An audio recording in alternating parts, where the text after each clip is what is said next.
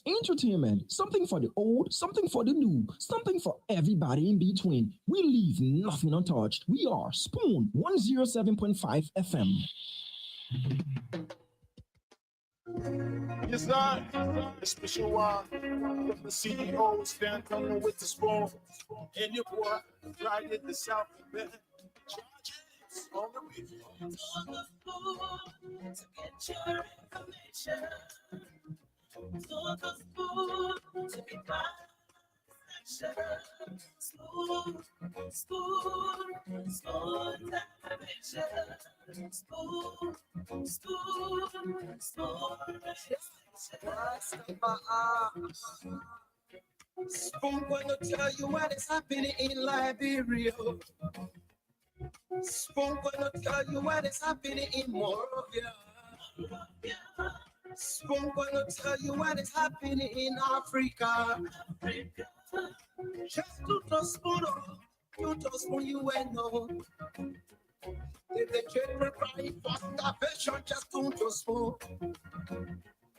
You want to get a news update, my brother, to spoon. You want to know what is happening, Morocco, to spoon. Politicians want to make their decision, just to spoon. You want to know what's happening in the ministry, to spoon. Yeah, to spoon. Yeah, to spoon. You from Bonjama, Reverend to spoon. Yeah, to spoon. If you eat my credulous, my brother to spoon. You got a spoon TV, you got a spoon radio to spoon. Yeah, to spoon. You want to get a news update to spoon. What? Yeah, Rastafari. Kilibamba, kilibamba, kilibamba. Kilibamba, kilibamba, kilibamba. What I want? Yes, I do. Yes, I do.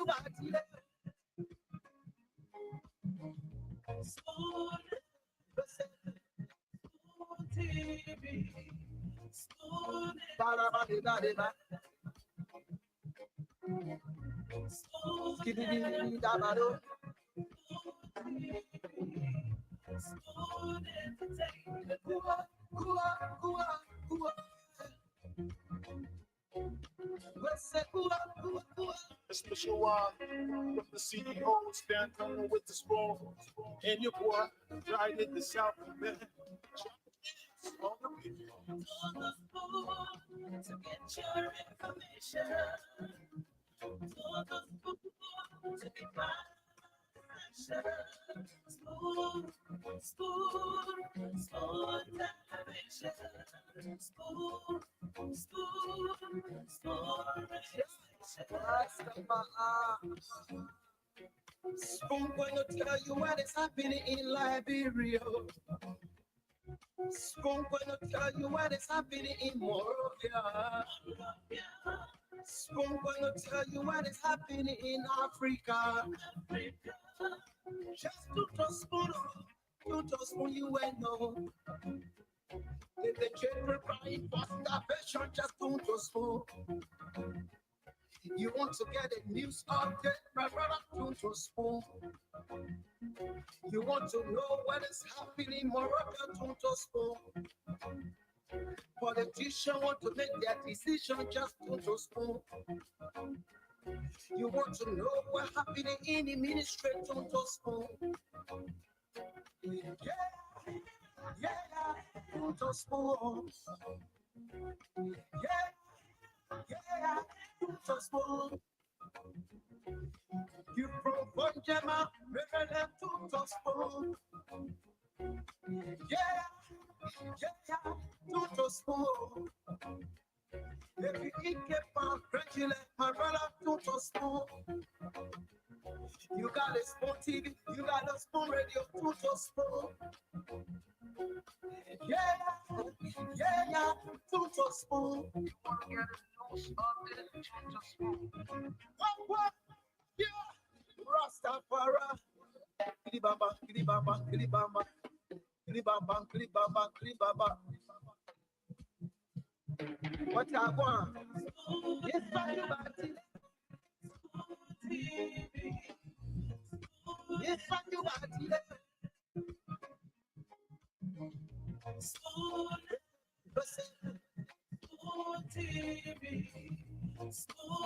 Ba-da-ba-di-ba-di-ba. Skiddy-dee-dee-dee-da-ba-do.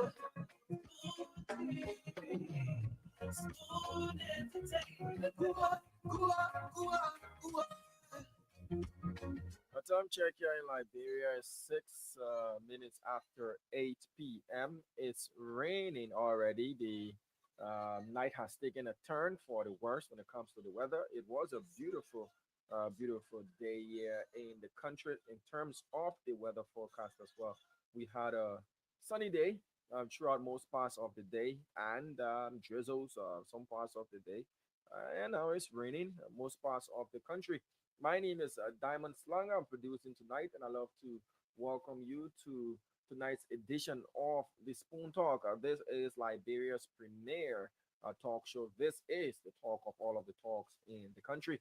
Wherever it is you're watching us from, I love to say welcome to those of you following us via various online platforms, including Super TV, Spoon TV, Fabric TV, and of course our YouTube channel as well. Our handle on YouTube is Spoon Talk. For all those of you listening to us all across the country, we love to say welcome to you as well. Listening to us via Spoon 107.5 FM, Fabric 101.1 FM, or a host of other stations that are relaying us all across the country. A lot happening in the country today. It has been a very busy Monday, not just for officers of the Liberia National Police, those who are supporters of the Capital Four who were incarcerated for 3 nights, or better still, we, the journalists who have had a busy number of days since Friday, but it's been good bringing you all of the unfoldings and making sure you got firsthand information as well. As I said, a lot unfolding in the country, but they will all be talked about on the show tonight. Wherever it is you're watching us from, just leave a message, leave a comment, and we'll be glad to say hello to you as well. As what we do on the show, we open the phone lines the first 30 minutes of the program for Liberians all around the world to tell us what's on their minds as well. A lot of people have got a lot to say. So let's go to the phone lines quickly for you to tell us what's on your mind. 077771075, 0555101075. The former CEO, Mr. Stanton Alexander Witherspoon Sr., and the rest of the panelists will definitely join the program later on. But at first, let's go to the phone lines and let Liberians tell us what's on their minds. Let's take this first person here. Hello. Yeah. Hello. Good evening to Spoon FM family, and good evening peace people of the Republic of Liberia, and good evening to you, dear brother Damos Lonkas in studio in Liberia. By the way, the introduction, I'm Alfonso A.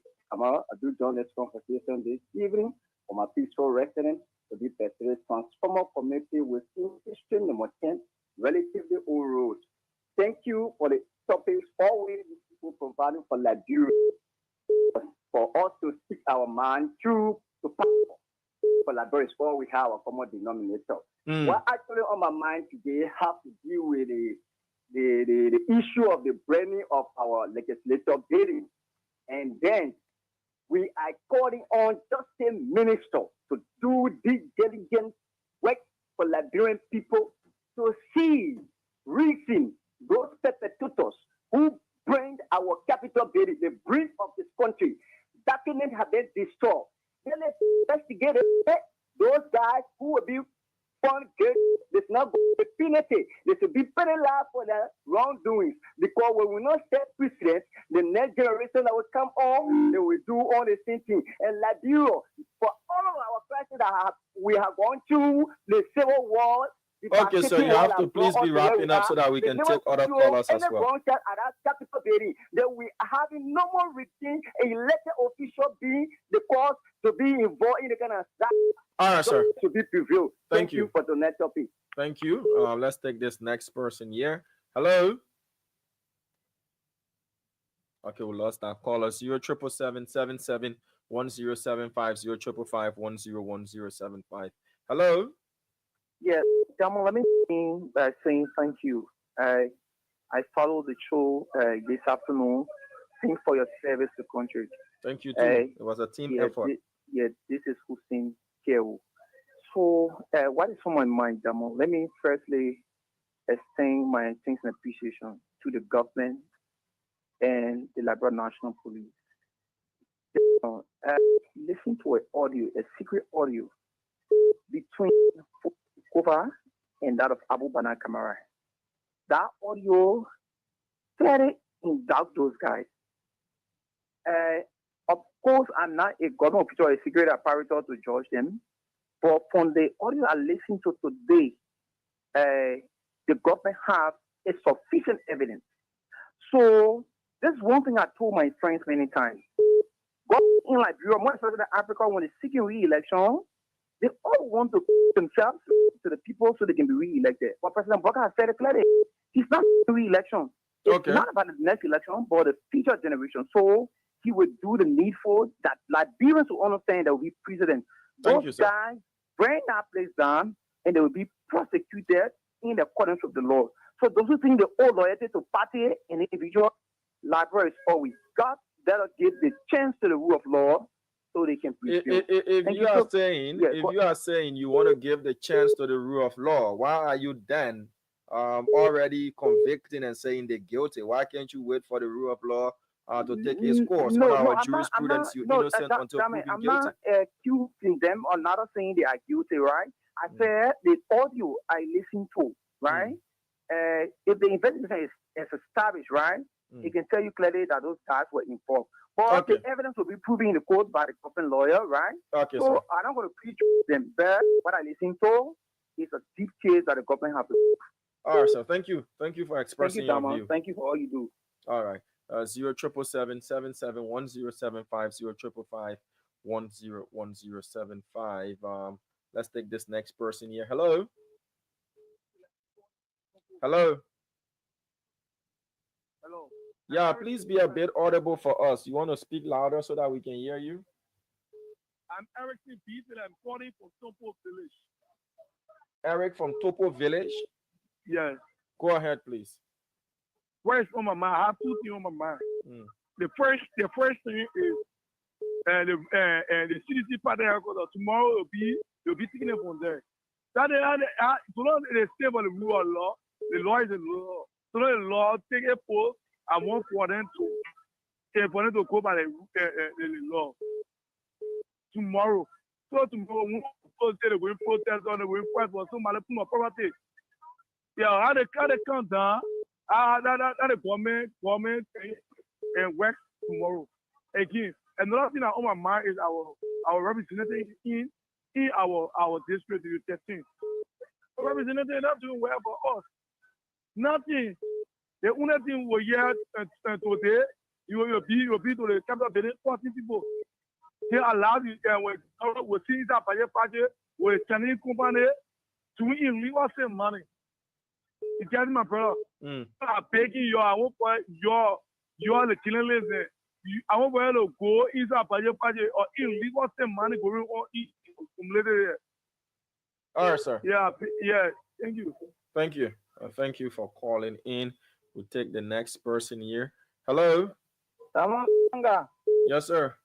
I mean, how busy you were. Thank God you were busy. My name is Moses Tuasonya. Damo, I listened to my superintendent this morning on OK Damo. What is on my mind has to do with the meter renegotiation. Well, they said a dedicated plan. I agree, but I want us as government, and I want to talk to my big brother. Our name is on Jeremiah Kmankun. We got to be careful. We have been here 20 years in 2005. The agreement, MJ was negotiated 2013 when he was in the legislature after 2 years when he led 2011. Now, Mita is dedicating plan. I hope they're not doing any cosmetic thing to give our attention that the next one they will do better. We are afraid that Liberia will be there when Lanco operated Standing Cole see Damo today. Standing Cole as a statement, we want to appreciate Madam Colmeba Gono for doing her best. So I want the government to keenly look at that. Okay, and sir. Let's see how to do with the carry on where the president dropped. Let the public know how much will a bag of rice on the back kg now be bought in this country. Thank you very much. Thank you. 077771075, 0555101075. Those are the numbers to call, and you'll be live on the Spoon Talk. This segment is What's on Your Mind. Hello. Good evening. Yes, sir. Thank you. Thank you so much. I remain the Pastor Peter McCauley, and I join you from district for now, most country. People during the time of the campaign, they told us as a Liberian that President Bouaka, and then Kennedy Bouaka, he knows about governance. President Bouaka, he knows about humanitarian, the rule of law. In fact, the company will waste in the country. If the rule of law will be stable, in fact, 10% will drop, the commodity will drop. So today, President Bouaka took power. The word that they use on former President Weah that he noticed to the presidency, when President Bouaka then born to win, today, President Bouaka tends to born to win too. President John Manuel Weah ride his car that Manasadi left. President Bouaka said, no, I will buy 1.6 million car. The school that in Grand Pastor, in station number 4, the school that don't have no stationery, I get time. The school, the MTS school, I get time for the general stationery. So, Rama 1.5 million. Yesterday, President Weah met of people with administrative building, good building. President Weah builder. But then, President Bouaka said, no. He first them, Sylvester Grace, some for 400,000 from US, from Boma, for NASA, never back to Deleka Ogesi. They continue to corrupt the country. The president continue to break the rule of law. It's our first time to see a country for two speakers and then allow the British speaker to tell us, in West Point, say, oh, you're sorry. They think that we don't want to call, make it to go to say sorry more, but you're sorry. Okay, sir, please be wrapping up. You've had at least over 2 minutes. To wrap up, the incident of the former and left or CDC lawmaker, but solution for me, I stay for the rule of law. Okay. But the way in which the rule of law is going into the Gregor commentary on state radio station, that the whole case is political. It means that, say political, it means that they are we hunting the citizens. Okay, sir. So Gregor commentary for cutting the Russia and go there for everyone of us. They're going to go, anyway, go one day, will go. All right. Thank you, sir. People will run behind it. Thank you. Let's take this next person. Hello. Yeah, good evening. Yes, sir, you're live. Please go ahead. Yeah, my name is Mo Bobo calling from Coca-Cola Factory. Welcome, Mo. Yeah, in Liberia here, sometimes when you want to do the right thing, the people can complain. If today the capital building branding business is accusing other people to go to court and clean themselves, what are they lying on there or not, then the law can say the court. But today, if the government are just going to sit there and do not carry anything in court, tomorrow, other people could say, someone have 45-year experience, capital building brand, there's no investigation. But today, when they carry someone to go, people say that political, but let me tell you something, there are social politicians doing this thing.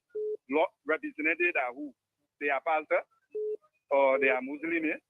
All of them, they are politicians. So okay. The case is a political case.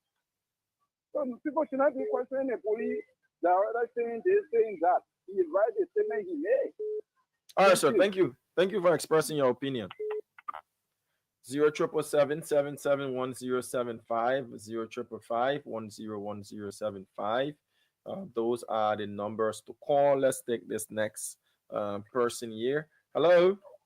Yeah, hello. Yes, sir. I'm Johnson for the number 4. Please go ahead. The issue is still there.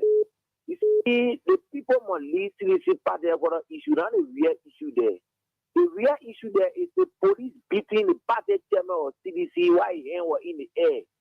The issue there is the government arresting people for beyond power investigation. That's the issue there.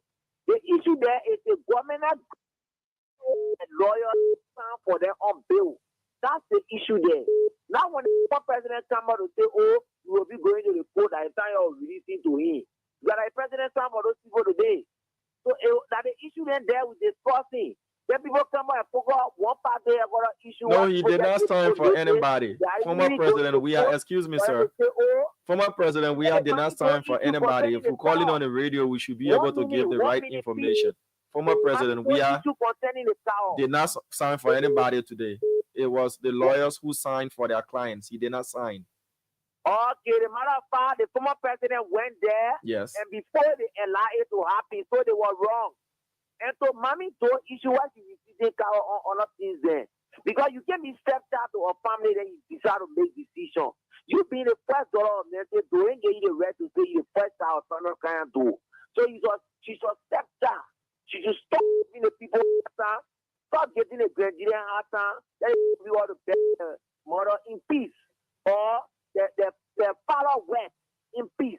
So thank you, sir. Stop that before people start to dig behind and pour up for the public to make more out of all. Thank you. You got to stop that. Power and rest now begin relevant more than the body. All right, sir. You got to stop that. Thank you. Thank you. Point well taken. Let's take this next person here. Hello. Yeah, yeah, Diamond. This is Diamond, not Nelson, sir. Oh, Diamond. Go ahead, please. This is Jonah Jones from Lane Street. Yeah, my for now to do with it last night CEO we were talking about how we are going to pay 5,000 USD with 2 cows on the family. And the information I get to tell you is that the money, anything that you try to refuse it. So at least the government level get $2,000, they put accept it. But you carry millions of dollars for refuse it. So we want is better. The woman was living what she was living, when she won't kid against the Republic of Liberia. So pay the woman money, refuse to pay the woman money after the woman died, he carry $1 million. So the payment to away. I don't want the mommy don't refuse it, I'm going to we have to hold it. So take that shit for me. So thank you, bro. Thank you for making your point brief as possible. If you're just joining us, this is the Spoon Talk. We live on Spoon 107.5 FM. Fabric 101.1, also on the internet via our social media platforms, Super TV, Fabric TV, Spoon TV, and as well as on YouTube. Our handle is Spoon Talk. This segment is what's on your mind. We are working to see if we can get an available WhatsApp number. So for those of you overseas, you can be able to call in and tell us what's on your mind. For the moment now, that is unavailable, probably until CEO might come on and he will take calls via his WhatsApp number, but we're working, doing everything possible to get a dedicated WhatsApp number for callers watching, both home and abroad. But for now, let's go back to the phone lines and take more people. Hello? Hello? Okay, that I'm calling bless anybody time. That was last week and the week before. Hello? Hello? Yeah, your name and where you calling us from? I'm Oscar, the event calling from Compassion in Nima County. Please go ahead, Oscar. Yeah, what all my man have to do with the dedication, what the president did to Majesty watch the play. I'm very disappointed. Why? You know, you cannot build $1.5 million project in the country. Then the community, the affected community that surrounding the plane are not benefiting nothing.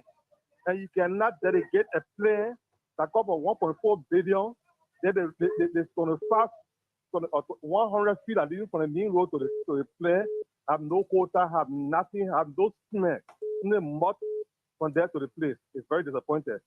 So we want to call upon the president as you have gone and dedicated that place, the affected community within that area, they are not benefiting nothing.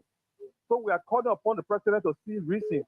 You know, you cannot be dedicating as something that the legislature caucus of Niba County were not present, and they don't make no statement. So it's very disappointed.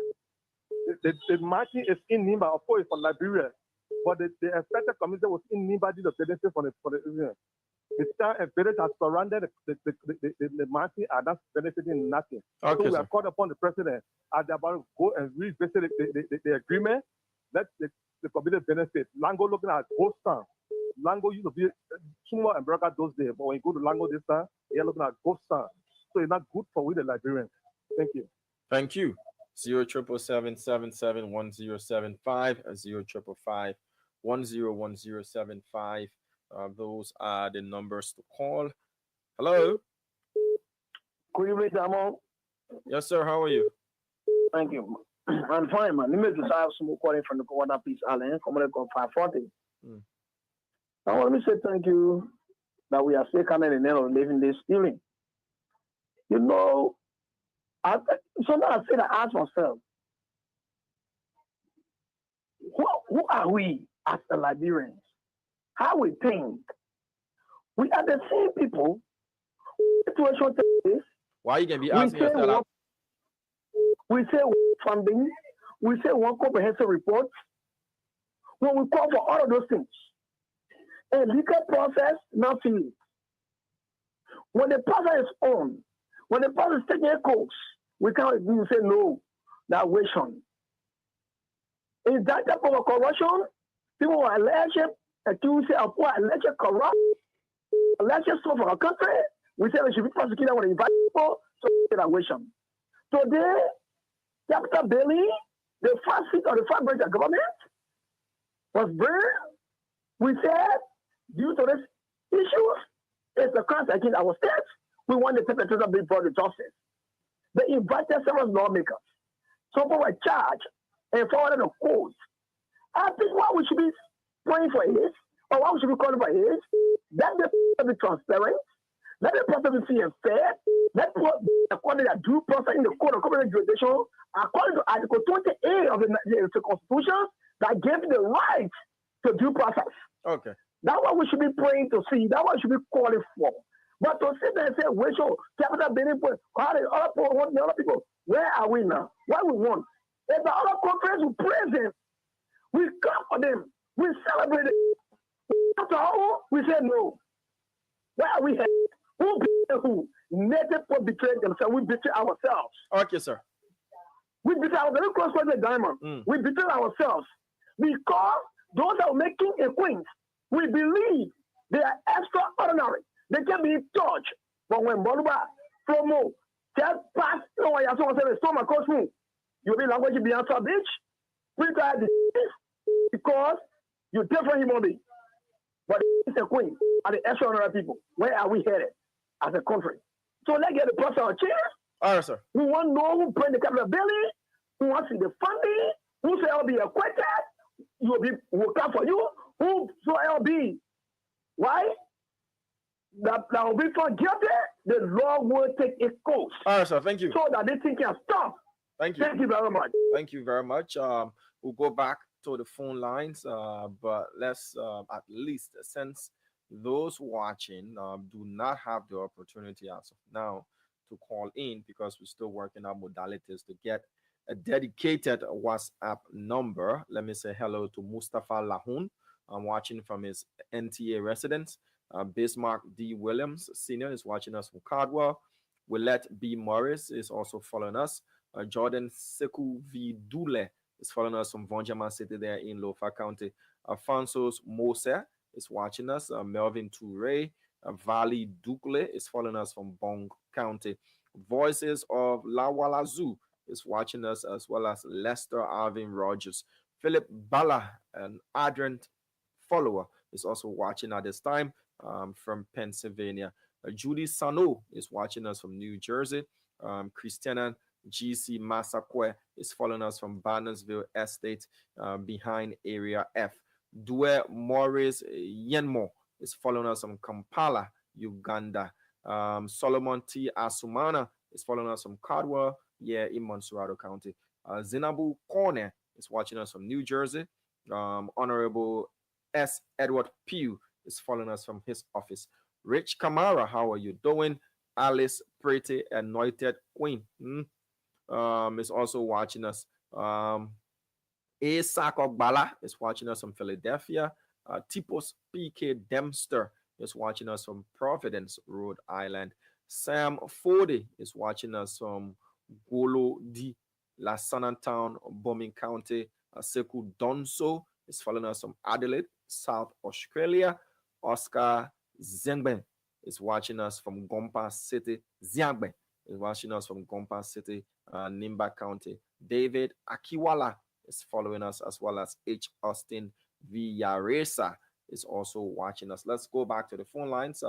We'll holla at you guys more, but let's take those on the line as well for a bit. Hello?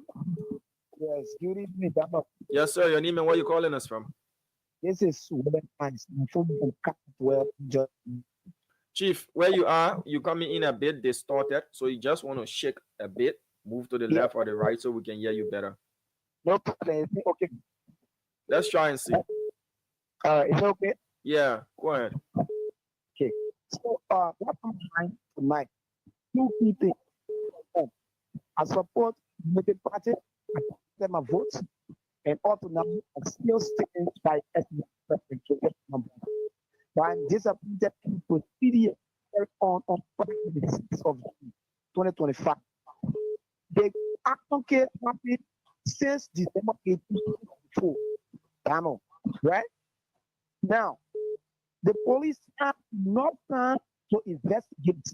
There were people who investigated some of the young bars. Now you few lawmakers since they in the month reported to you by 9 a.m. For God's sake, that you have all of those times to charge because you have to investigate a long time ago. But you decided to keep the PM before charge. That was very, very wrong on the part of the police. RG got behave well. Let's speak for reality. Nobody is supposed to be at Capitol Building was right. It will never back. Drop it. But it doesn't serve for it was for the Okay, sir. Okay, your line is a bit terrible, but I think I got the angle from whence you came. All right, so your point is because the lawmakers were invited at 10 a.m. and they were subsequently charged, or charges were leveled against them around 3 p.m. So your question was, why is it they were kept all that long if the police had conducted their investigation and was just waiting for them? Well, I'm not somebody saying like, bro, always say, but we'll go about and say things. What I do know about the criminal justice system and those watching and listening who are legal minds or who've got degrees in criminal justice is that interrogation do happen for hours. When a subject is brought in as a person of interest and you are interrogated by law enforcement, they present pieces of evidence to you, questions to you, and they listen to your responses.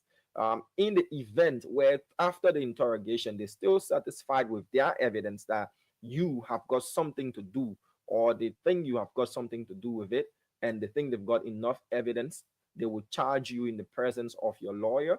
If you waive your right to counsel, they will charge you still. So you can be invited for an interrogation at 2 a.m. in the morning, and you go there and you stay there for 3, 4, 5, 6, 7, 10 hours. And after that interrogation session and law enforcement is not satisfied with you, they will charge you. So it happens irrespective of whether you think it was a ploy that was meant to keep them there or what. I'm just speaking from how it's done in the criminal justice system. You can go in for an interrogation and even spend 15 hours, 16 hours, and they will charge you after, or they will let go of you after. You can spend 10 minutes, 20 minutes, and law enforcement might say, okay, we don't have anything against you. We don't think you are a person of interest, but if we need to call you, we can call you back. So the interrogation process, that is why they have, a time frame that you can stay in police custody for. So I just wanted to add that. But I'm not saying your thought about it being a properly planned thing. It's not your opinion, but I just wanted to make sure you know that these things happen. 077771075, 05551101075. We'll take the last batch of callers, and then the rest of the panelists will join us on the program. Let's take this person here. Hello. How are you doing, Chief? I'm doing good. Let's hear you out, please. Thank you. I'm the political Lubumba in Akoko. Your name? I'm the political party Lubumba in Akoko. Yeah, go ahead, please. Thank you, Damo. Damo, I got two cardinal things on my mind to talk. I hope I'll have the latitude of very short time and I'll be very laconic.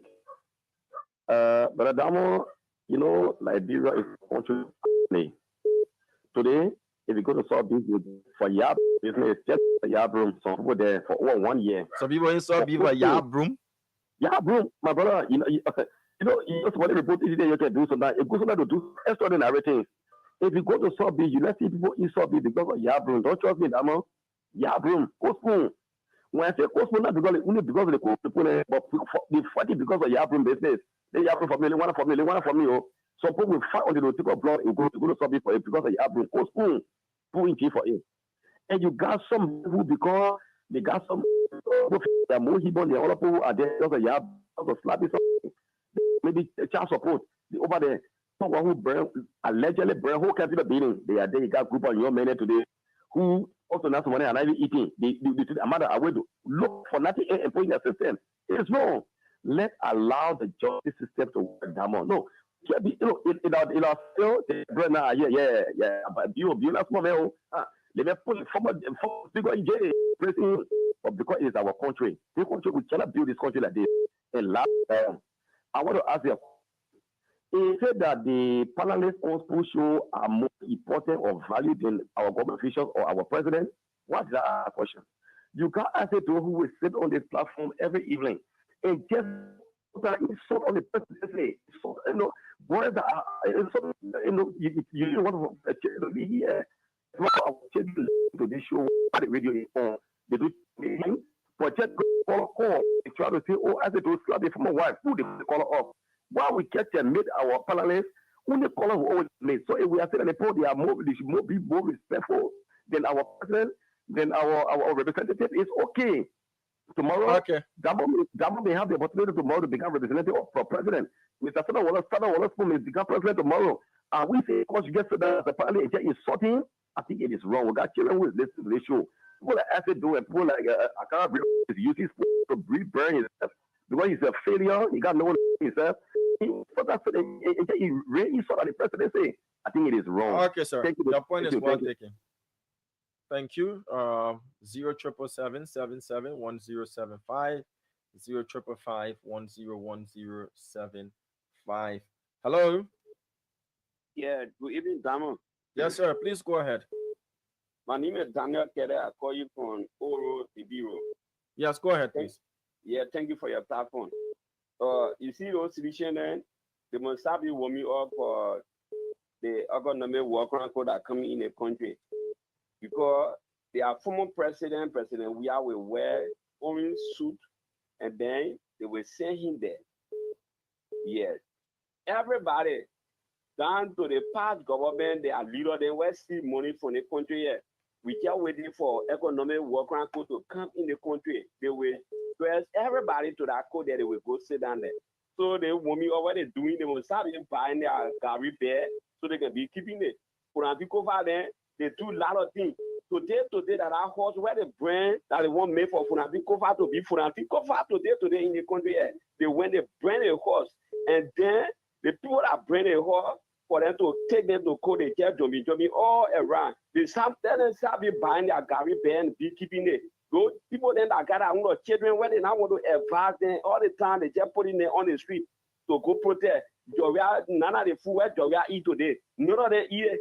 Even my food where I eat today, the people that were behind it today, none of them eat it. Okay. Yeah. So what do you eat like nobody else not eat? I'm talking about the people that protest today. Yeah, like what do you eat? So that Gary they eat. So what do you eat? I eat rest. Rest and what? I eat rest with myself. Rest and what? Rest. I eat jollof rest. I'm drinking my soft drink. I'll eat jollof rest, drinking my soft drink. None of that eat today. Later, boy, jollof rest. So yeah, well, graduation wagging. You don't remember yesterday, quite graduate school out there. They are paralyzed. He ate jollof rice and drinking surgery. He just a party food. 077771075 055101075. We'll take 5 more callers and then we'll go back to the WhatsApp and the Facebook comments as well. Hello? Hello? Okay, so I lost that person there. Hello? Hello, how you doing? I'm doing good. Your name and where you calling us from? I'm Dash MC Noah calling from Peace Island. Go ahead, Dash. Yeah, I want to know why we can't hear about work around in Liberia again. It is because our father died in Johnson. This is why there's no work around again. I mean, Yazi? Yeah. That don't go to the office of the work around. They'll give you the information. No, but why on my mind too? Because I didn't so that's why on my mind. I want to express it too. So I want to know why work around is not existing again. But that was saying on the office there are public information. If you want me to research it for you, I can do that. But what I do know is the president passed an executive order extending the lifespan office of the War Crimes Court. It was an executive order and only lasts for a year. So he has extended it. So to answer your question, there is still the office of a War Crimes Court that is operating in Liberia. If you haven't heard, then you need to be on top of the information. All right. All right, so thank you. You're welcome. 077771075 055511075. Let me say hi to my own man, Michael Bobby Boo. How are you doing? Are you related to our famous counselor? No comment, the Revere legal luminary.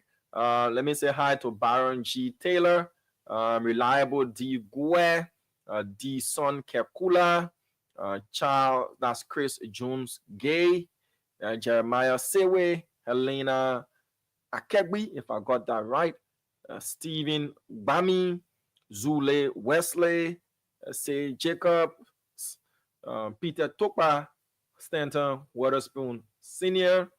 is also watching as well. Sure. It's Stanton Waterspoon Sr. watching, and also Diamond Slanger the third. Sumo, Goglo Adam, Augustine K. Wea Jr., Pittman S. Wright, Tipo Speaker Dempster, Rich Kamara, Swa Mawolo, all right, Blessings and Blessed Fatu Richardson, Alexander Brownell Jr., Precious Bailey, McCarthy Johnson, William Seke Kakula Jr., and the rest of the folks. Boomberger, what's up? Yeah, man, what's going on? How you doing? All right. What a day in Liberia, right? Yeah, it's been a couple of days that they've been interesting. But today is very, very interesting, though. But wait. I hope you are not part of this car factory. Car me something. You asking me? Yeah, because you started the problem. How? When you put a mark on the woman and the old lady, and she asked for 2 cows. And today we're still talking that cow story. It's traditional that they get cows. It's traditional. You I understand that it's traditional, but I saw you putting the microphone on her. Let me find that video. Where's that video? Somebody gave me that video. I mean, don't do this to me, man. Diamond. Show the video. You can't do this, man. Somebody gave me that video. We have that video. Diamond is suppressing freedom of expression. You are very good. I don't want to say media, but you are suppressed. You are hiding something. You are. You know that video goes with audio, and what makes the video even more interesting is if you have a very good audio device. So I was spinning the microphone so that we could get the best sound. So maybe next time if I'm going on there, I'll just put it. No, I understand, but you actually caused this thing. You told the woman to go ask her we have for cow. You said one, but she asked for two. And today now we're having this cow conversation. Two. No. Look at you know what? You know what? I won't even start a show like this. I'm begging you.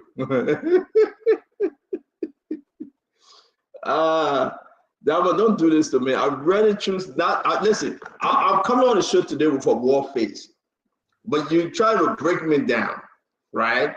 And I choose my people at the second accusation here. No. Oh, so the second rejection, the first. Which one was the first? Which one was the first rejection, Damo? The first rejection actually happened during the program. You know, you are low, Damo. You are low. Can you increase the volume on your mic? Yeah, I mean, no. Say that. Damo, you are low. Maybe you choose not to talk about this cow meat, but that's okay. I'm trying to get the best sound quality. Is it okay? You're good. Yes, you're super now. Yes, you are. Okay. So the first rejection actually happened during the program. You know, I was focused on what was happening, but I was also looking at the facial expression, the body gestures, and everything that Mami Do exhibited during that presentation. She didn't look in place. She didn't look happy. And there are those that are saying rejecting the gift is rude. It's not part of our tradition. The cows are not meant for her. They're meant for those who are on the mat and the rest of the full 9 yards. But we're waiting to see how this is going to be resolved, because it's in contrast to what Ambassador Yinabo said when the gifts were returned for the first time, taken back from the CDC headquarters and brought back to the family's residence. He said they had resolved their issue, which clearly shows during the second rejection that issue wasn't resolved, and we're hoping and praying that it can be resolved, because it's no. I'm hoping, but I'm not praying. Don't say we. I'm hoping, but I'm not praying. Right? When you guys do this thing, it's just not right. You say we. Yeah, I mean, you hoping and praying. You don't know what I'm doing from my end, so you cannot include me on the hoping and praying thing. Okay, I'll tell you from part of the hoping and praying. I'm hoping and praying that hope and pray, that can be resolved. This is why I make this show so unique tonight, because a lot of people say we. Do not put me where you're we. You can hope and pray, but how can you say I'm hoping and praying? You don't know my heart. So, ladies and gentlemen, let me you want a rejection to continue? I want to back and forth. It's very, very interesting. I mean, we have gone round 2 of rejection. Maybe we'll go to round 3. Maybe, listen, these cows, they are exhausted. They need to go to the hospital right now. You carry cow up there exhausted, man. No water, no hay, no food, nothing. Are you kidding me yet? And you tell me I'm hoping and praying for a cow? No, I want the cow to die, and I want the children to have something to eat. The cow already on the way to Crunchy there. So let put something in place here, right? If the cow go back on CDC headquarters and the cow die on CDC headquarters, who eat the cow? The sedition will eat the cow. If the cow die on the way, right in the middle between CDC and 24th Street, who will eat the cow? The people will come on the street and eat the cow. So you cannot put me on your hoping. But let's say this. This is how it all started, ladies and gentlemen. I want you to share this show. Wherever you are, just share this show. We got a very interesting conversation with you. We'll be calling Asa Yamlo. We'll be speaking to Kabir Anjane. We'll be talking to Councilor Kalando, George Kalando. Listen, we got a jam-packed show for you today. We just want you to share the show. But let's feel with the cow issue. Are you a cow meat eater? Are you a cow meat eater? Have you ever realized that you can go and eat cat or dog and you say that cow meat? Whatever it is. But what's going on here with the cow meat? I mean, I have recognized you, Kalon. So you don't say I ain't recognize you. I recognize you, Kalon. Wiki Chill, I recognize you also. You just share this show. Or Andy Hawk, I recognize you. We were talking about this cow factory. 2 cows, by the way, 2. You remember when Joseph had a dream? He got a skinny cow, he got a fat cow in the Bible, you remember? You remember when Joseph had a dream of 7 years of famine and 7 years of good food? This is the 2 years of good food, maybe 1 month of good food, you know, for the CDC people. Glenny, how you doing? I know Glenny, you know, her survey feeling the past the survey, thank God, so she can work again for another 11 months. Then the surveyor will come again, and, you know, if they end a deficiency, they will close the place down and demand correction. So Glenny, it's good to see you. Paul Kennedy is on the show, physician assistant and public health expert. It's good to see you, Paul Kennedy. Joey, I said he couldn't shake Nessie Dohan because of monkeypox.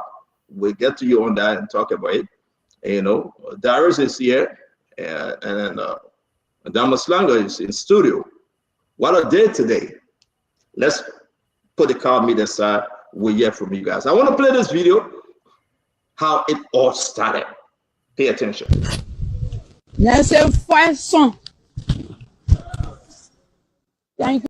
All right, I paused the video. Who you just saw getting up, and Damas saying that it's not him.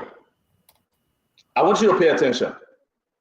I paused the video, and as Damas Langer auntie that he entered, that Oman.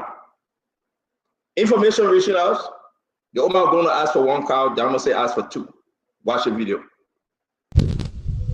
That's a first. Easy. The best guy. Damas, put your 2 hands up. Put your 2 hands up, Damas. Don't touch. No. Put it up. No, put it up. Don't touch anything. We got to play this video. He put out 2 hands out and I put it in the pickup bag. No, okay, Damas, keep your hand like that. Don't put your hand out. That's a first. Purposely, we started the video from that end for you to see Diamond with the sunshades, and he whispering in the Oman ear that Joey, you talking to make it 2. He whispering in the Oman ear. So take a look. Diamond took the video off. That's a first song. Thank you for coming. When it happened this way, when something that did happen, when your first son, when you pass away, when your first son come, they can kill cow. Please take cow in schedule and take cow 1. I beg you. If you don't see your packet, but kill cow, we respect cow. Okay.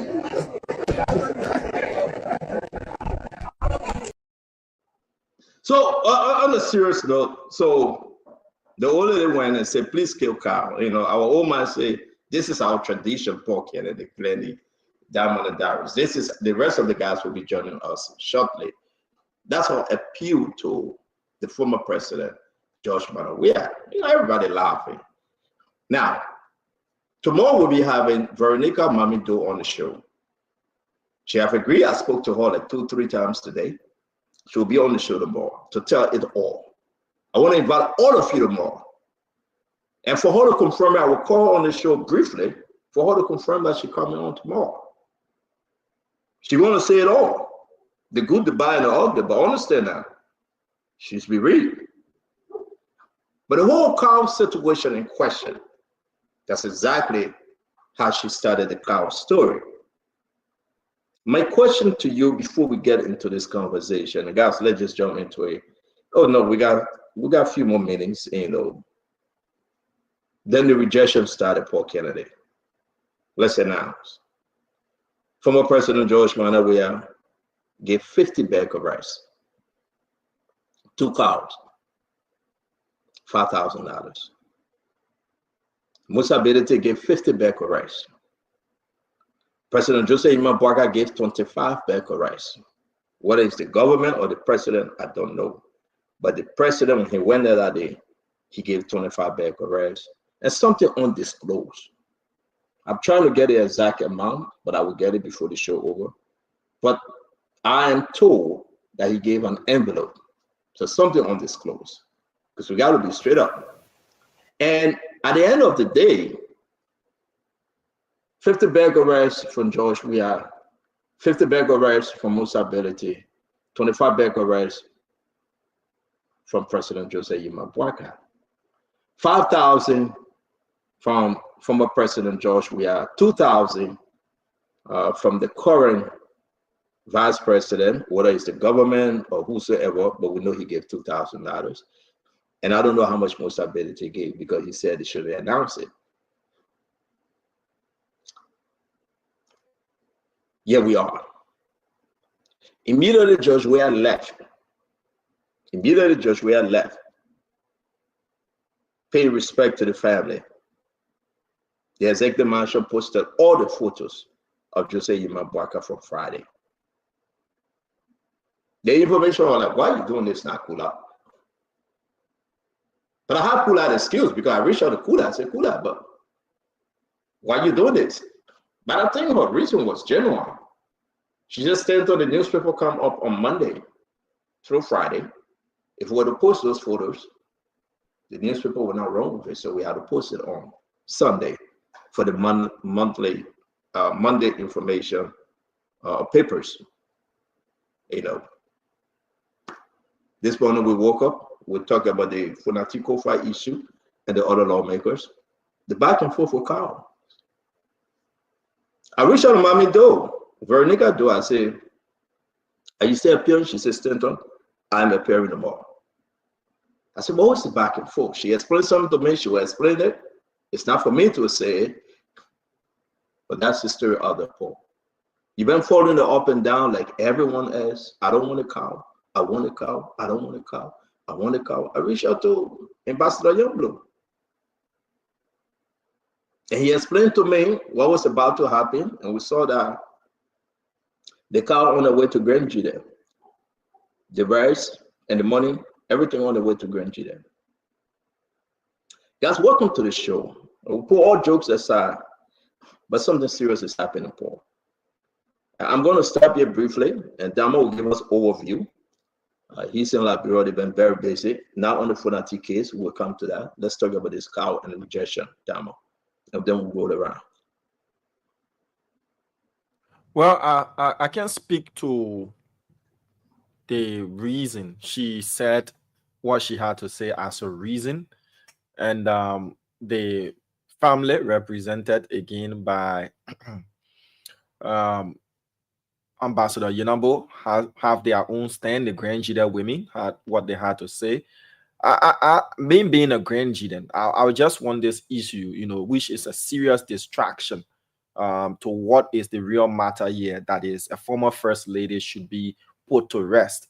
Should be the main focus and put to rest respectfully as it should be.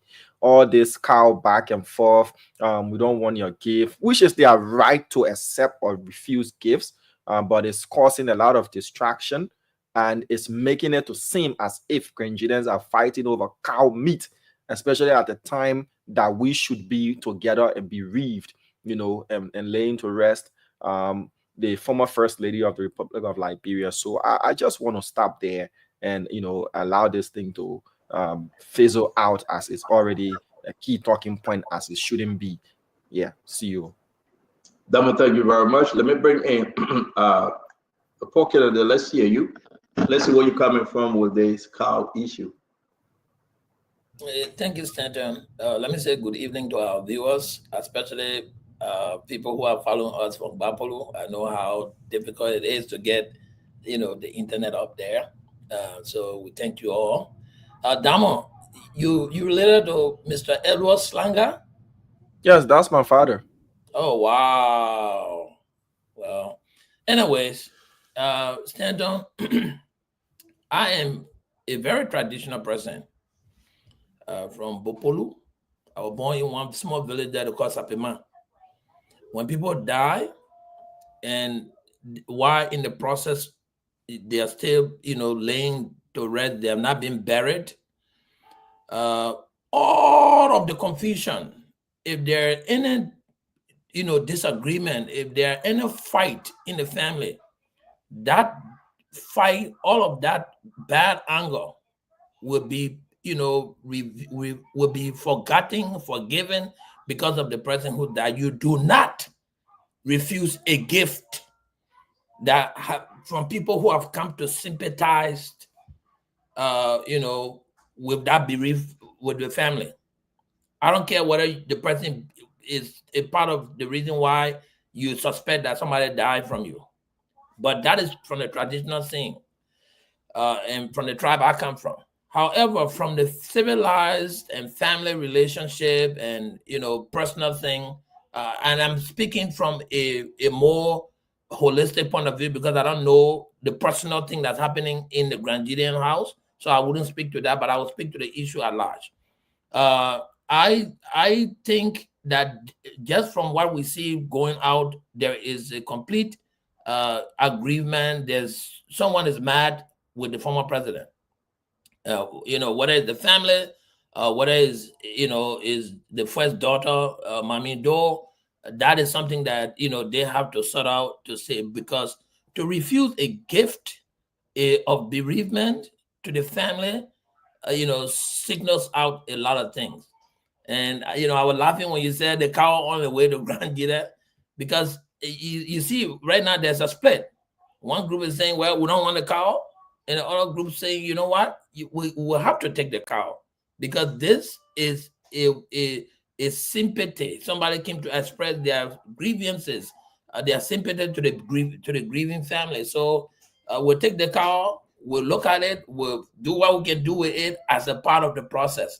Now, whether it is the will and pleasure of the children for the family member to take the cow, that's something. But you can clearly see that our sister, the first daughter, Mami, has some command and control in that. Let's get to that. You are quite correct if you walk that walk. Paul, let's get to that again. For those of you who really want to hear from you, this is a very serious traditional family-oriented issue we are discussing tonight. Tomorrow we'll be having Veronica Mamindo on the show. She's going to spend the time with us discussing these different issues. Okay, we're going to be speaking to Asa Yamblu, the former ambassador. He's the family head for now, and Mamindo can say otherwise. Sis Glennie, probably you've been watching this back and forth. Let's hear you. So hello everybody, it's good to be on. I want to start first with what Diamond said. When someone dies, it's really a time for people to mourn their loss, to be able to grieve easily, take their time. No one would want their loved one's death to be surrounded by chaos. That being said, there are things that we heard from Nancy Doe herself having issues with the former President Weah and the treatment that she received from him. I don't know what the Crown people's traditions are. I don't know. I don't know whether they're allowed to refuse a gift. But clearly when we watched the show, and we don't know whether George Weah's intent initially was to give cow. But we see from the video that it was requested. He was asked, when you come here, when you're the first son and someone dies, your mother died or something, you have to kill a cow. So you have to kill one here and you have to kill one in Grand Gideon. That was a request that was made to the former president. I get that I'm a daughter also, and I know there was issues too during my dad's time, but I get some of the things that Mami Do is doing. But what is being done now is just overkilled. Nancy Doe is gone. Let's move Nancy Doe. Let's rest in peace. And this is my own opinion. No offense to the family, no offense to anybody else. George Weah, like him or not, is former president of the Republic of Liberia. What is now spiraling in our community, that a gift was refused because it was given by George Weah because of his treatment to Nancy Doe, I think it's, for me, I don't think it's right. I mean, I get, and Mommy, I'm not disrespecting her. She has to mourn her mother. She has to carry on her mother's legacy. She knows the pinch. She knows what her mother went through. But the other thing I can say is, if Asa Yamblu was the one who was in charge of the mat, and Mami Do has said on several occasions that she didn't want anything for George Weah, then instead of embarrassing the former president, Asa Yamblu, if he was representing the family, should have made that crystal clear to President Weah. Your gift will not be accepted. Please do not bring it. But if he didn't do that, and this lady has been saying we will not accept it, then the chaos that is now surrounding this death was created by him. Thank you very much. Let's hold you there. Let's hold you there. Let me bring in Darius. Darius, talk to us. To all of the panelists and Damo, thank you for today. Yes. CEO, from the day I watched that video that sparked out the Mammy Doe's response to former President Weah tribute. When I watched that video, I realized that the problem was not from the late Nancy Doe. The problem is from the daughter. You could see some level of coaching in that video as to what the woman should say. It went back and forth, and then the post disappeared. She said her page was hacked. But this is what happened. Traditionally, she is a daughter. The former First Lady has brothers, uncles, and sisters. That is the immediate family. All right? So where are the uncles, the brothers of Nancy Doe, the family, the quarter she comes from? And then the daughter is overshadowing the entire funeral. The traditional aspect as well. That is not the tradition. That is not the tradition. The daughter sit back. Yeah, you have a part to play. But this is a traditional matter. The former First Lady is from a traditional quarter in Grenjide. Grenjidians in totality are mourning. So the daughter cannot be in the front rejecting gifts, rejecting donations, and I mean, she have overshadowed everything. And then if you listen today, Darius, hold on. Are you part of the people tradition? Yeah, I'm from the Southeast. I'm from Sando and Grenku. Yeah, but Darius, are you part of the family? This is why it's traditionally done. The girl child, the daughter cannot overshadow such a traditional activities of the burial. The men are there, the uncles and the brothers are there. Why the men and the uncles not talking? Why are you talking for them? Because she's overshadowing me. Listen to the video.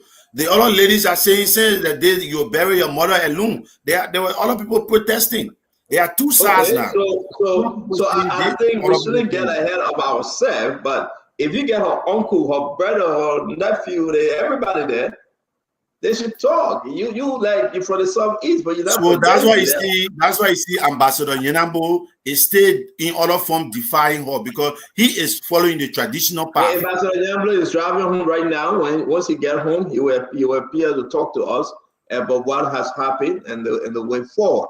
Again, ladies and gentlemen, we have Veronica Mammy Doe on the show tomorrow. It's going to be a very, very heated one because she's charged. She wants to discuss all the issues and lay it at rest and then go bury her mother.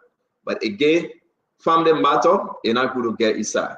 So, but we'll talk our own on the show and then the Liberian people will decide. Let's welcome to the show Colonel L. Remy Gray, Governor Clinton, and our brother Tamba. Colonel Gray.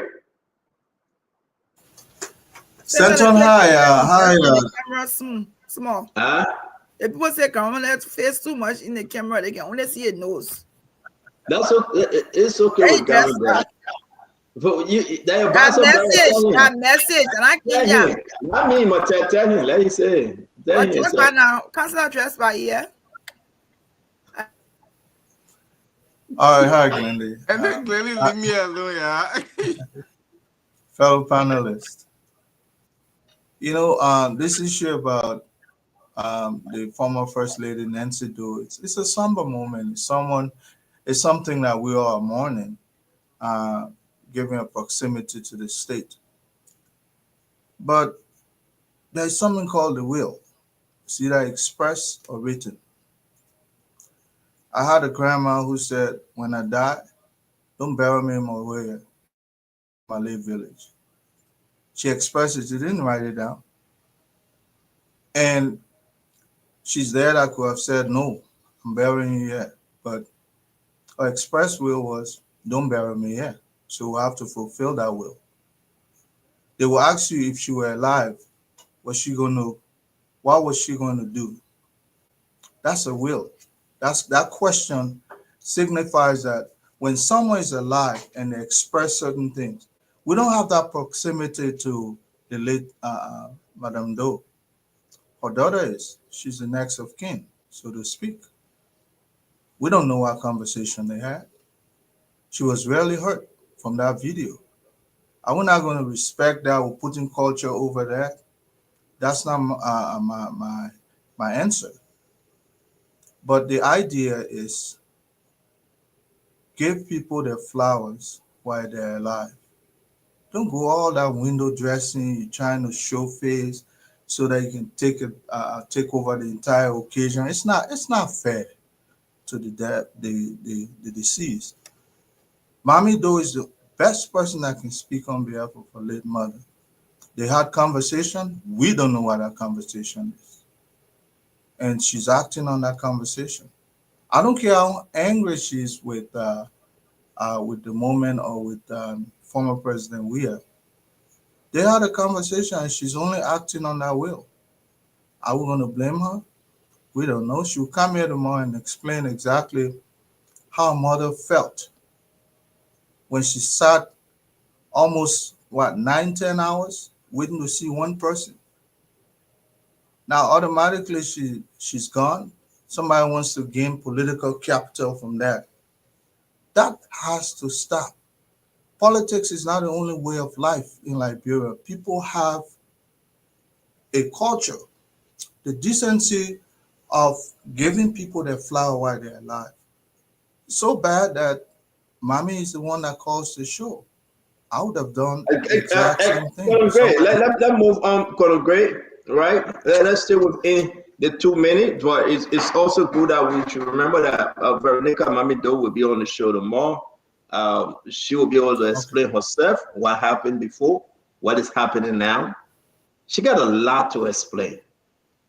I had a conversation with her. She got a lot to explain. And I just want to tell everybody, just wait for it. Wait for it.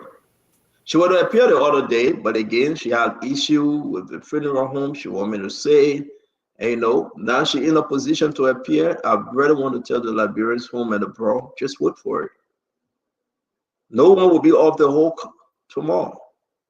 So, but we just have to say what we're going to say about this cow issue. I wish they would have given the cow. They are fat cow, by the way. They got juice, they got flesh, they got meat, and they got grease. And so when they took it to the CDC party headquarters, we saw people celebrating. They thought Joe, we are sending cow to eat, but then they took it back. So these cows, they are stressed. I don't know whether they would taste good under such a stress. They back and forth in pickup truck, it rain on them, the sun beat them up. They were rejected by sedition, and they were rejected by some other members who are not sedition. Imagine CEC rejecting you. No place to go, no home. Just imagine. That one. How sorry for LA is that CDC rejecting you. They rejected those cows. But what can we say? Let's talk to a CDC counselor here in America, Councilor Gamada Clinton. Counselor? Look, Stanton, today a lot of, CDC partisans were in the streets of Monrovia today in support of the speaker. A lot of them went to the party headquarters today, and I believe a lot of them, Liberia's a tough country now. A lot of people need food to eat. Look, let's get to this issue. I don't pretend to know the history of President Weah and Mommy Doe and Nancy Doe and whatever, but what I saw is a president who shows signs of reconciliation. He went there. I think I sent video of the people of Grand Juliet who were on a requested the cow. There's a video of a lady kneeling before the former president and requesting that we order some kind unique cow, and the president, respected that, and he make the the donation. Now, you can have all the issues they have. Of course, you have people like Ambassador Yamba who were there. I think it could have been handled properly, than to try to.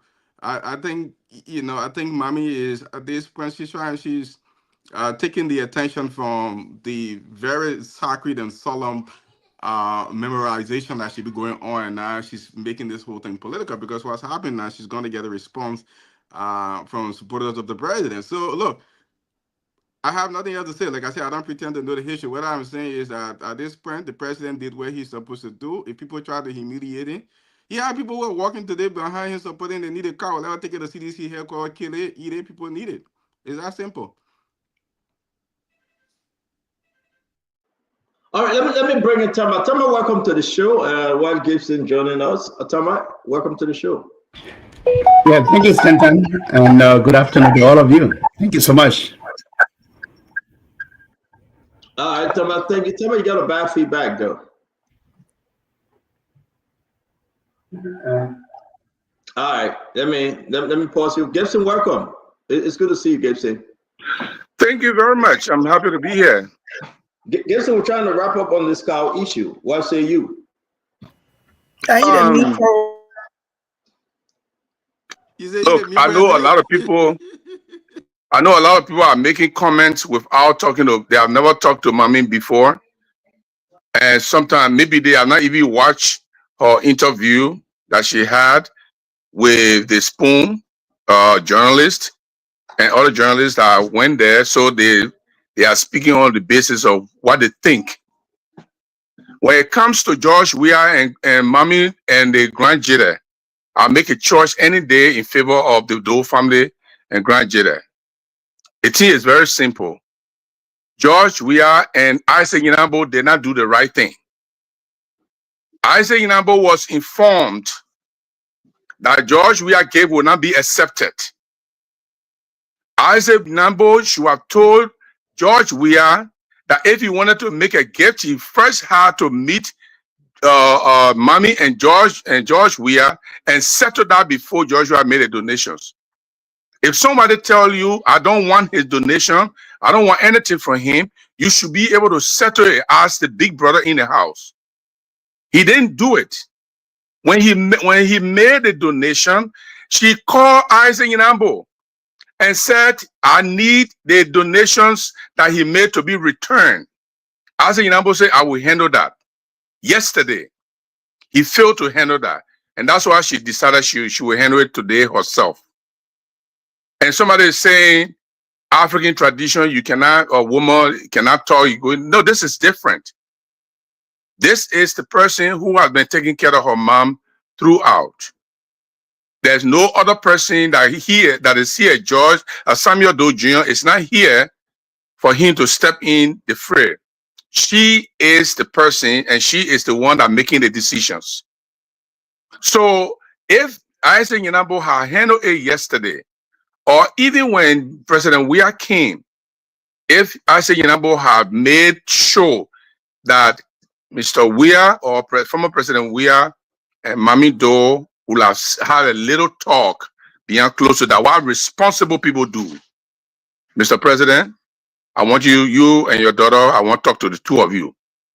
Carry them somewhere there in the living room, somewhere in the room there, and say, Mommy, this is your big brother. Whatever that happened, this is their body issue, and I want you to let this go. Let him do what he able to do as a son. Okay? He never did any of that. He flouted her. He flouted her. He acted like she meant nothing, that her voice meant nothing. And so she showed to him that her words don't mean nothing. Her words mean something. And the return of the item will send a message to George Weah also.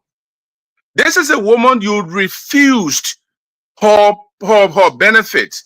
This woman went to meet you. You invited her to your office. She waited for you for 8 hours. And when she came, when you finally wanted to meet her, you made fun of her and insulted her in front of Beaufort Chambers and refused her request. Now she's there. You want to give 2 cows and 50 bags of rice because the Crown people can eat too much rice and cow? If it comes to George Weah and the Doe family, I would choose Doe family any day and anyhow I want to do it. I think Joshua need to apologize. I say nobody need to apologize. And if they are trying to take it on Mami, this will go a long way because we will all step inside and we'll make it really nasty for some of them. And I'm sending a message to Asa Yinabo today. Gibson, let me hold you there. Let's yes. Yeah, no, hold on 1 minute now. Mami going to appear on the show tomorrow, guys. Continue to share the show. Welcome everybody. Let's have a great conversation. I want to Liberian people to be part of this tonight in a very special way because this is about tradition and culture. This is about the former president, the former first lady, the former first family.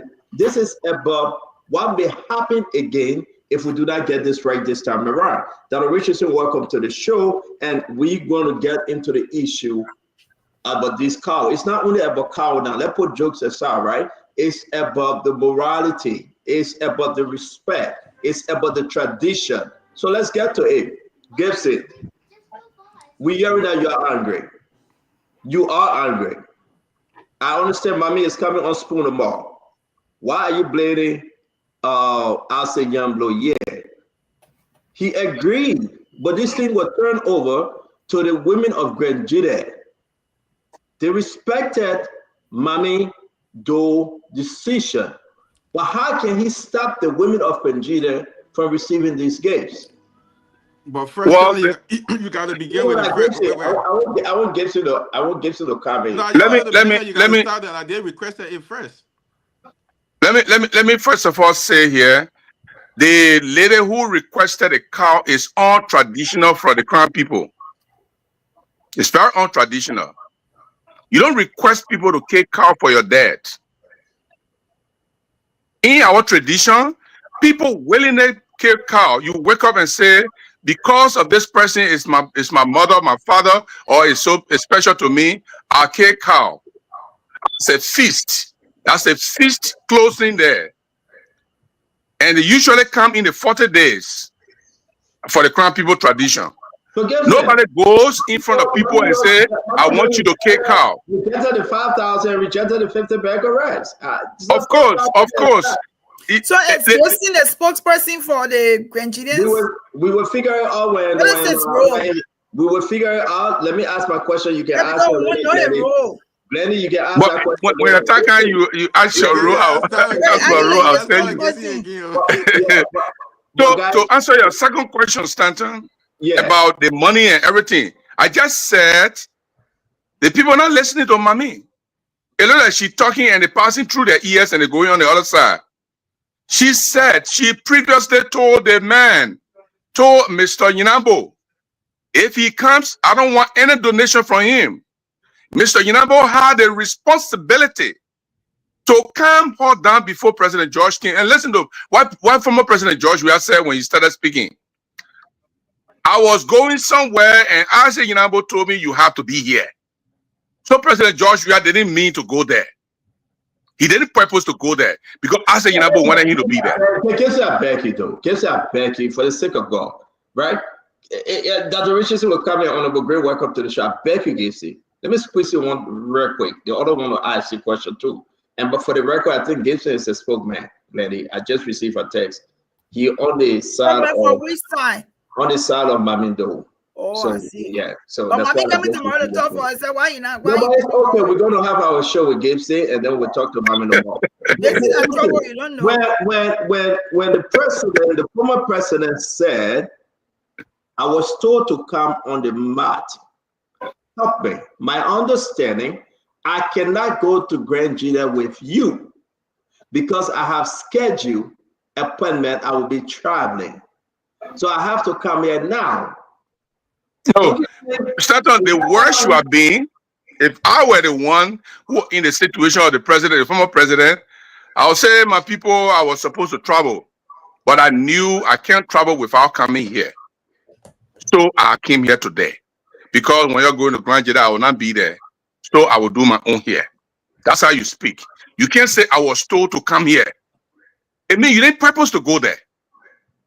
So those are the mistakes. So and all that thing you were talking about, that things the people said about him, about the former first lady, were not true, but they can't talk. Are these things necessary to speak about? Do you have to even litigate anything? You cannot litigate anything. The problem we are having here is that the elders in the house did not behave like elders. They did not listen to Mommy. They did not do their job to calm her down. If I were there today, I would have taken Mommy on the side and said, Mommy, this is a funeral thing. This is a dead body thing. It's a grandchildren thing. It's a people thing. It's a Liberia people thing. We know that you are the elder daughter, but you need to allow other people to participate in this process. We'll hold you right there and hear from that didn't happen. We'll hold you right there, Gibson, and hear from Dr. Richardson and Karis Gray. Then we'll do another round since we just realized that you're speaking from the other side. Dr. Richardson, welcome to the show. Akaris Moses Gray, welcome to the show. Dr. Richardson, let's hear you.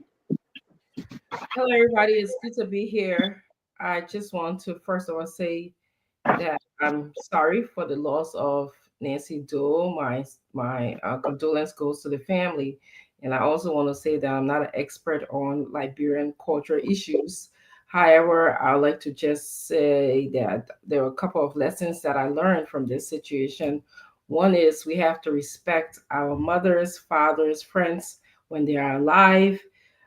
We have to make time for our relationship with others.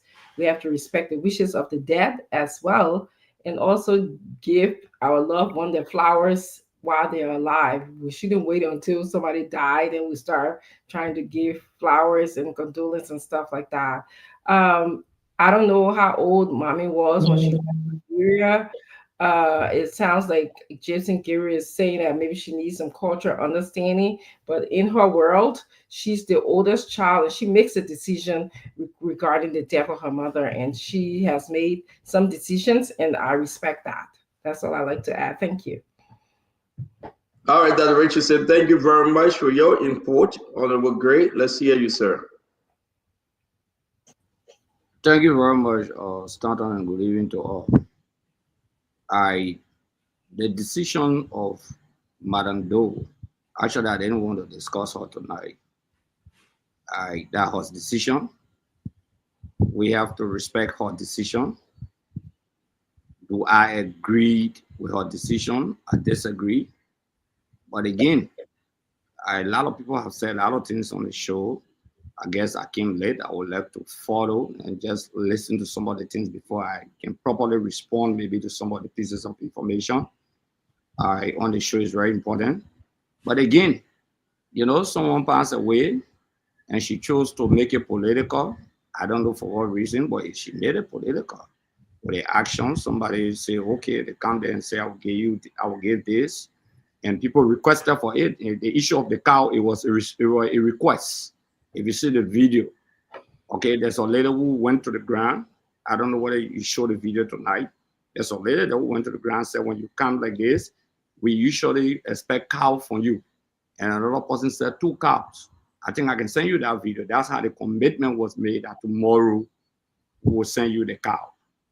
Okay, the little cash is a tradition. We just should know when you go to the mat, you leave something there, okay? Something was left there for the mat. They didn't reject it at that moment. I heard today they sent it back and whatsoever. Today when they sent the stuff back, another group of family came, some of the errors. I don't want to discuss what they said, okay, because I was there.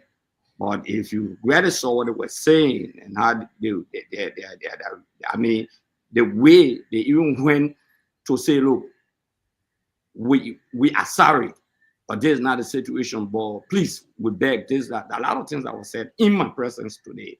Okay, I'm not saying negativity, but basically for them, they thought it was a gross disrespect and they didn't expect it. So the family is divided. I don't think we should get involved into the family division.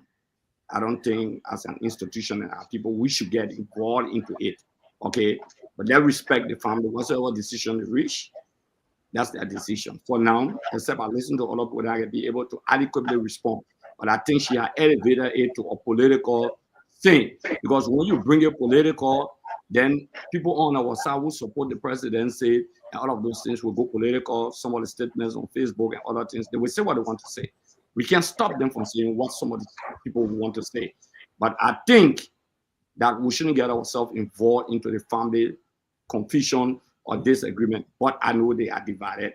And those who came today, they were ready to show a lot of remorse for their action today. That's why, in fact, they took the item back. Okay, and what happened at the end of for the family again? Yeah, Honorable Great, thank you very much. Dama, how many times these cows and items were rejected? How many times? Twice. Twice. So let's get, because we're about to leave this story because Mami Do is coming tomorrow. No, before you leave, Stanton, I beg you. No. Get it. Everybody will come in one more time. I'm just saying after this last round, we'll leave. I just want, people are asking me and I want us to get something straight. So who rejected? So the cow was rejected double 2 times? So now let us say something now. Personal, we had team send the cow the first time. You were there, Dami. When the Oma made the request, they sent the cow the first time, right? And the cow was like, right? No. Do you have to speak like a cow? No. I wanted to sink in the mind of the Liberian people, right? So the first time the cow went there, ladies and gentlemen, after the president, they say, President, please bring cow. The cow went there, you could hear, So that time they rejected the cow, right? That one. That was the first time. I didn't get it because I was carried away by the cow, you know. Yeah. No, guys, let me last. So, but the cow went there the first time they rejected the cow, right? And after they rejected the cow, where did they take the cow to? Back to CDC party headquarters? Yeah. And it was today. Yeah, it was sent there, then the boy, and then another family came and said no. They took it back. So you have so I don't want to get myself in trouble. So the back and forth of the cow, there was no Jalo involved. Because the Jalo was going to just slaughter the cow. You have to take it back. Stado, I know you put a little bit of fun inside, but let me just give the people some understanding. Let me give the people some understanding here. Look, the first time the cow was rejected, I would have thought before bringing it back, the Isaac Inambo, who say he is the head of the family at this time, would have had a meeting to make sure that Mami was calm before bringing it back. You don't disrespect people because you feel like you can do it at any time. She made a decision to reject the money, the food, the rights, the cow. Before you bring them back, at least show some respect. Call her somewhere. Elders, old man, your camp, 18 years, that she 14. The way they return it like this, you let talk to her. Mommy will beg you, yeah, man. Lead 18 years. Let's go for it. At least let the thing be here. No, they went there with disrespect and brought it back. The other point I want to make, Dr. Richardson, you said something here that many people will not remember because you said it one time and in passing. When people are alive, show them concern, show them respect, give them their flower while they are still alive. Mami Do is angry today not because of herself. Mami Do is okay in London where she lives. She's not begging for food there. Mami is vexed because of her mother. Her mother was mistreated, especially by someone who they least expected to mistreat her. So if before you come, has Joshua even talked to her since she came? Has he even talked to try to call her? Has he tried to talk to Isaac Inabo and say, Isaac, my sister here, I want to talk to her? Have you done that? When you came there, did you even request a meeting with her? You refused to shake her hand. You sat down there and make a statement that the woman may be lying. And you people think that she would sit down there like a mumu and the man will be making those kind of comments, already hurt, and she will let it go. She did the right thing. What we need to be doing now is to send a message to people. When somebody is alive, when somebody needs your help, as a president of the Republic of Liberia, when you have millions of dollars going your way, when you have millions of dollars in your pocket, give the woman 50,000, let the woman go and sleep. Not a dime. This man was able to give this woman. Not a dime. Now she's there. You bring 5,000 and 50 back, correct? And 2 cows because that the book can eat cow. Let me make one more point clear. I said it earlier. Maybe they didn't understand. No crown tradition where you go and they ask for cow. Nobody will go and say, "Get cow for us." The moment you ask that person, it's no longer from the person, it's from you. You supposed to do it by your own volition. So that cow that the woman asked for, she did it inappropriately. She was not even allowed by the elders to do it. Gibson, you just came there and started requesting for cow. It was inappropriate. Gibson, I'm sorry. I know we're gonna have Veronica. Yeah, okay, I'll just leave it like that because Mommy is coming out tomorrow. Y'all will hear more tomorrow. No, Gibson, we're gonna have a good show. Mommy is on the phone. You know, she want to announce that she'll be here tomorrow. So let's just bring in Veronica Mamindo. Veronica, good evening on your time. Again, our sympathy to you on this program tonight. And thank you for picking up our call. You are live on Spoon.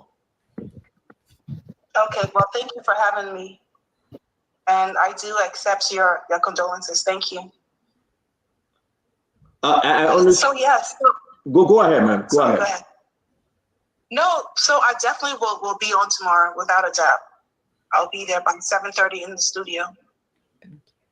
Okay, we do not. Just one question: who is Gibson Jerry to you?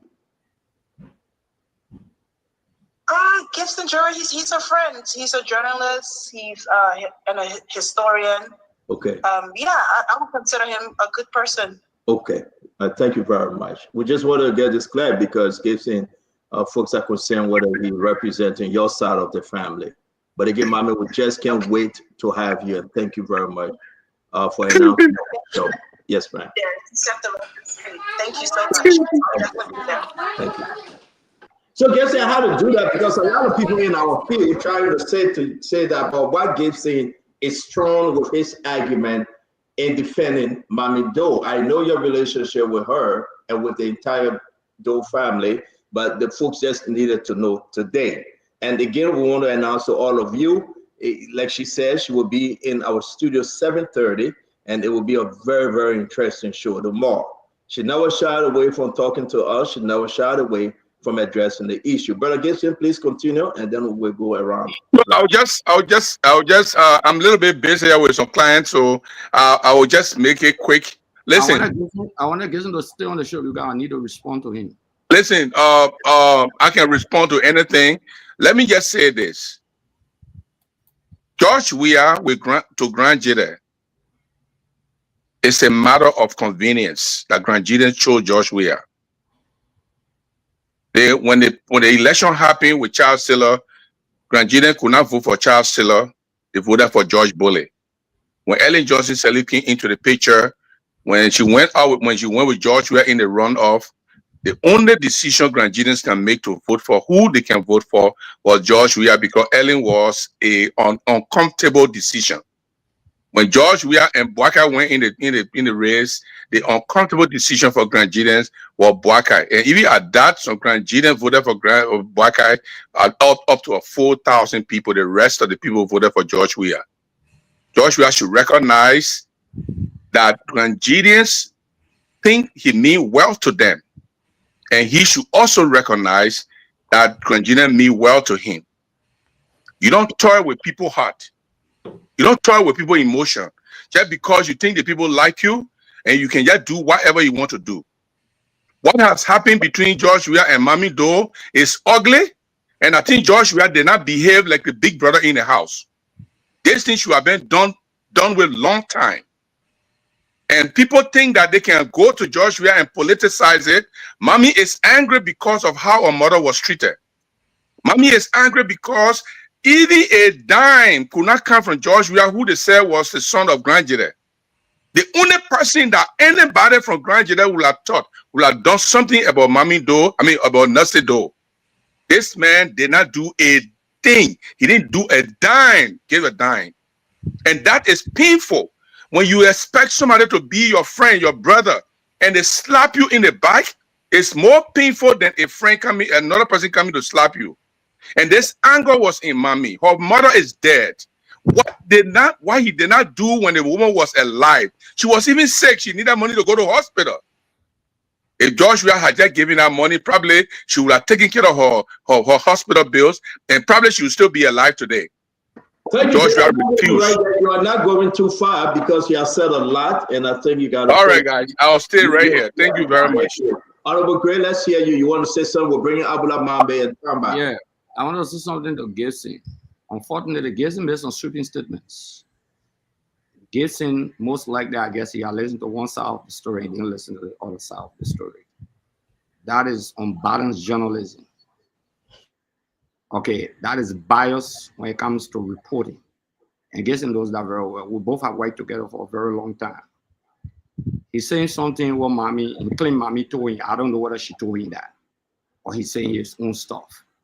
I don't want to blame her because I don't know whether she said that to Gibson. Now, he flagged an issue. The late Madam Doe made a request for her son.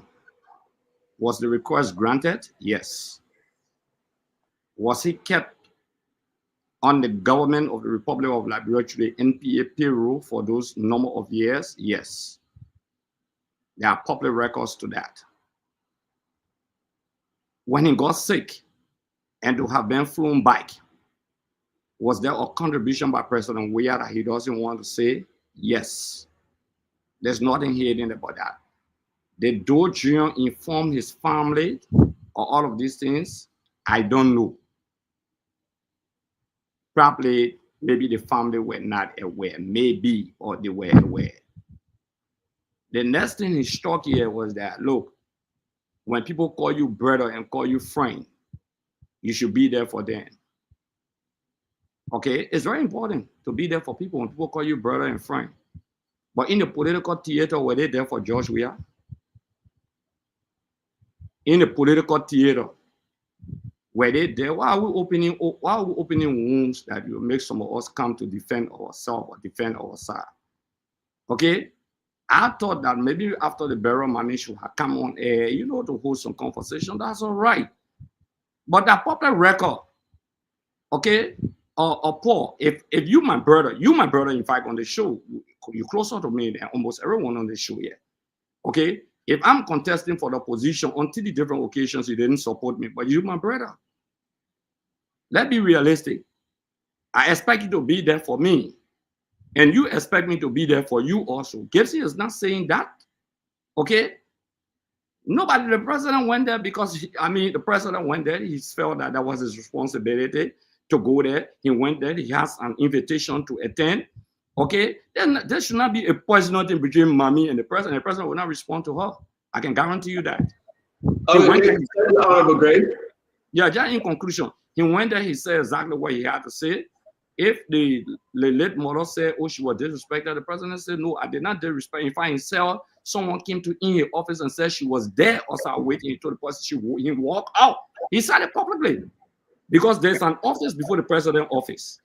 Okay, the COS office is right there, the Minister of State office, then the president office. You can't just walk in the president. So you can't do. So he said, let's hear the orders because we got to move on to the other issue. So if Gibson were reporting, okay, then he's involved into yellow journalism, which is very dangerous for his integrity. Okay, I see why he run a show that nobody go on the show because let's go back to the issue. Let me conclude. Does he speak for Grand Jide? Nobody, the man says only, does he speak for Grand Jide? So Greg, you got Great. You got 9 other individuals on the show. You got to wait, please. Mama, let's hear you. Okay, no problem. It is not a common secret. It is not secret that there's a strong bad blood between the Doe family on one end and President Weah on another end. It's not secret. It's public. When the late Nancy Doe spoke in that interview, she recounted a lot of bad things that happened to her with different people, different actors. When it came to George Weah, she cried. She recounted a lot of bad things that happened to her, different people, different actors. When it came to George Weah, she cried. It tells you the depth of pain she carried because of his alleged action. Not anything secret, it's not common for somebody to sit on a platform, people watching you, and you cry. It means that something deep in her heart that she was emotional about. On the other hand, President Weah agreed sitting here. He said it is about the family not supporting him in his political journey. That is his issue. I'm making a case here to say that there are strong disagreements. Those people who organized the event and forced George Weah to go there and stand in the absence of even mitigating those disagreements are the cause of this problem. You know there's a bad blood between these people. And you taking the president there, you should have called a meeting in the back, the two-person meet, even if they will not solve all the problem that day. They have discussion before President Weah goes there. That lady you saw kneeling down, who were asking for a cow, it was a stage-managed request because she said it was tradition. George Weah is a son. You are the biggest son. When you are the oldest son to somebody, and you How do you call it a stage-managed? Can you imagine? You see these UP surrogates? Can you imagine? Sorry, mommy. Go ahead. Go ahead. Let me tell you why I believe it was staged. She says she's following tradition that George Weah is the oldest son. So when you are the oldest son, you should give a cow. That is not a discussion to be held in the public and you begging on your knees. The oldest son will be sitting in the family meeting and telling the family, I will give one cow. The oldest son will not be sitting as a guest and somebody is buying on their knee and begging for cow. That's not how it works. You, the oldest son, you'll be in the family meeting and be telling the family, say, the oldest son will get a cow. You will not go and attend a program and somebody kind of kneeling down and begging you, crying for cow. That's how I believe it was staged. But to conclude, my point is there is a bad blood between the both parties. If you bring in George Weah there in the midst of that, at least have a backdoor discussion. Let the two people try to lay hammer on something before you can make it to come and pledge cow. But in the midst of the confusion, you not address anything. You not address we are concerned. You not address Mami Do concerned. You only brought we are there. Took somebody to go bend down. If you say one cow and he is pledging cow to them. It was unfortunate, and I said Unamo to take responsibility for the drama that is going over the woman death. Wow. So, yeah, listen, I hope we can come, guys. We are not taking calls yet. I beg every one of you will take calls on this segment once we're ready. Glennie, let me hear you, and let's do this round. We'll talk to Clinton and Paul Kennedy.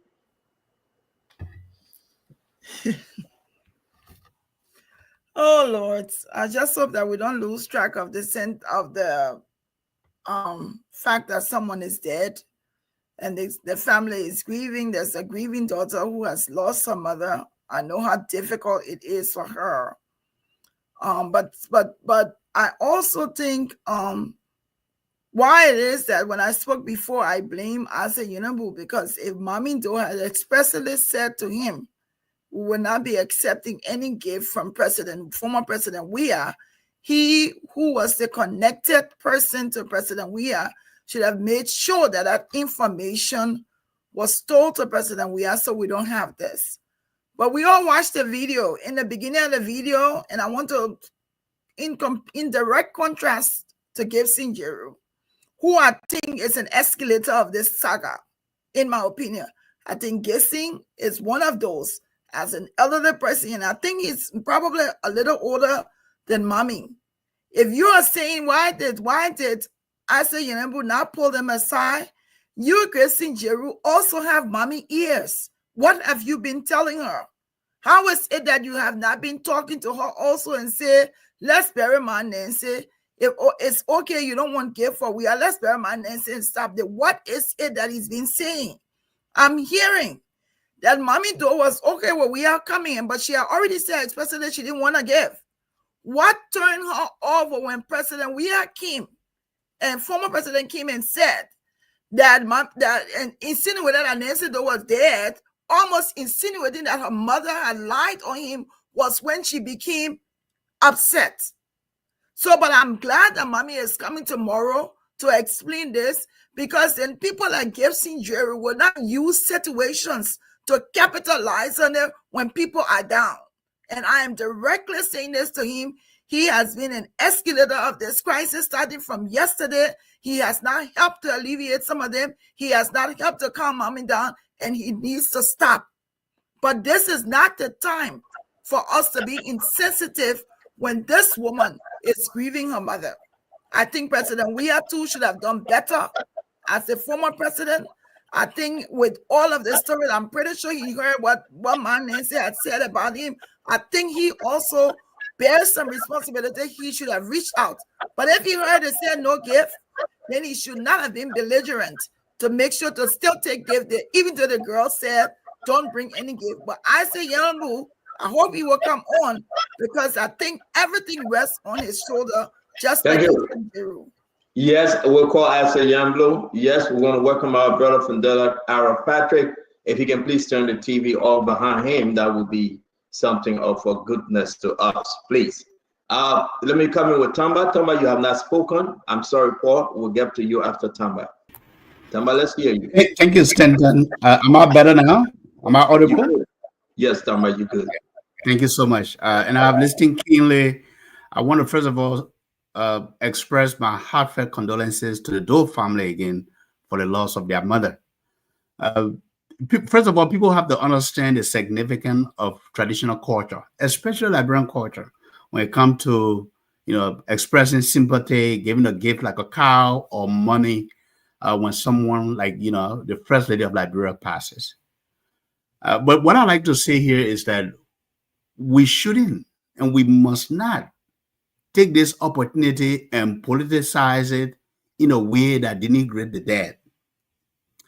The late Madame Doe is no longer here. She served as former First Lady to defend herself, and there may be allegations and counter-allegations made by political spinners and supporters from both sides of the aisle. I will hope that, whenever Mrs. Doe comes on tomorrow, or Mommy comes on, she can provide some clarity. The significance of what is happening in Liberia has a lot to do with not only the people from Grand J or the people from Lofa County. The traditions are very similar. The symbol of a cow signifies, first of all, it may signify wealth. In one tradition, in this case, that the woman is from a wealthy family, well-known family, with a legacy, and a cow is a meaningful gift to the family. But also, when a cow is slaughtered doing such a proceeding, a right, it shows also the connection between the living and the dead and the continuation of that family lineage. But we see here that this gift is being rejected publicly by the daughter, by the family. And I'm sure her family is 100% behind her. So first of all, we as spectators and as commentators, we must respect the decision of this family. On the political side, if I were the CDC, on the CDC side, I think the president or the former president should have just withdrawn this gift once and for all, instead of returning the gift that has been publicly rejected. The manner in which it was rejected, it just adds to the political storm that is brewing now. And finally, what I'm going to say on this topic is that if you have division within a family and you consider yourself to be part of this family, death also provides an opportunity to put your differences aside, to sit down on the scene mat behind the scene and iron out your differences before coming out publicly to try to fight it out, to try to duke it out in the public space. And it's my hope that this family and the people of the Weah side, the Weah camp, can find common ground in the back end and resolve this issue and lay to rest Mrs. Doe in a way that is dignified of her role and her status in our society. Thank you. Thank you very much. We're gonna put a pause to this show, but we'll give a few seconds so the guys have not spoken, and we have to talk about the lawmakers.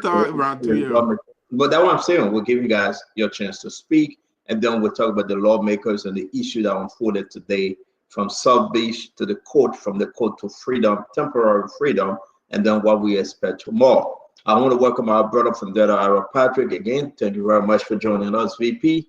Let's hear you, Paul Kennedy. 30 seconds, guys, please, as we run the clock up to 10 p.m. in Liberia. Paul Kennedy. Thank you, Stanton. As I said previously, it is clear that there's a big conflict right now in the family. My condolences again to the family, to the bereaved family. I think I want to agree partly with Mame that I think the former president was ill-advised. He knowing, and somebody said, oh, the CDC side. There's no CDC side here.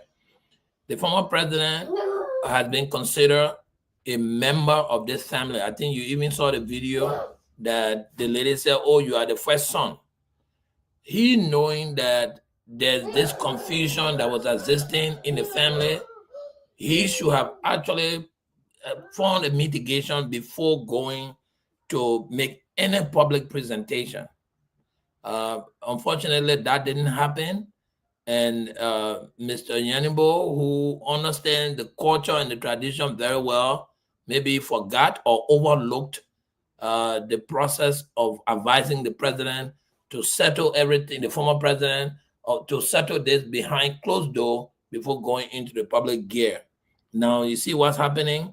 It's brought a lot of haul and pull, and it's brought some level of, embarrassment to the entire process. I hope they are going to take this time to, settle this dispute before it escalates further and it goes to, take attention from the last respect we have to give the former first lady.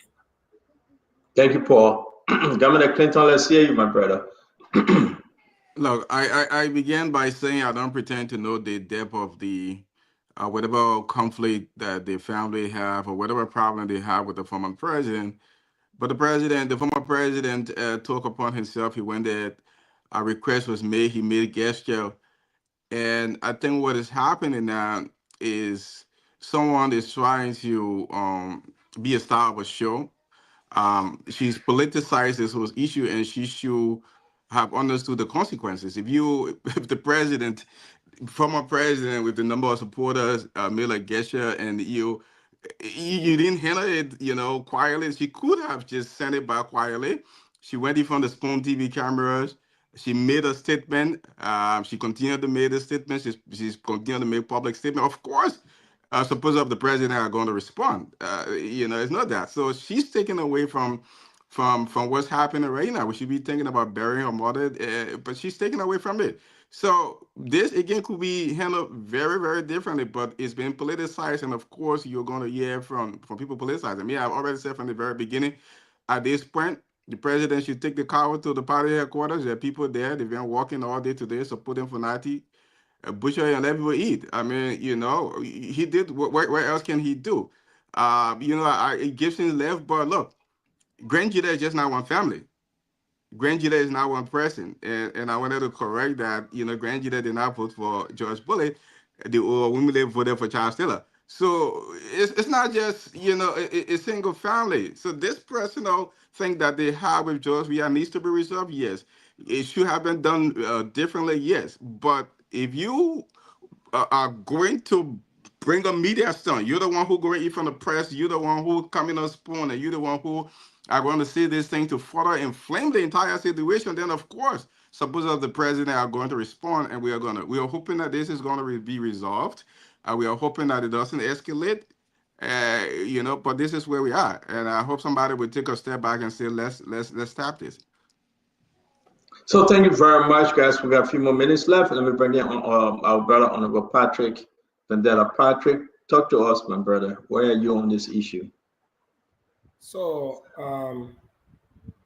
let me say my deepest condolences again to the family, the former First Lady. I listened to her on many occasions.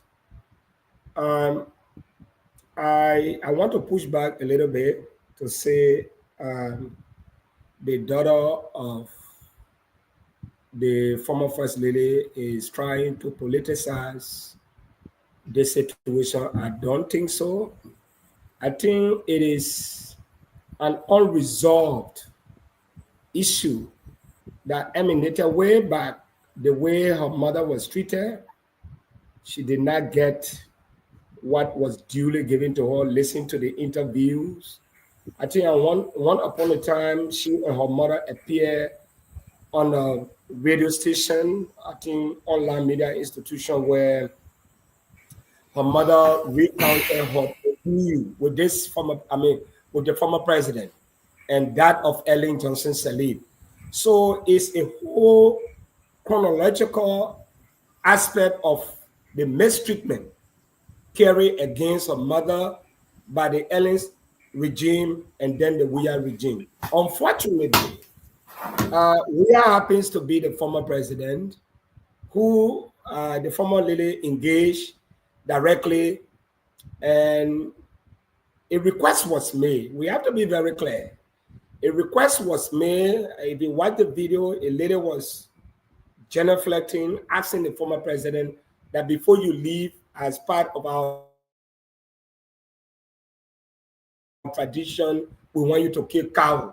And cow signifies, a transition after death in other culture.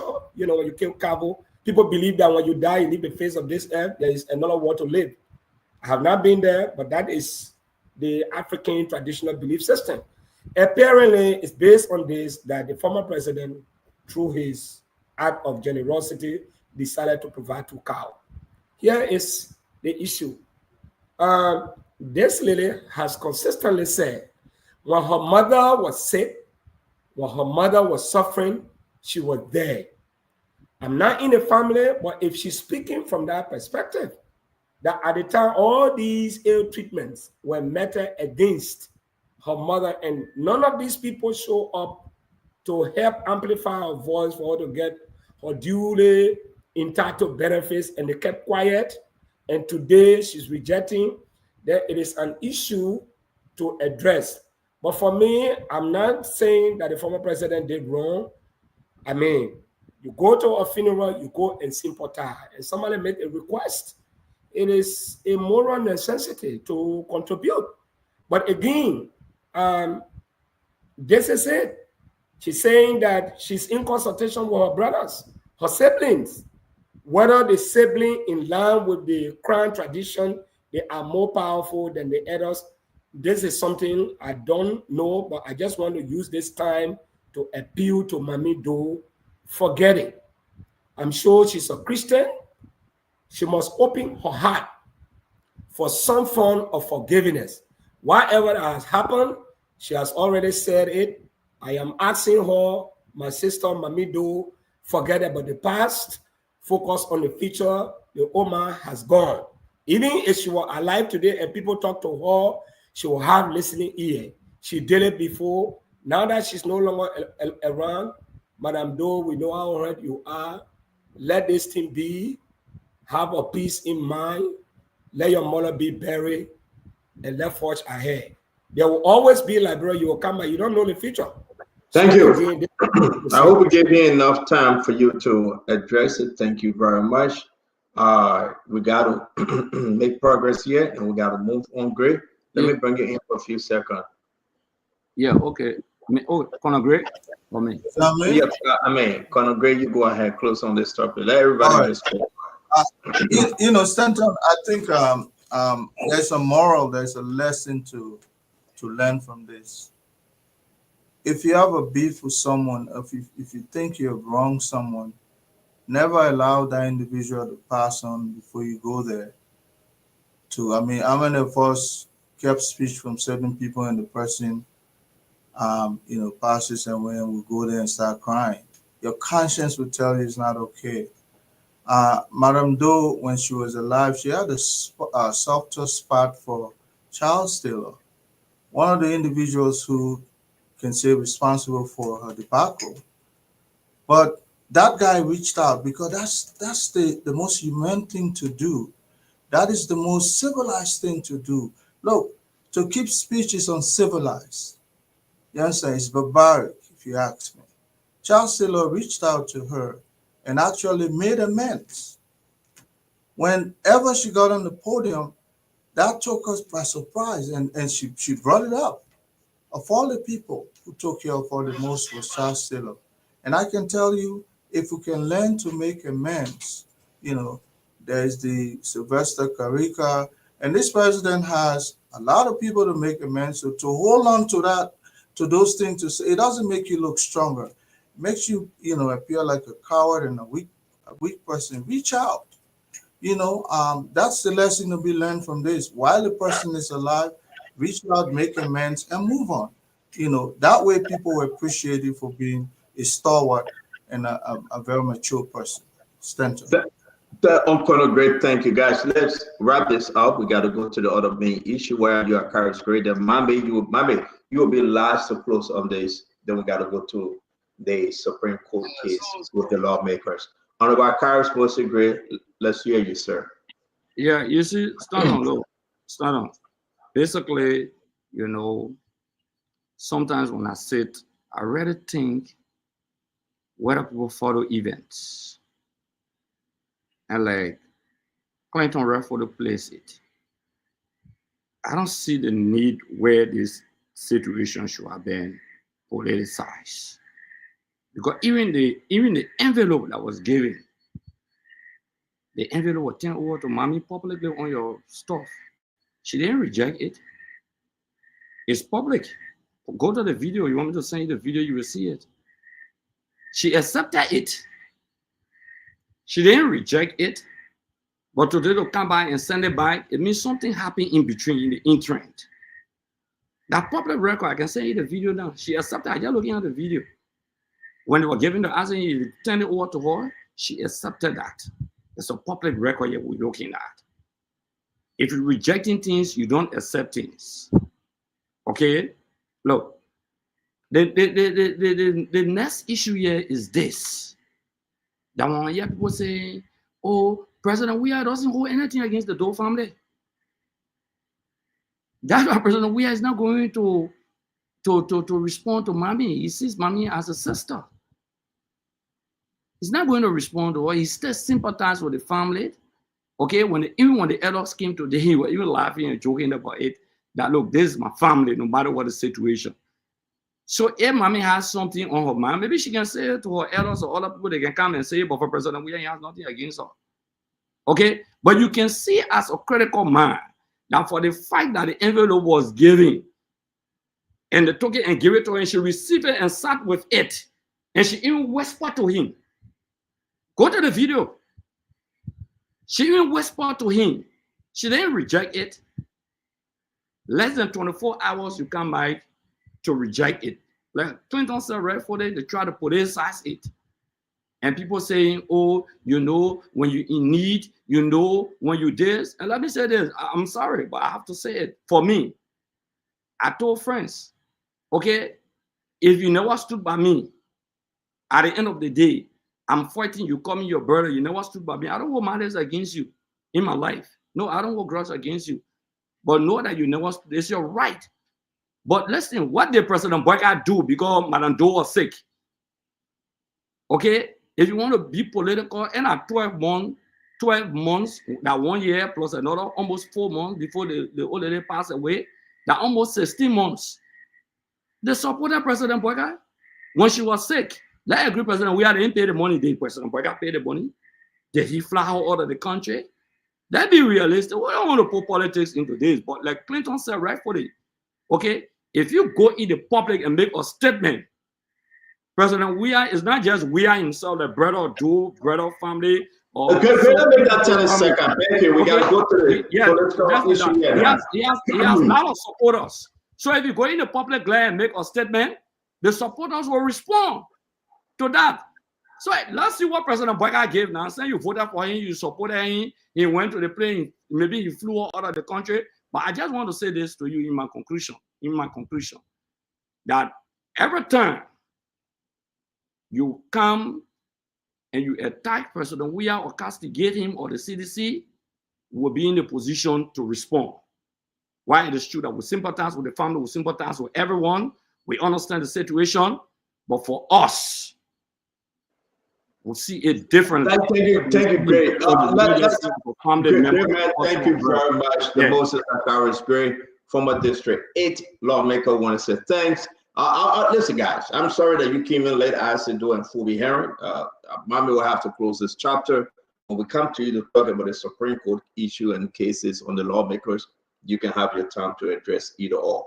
I want to say, Mommy, let's close on this chapter. It's very, very important. I want to ask the Liberian people the action of Mammy Doe to download George Manawia, what they say.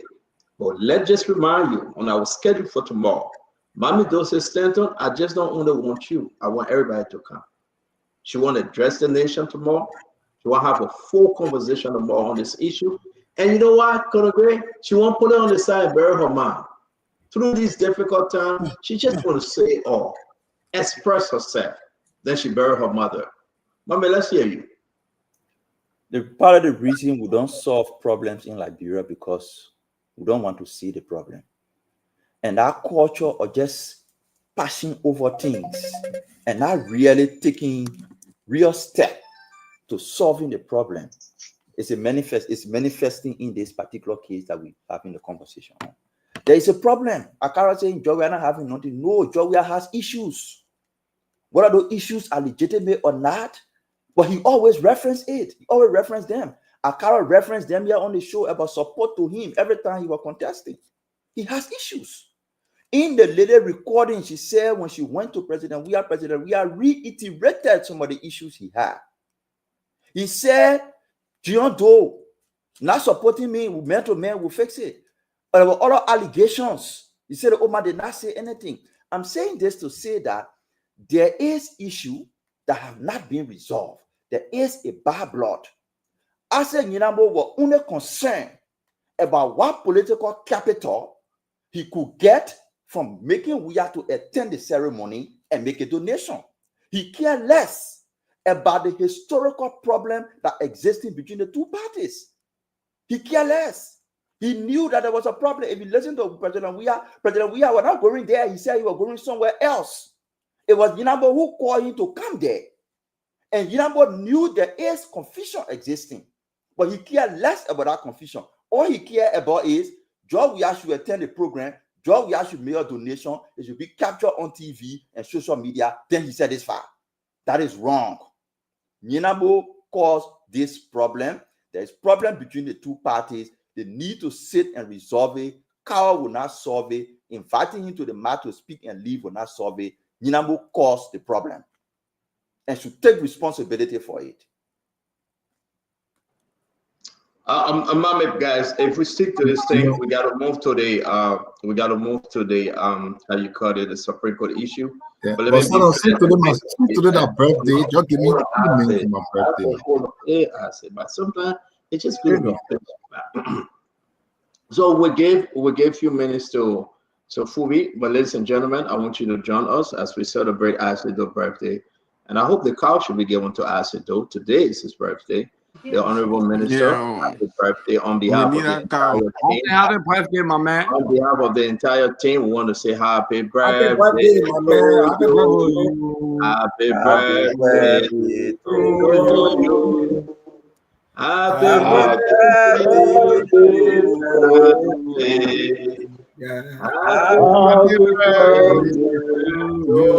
you. Ladies and gentlemen, we have to have a break in transmission. Like my grandson would say, 1, 2, 3. Happy birthday, happy birthday. I say, hey. I just want to say happy birthday to you. And we wish you get some, my man, I say you having birthday party for your man in America? We're having birthday party. Standard is coming over to you. Yeah. We wish you I say, yeah, thank you. Mama's in income. Thank you. Happy birthday to you. Let's get back on course. I don't want to the party. Yeah. But I said, let's hear you. 30 seconds and we go to Fubi. Yeah, thank you. And the birthday time, we finish singing and so now we're coming into the one that matters. Let's be clear here, Stanton. For me, I will be blunt. George Weah's mother passed away. George Weah's father passed away. Mami Doe mother just passed away, and Mami Doe father passed away. As a child, you are responsible for your mother. Nobody is responsible for your mother. Anybody that helps your mother is at goodwill. Let's take a little back. Mami Doe, 15 minutes of fame she's looking for. What actually bought it? And let me be clear. I see her as a very arrogant person who is rude by the manner in which she expresses herself. Mami Doe is a little girl sitting down among older women, and she's behaving in a way uncontrollable only because she wants 15 minutes of fame. But next week, nobody will talk about her. She matters nowhere. What brought this entire episode? Mami Doe say personally, we are didn't add her mom's money or pension money. On this show, my people, how do they add pension money up in the country? President Weah, as the president, can he jump on and call you one point and say you can't, I will add your pension money? Or is that how it works? I thought there's a process by which pension money can be added up. And then you move from there, you come and say, when your mom was sick, nobody came and helped. You are responsible for your mom. You are not a baby. Who is responsible to come and take care of your mom? It is at goodwill by which people can help. What did George Weah do? And let's set the record straight. The people of Grand Judah and George Weah together will never pass. Go back to President Doe. What did President Doe actually do for President Weah? He sponsored Lone Star to go to Brazil that exposed Lone Star based on which President Weah got the opportunity to travel. It wasn't President Doe who bought George Weah ticket to say go Cameroon or carry your feet to play. No. George Weah has since appreciated that effort of taking the entire Lone Star team to Brazil. Everybody else was in it. Why is it only George Weah? Think about it, folks. Let's be real here. Why is it only George Weah? Is George Weah responsible to increase salary or pension for people? So on your birthday, you came for the protocol, you asked it? I know you want to go to Phoebe, but please, since I'm my birthday, just be nice to me. So, so it's not a laughing thing. But get a minute, 2 minutes to like birthday. Today, now we are celebrating the death of Mami Doe. Instead of Mami Doe making this movement, the passing of her mother, she is showing to people like she wants to get fame. I think that's a disgrace to her. And she is arrogant. I predict one thing, she will find it tough in Grand Judah when they go there. You cannot come to a public where people are mourning the passing of your mother. And what is important to you is to show your disdain for somebody who don't even care about you. George Weah don't care about Mami Doe. She can cry blood for all she wants. George Weah don't even know if she exists. All right, so we're going to hold you there because we don't want you to take the person. No. Do not address the lady in such a demean way now. Let's stick to the you don't want to bring up. I want you to say, maybe because she and President Weah, no, she will come on the show about. No, there's nothing between them because President Weah will not respond to her. You promised me that my brother will have a fair fight. I will not allow you to stand in the way and talk to her in such a way. You know, you can bring her. I just said she can cry blood for all she wants. But I mean, you can. Okay, I'm gonna just let us slide. It's okay. She can cry tears. But let me end on this, Stanton. Let me please end on this, please. Stanton, the former first lady died. It was not George Weah who killed the former first lady. Everyone is mourning the passing of the former first lady. The least thing Mami can do is to mourn her mother's death. If she wants to look for fame, she can wait. When the old man is buried, she can kind of look for fame. You can have the woman's body laying in a mortuary, and you there carry cow, bring cow. That mean the head. I mean the leader when I speak that hey, you are a baby. The other people are sitting there talking to her. I listened to one woman saying that you think that because of you who came here, the dirty ways that in here, that means saying that the woman is on tape. Do you want such a thing on your mother's funeral? So let's hold you there. Let's hold you there. Let me bring you Phoebe. Phoebe, let's hold you there. Guys, you know what? I've read it back in every one of us. This is President George Weah we are issue with Mammy Doe if he does have any issue. But again, about Honorable Grady spoke already. Again, tomorrow we will bring Veronica Mammy Doe to have her full time on the show to discuss the issue. Phoebe, welcome to the show. I know you've been very busy with Coca-Cola product, but welcome and thank you for coming this sir. Thank you. You know, there are several things, few points I noted today. Good evening, everybody. And one, I think I did a post on one slide. You know, so firstly, yes, former President Weah is a right to sympathize, not to sympathize. It's up to him. And for me, I gave him the credit for mustering the courage to even go there, because after he gave his first statement, the first condolence message, the criticism that came after, if I was that person, I wouldn't have gone on the scene to go and sympathize in person. But for him to do that, I gave him the credit for that. But also, there are some, people got different ways of doing things. You also understand that from Mami's point.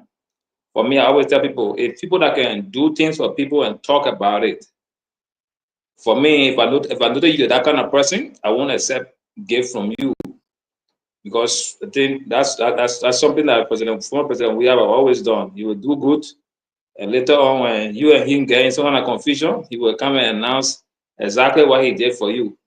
So when you have that kind of attitude, people sometimes will not want to be free accepting gift from you, regardless of whether they are sympathizing, whether you are sympathizing with them or it's their birthday or good time or bad time.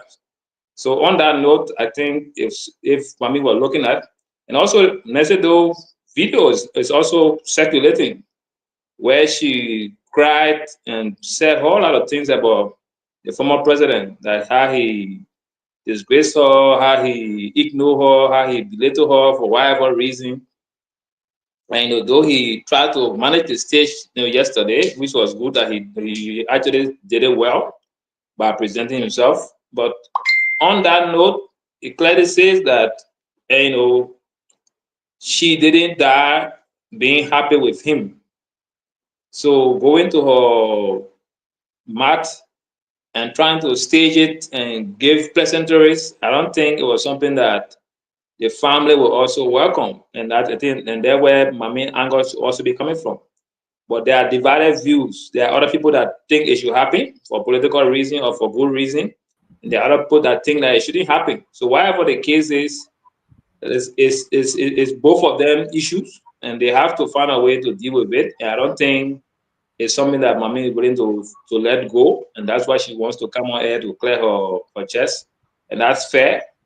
And I don't think anybody should also beat on President Weah for his role, because I also, if you consider people as your family and they don't support you, especially in a crucial thing like election, you're vying for a public office, the highest seat in the country, and they all rightly stood on the other side and didn't support you, you also have a different approach to them. Not everybody will open their arms to you right after that and say, as soon as they see you, you'll be clapping. So it's a balanced stuff. Everybody got their own share of the blame to take. The Doe family had their share of the blame to take for not supporting Weah, even though he was perceived as Doe's son. And also he has a share of the blame to take for treating them the way he did, and also even go back to them and offer gifts at on her mat.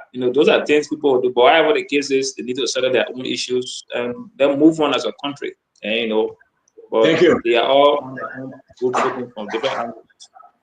Thank you very much. I want to say to all of you, we're going to move past this one. We got to talk about what occurred today on the side of the lawmakers. I want to say tomorrow we have Veronica Mamindo, Blessings Veronica Mamindo on the show tomorrow. She will be here to discuss everything. We invite you to come early. We start the show by 8 p.m. Liberian time, 4 p.m. our time, to give her enough time to do post-analysis. It's going to be a big one, and we guarantee you will have a lot of takeaway.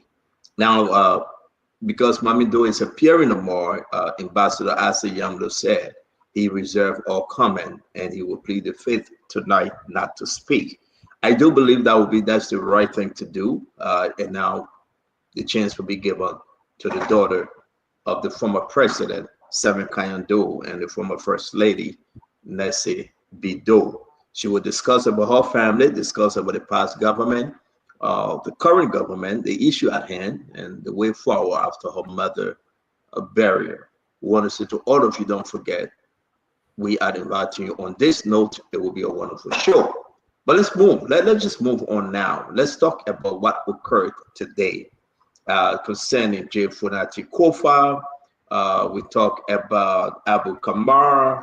We're going to move forward to talk about Cooper. Hold on 1 minute, guys. Hold on 1 minute. Somebody is getting a bad feedback. We're going to talk about Priscilla Cooper, Jacob Debbie, Dixon Civil, and these four gentlemen and one lady, actually. Let's talk about Priscilla Cooper, what we learned today. I said I was going to call George Calando. Let's hear what George Calando have to say. If he allowed to speak, or this is in court now, what he going to say. So while we go to you and hear from you, let me make contact with Councilor George B. Calando. Let's hear you, Councilor Clinton. You are the legal head here for tonight at this time. Let's hear you, what you observed today. Bring us up to speed, and then we will roll the tape. Well, so I mean, today it was an important day.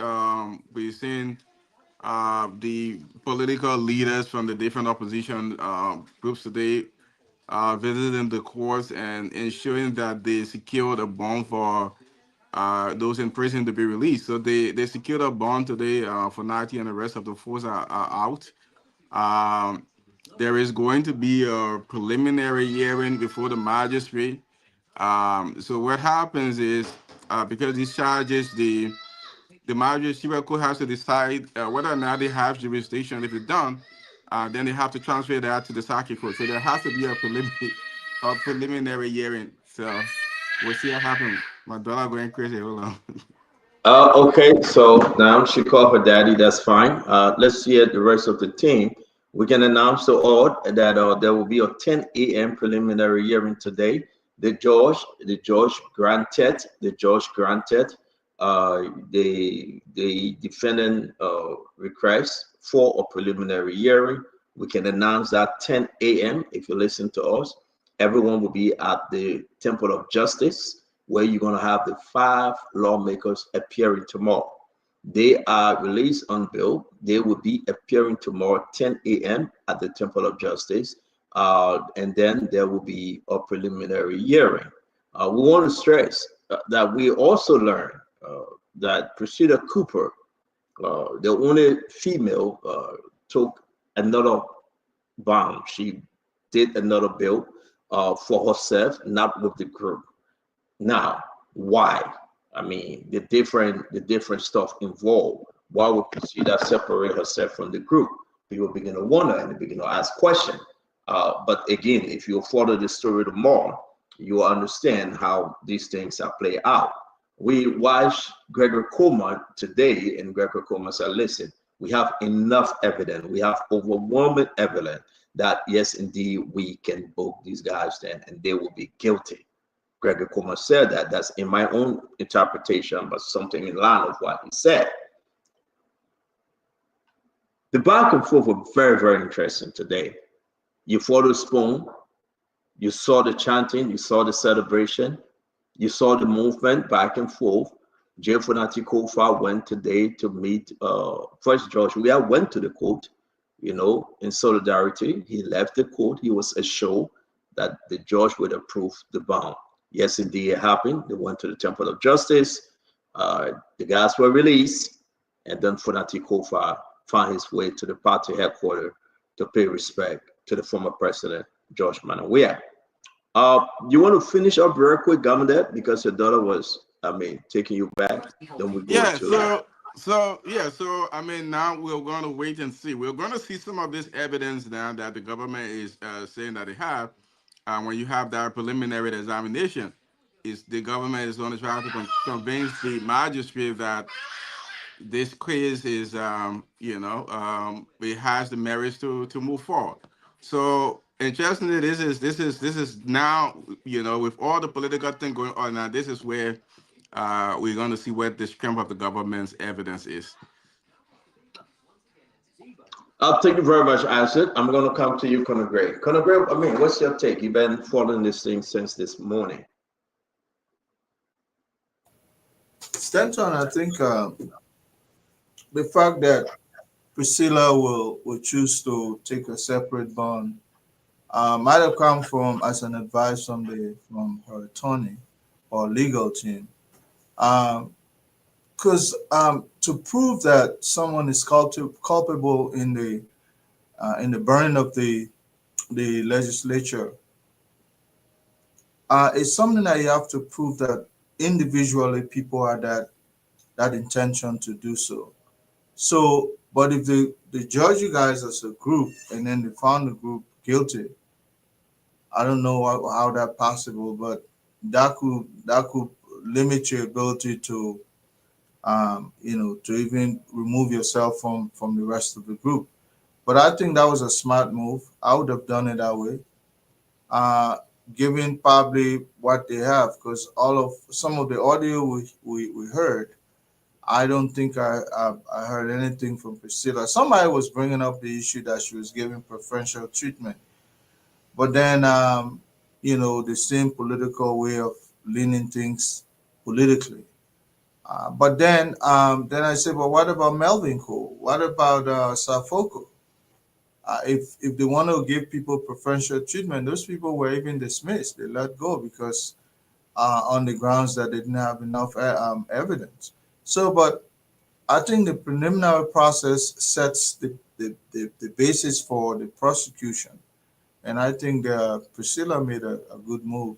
But they will try to make it political, but when Gregory named some of the kinds of pieces of evidence they have, anything that is digital sometimes, in my opinion, that's a very strong evidence. GPS, all these kinds of stuff. When they start pinning your global position with a global position system, GPS, or even spatial, geospatial, all these kinds of equipment. Look, law enforcement today is not like law enforcement yesterday. These guys are in authority there over the law enforcement. They got some good advisors, including Chief Randall Ardondo from Minnesota, the guy called Randall. That's a veteran police officer. You got some other crack guy that are working along with these people. So it's not like policing yesterday. This is policing of modern. And I hope they start using drones and other technology to even stop taking photo of people, including Thank video. you very much, Conor Gray. Conor Gray, thank you. Let me bring in Asido. Let's hear you.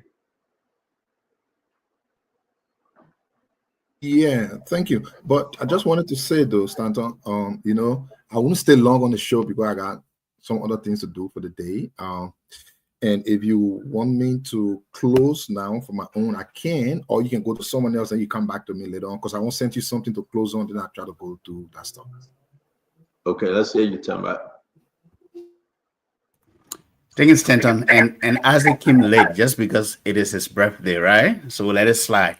But here's my take. On the capital arson and the charges against prominent citizens as well as private citizens of Liberia. I think first of all, there are 3 points I'd like to make. I think first of all, this is good for our democracy. When you have the rule of law in any country and the respect for the rule of law, be it a minister, be it a lawmaker, And the adherence and the respect for the rule of law helps and strengthens our democracy. So the mere fact that these lawmakers, subjected themselves to the rule of law, to our justice system, to be called in, to be arrested, to be booked, and to file their criminal bonds today of about $440,000 for the 5 of them, I believe. It is a good thing for Liberia. It means that our system and our processes are beginning to work, not only for the ordinary man, but also for those in the higher places. The second thing I'd like to say is that, since these lawmakers were charged with arson or conspiracy or aiding and abetting for the people who implemented the crime, there has been some reckless statements that have been made in the media, sometimes by both private citizens as well as political leaders. We have to be mindful, given the country we've come from, that we've inherited, given our history of violence, 15 years of civil war, 35 years or 45 years since the coup d'etat, and we are still trying to come back from that. So when people are in a position of authority and you have a following, you have to be very careful what statement you make in the media or on radio, which has a propensity to promote violence. And we have to be very careful. So this is just a caveat for our political leaders. And finally, let me just end this, Stanton. Finally, Liberia belongs to all Liberians. No one person should feel that they are more Liberian and should have preferential treatment for other Liberians. Both the private citizens who are being arrested for this crime and the public figures who are being arrested should all be subjected to the same process. And I think this is for the government of the day. Justice must be served.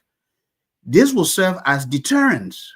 This will also set the stage for people to understand that we are in a new dispensation, we are in a new Liberia where the culture of impunity is not going to be tolerated. I want to thank you. No, thank you. Thank you very much, Tamba. It's always good having you. We're going to go straight to you, Honorable Gray. This is shaking. This is concerning. But before we do that, let's play a couple of the videos from today. Let's talk about today, folks. It was very, very interesting to see the different moving parts. And wherever you are, after Gray speak, we'll go to Fubi as it will close. Mame will come and speak. You see a Mame on and off because he's working. He's in his office working. But he takes time to come on and talk. Then from there to the part, we'll go straight to the phone line and we'll open listen to you. We got two topics today. One is the Mame Doe. Two is this Supreme Court thing. Tomorrow, we're going to bring in Mame Doe. On Wednesday, you remember I told you about the MCC story, right? Willie Monga, the controller that was accused, will be on the show Wednesday. He and myself will be talking. On Thursday, we'll talk to Elias Shanahan. Shanahan, I think that's his name, from Foreign Ministry. We'll talk to him on the show concerning Asala Mita and the non-permanent seat. If there should be any breaking news, then we'll make some adjustment. On Friday, we're going to bust loose open with a lot of news we've been padding up, and we will bring it to you. Because of you, we are here, and you've been so good. Continue to share the show. Let's make progress. Honorable Gray, we saw this today. Let's watch. But listen to, did you hear the press conference of Gregory Coleman, the IG? He did say that this is a highly political case, did he not? So you don't take the partisans' word for it, you take the IG's word for it. He decided to bring this case based on a basket of evidence of innuendos, lies, and misstatement. And in the next few weeks, as we go through the preliminary hearing, we will deconstruct those lies and be able to put together a defense that is worthy of what we've done. It's a place for human beings. Unfortunately, that's the best the state can offer for Liberian citizens. It's unfortunate, but they are no better than me. As long as we're in a political battle, it's a political win. Hold on. Let me play this other one real quick, and we'll hear from you, Carol.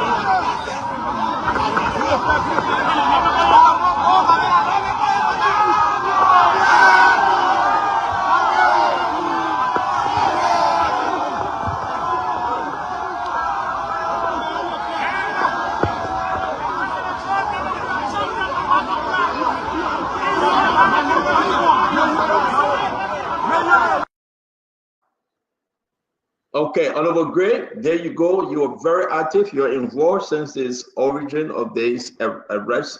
And there you go. You told Fonati Kofa, told the former president, they had a hawk, and I saw the hand look like Martin Luther King or Mahama, or how they call the guy from South Africa. And George Weah put his face up. The rest now is in history. What say you about these moving parts? We can announce now that 10 a.m. tomorrow, the 5 lawmakers will appear at the court, the Temple of Justice, for a preliminary hearing, something that was accepted by the judge. Take it away, Honorable Gray. Innuendos, lies, and misstatements, and we deconstruct those lies. Quote unquote, Fonati Kofa. One of the brothers when it comes to being a lawyer in the history of the Republic of Liberia. He's not just an accused, but he's also a lawyer. Nobody can dispute his genius nature in terms of having the capability to defend himself, though he has lawyers. Look, Gregory Coleman has no evidence. When I hear people talking about policing and professionalism, I'm smart.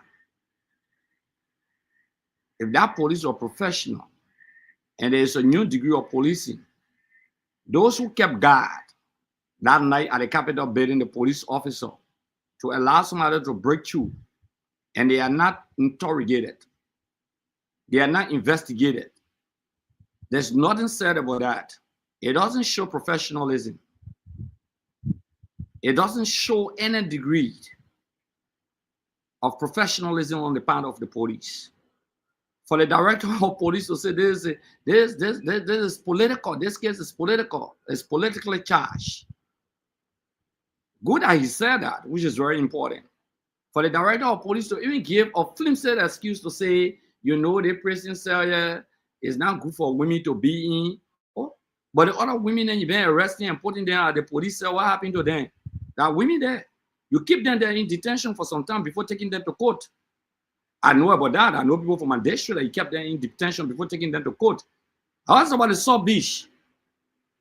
There are a lot of women in South Beach. Go there. They even got a children area there. They got a women area there. What kind of flimsy excuse to exonerate your unity partisan? You just demonstrated the partial, the way the police is being partial and not being impartial in terms of dispensing justice. What an evidence to say Fonati Kofa spoke on OKFM or spoke on Spoon FM, we listen to the tape, boo, that evidence we got. Look, let me say this to you. All the questions they asked Fonati Kofa and Abu Kamara and Dixon Sibo the last time when they went there, that the same question they just asked them on Friday. Nothing different. In fact, the question they asked them Fonati Kofa is like, transfer, aggression. Okay, you tell them you put them in jail, you say, oh, you got a camera saying here or 24 hours, so we'll prove to him that we'll get strength. That the one off from the police will prove to him that we'll get strength. We'll keep the people behind bars. But why you ran into court the next morning if you wanted to keep them to the police station? Why you ran in? For me, today was a major victory. I was very excited. I went there. Okay, for me, it was a major victory. And like Councilor Kofa said, they're going to deconstruct those lies. It's very important. Because you can jump off and say, and guess what? The evidence is expected to be produced tomorrow, and those lawyers on the defendant end will destroy those. Look, they will play them the football. Don't be surprised to see that members of the majority bloc will be subpoenaed to appear. Don't be surprised that the police herself will be subpoenaed, those who were on guard that night. They will end a court issue, will go to the court, you will see the play. The best criminal lawyers in the history of the country that deal with criminal matters are all paraded. Okay, look, this is political. There's an act of wishing you tell the man job for him. You want tired, you want cane, that your blood, you want suck. You rush into police station Friday, then you hold him. You put him in a stink police cell. You even get better. You say, I bring my child to my office. Why can't I insult them? You bring my child to the office to put inmates. Okay, so We have great. Let's professional hold police you. in there. You said the Great. police are professional, but they didn't even get mattress. Great. They Let's give said others a NDC is chance. Let's give professional. others a chance to speak. I'm going to bring in Fubi. Fubi, you saw the moving parts today. The reason why I'm kind of too cool because tomorrow will be a very unique one for the preliminary hearing. And listen, there was nothing turned over today as, you know, charges from the court. Those court documents, there was nothing. Those were the arrest document we saw today and the bill information. But what's the big information? We'll wait to see tomorrow. And people are going to start digging into it. But you know what? Great took it away, Fubi. Lawmakers will be subpoenaed. Indeed, it is true. Police officer will be subpoenaed. Indeed, it is true. Gregory Kuma will be subpoenaed. I'm hearing they will call all these guys and say, listen, you assigned people at the Capitol building. What were they with the building? Right. But I think Gregory Kuma and them, they are all ready for this too. They're fully aware. The lawyers, especially the SG, Fayad, they are aware. They are seasoned lawyers, you know. So it's going to be a rough day. It's going to be a rough period. It's going to be a rough 6 months or 1 year or 2 years. But let's hear you. Give us your best shot, Fubi. Yeah, you know, yeah, I can't be talking like that loud. You know, the same way you spoke that on Thursday night and said you are going to, here 1,000 people are going to go to jail with Fanatikova. Well, we saw a mood changing, you know. So just let the process to play out and let's follow it. You know, so there are a few things that I took when Fanatikova was speaking. On the issue about the asking about the condition of the jail, so unfortunately that's the best the state can offer. You've been in the House of Representatives for more than 6+ years, rose to the position of Deputy Speaker. You're excluding yourself from the state. You're part of the state. The condition of the jail cell, you're part of those that made that jail cell like that, because you did nothing to help to improve it. And, you know, so sometimes God allows people to go to some of these places so that you learn and see how you can improve it. The condition of the prisoners have been alarmed over and over. So this is not something that, you know, but most time people don't go there. So because you have not been in jail, you think that it's okay. You saw the last time when Carrasco went there, he came by and while he said he bought television or something to care for the guys. Because he experienced the condition and he said, look, let's see how we can help to improve it. And so when you outside, you have power, the authority to effect change. If you don't do what you're supposed to do, one day you'll be subjected to those same conditions. And that's what happened with Kofa and Co. To go and see themselves how people are living there. And, you know, and people crying and making all the noise about it. The case will never be spiritual, will never be social, because there are political actors that are involved. So when they say it's political, it doesn't mean that somebody grab them and force them to go and say, let's just do it. But because political actors are involved, so it's a highly political case. Whatever we do it doesn't mean that government said we're going to have a political prisoner and do this and do that. But the actors that are involved and the crime that affected this one of the major seats of power, the 3 seats of power, the Capitol building, the Executive Mansion, the Temple of Justice. Those are 3 seats of powers. So one of them got a fire by individuals.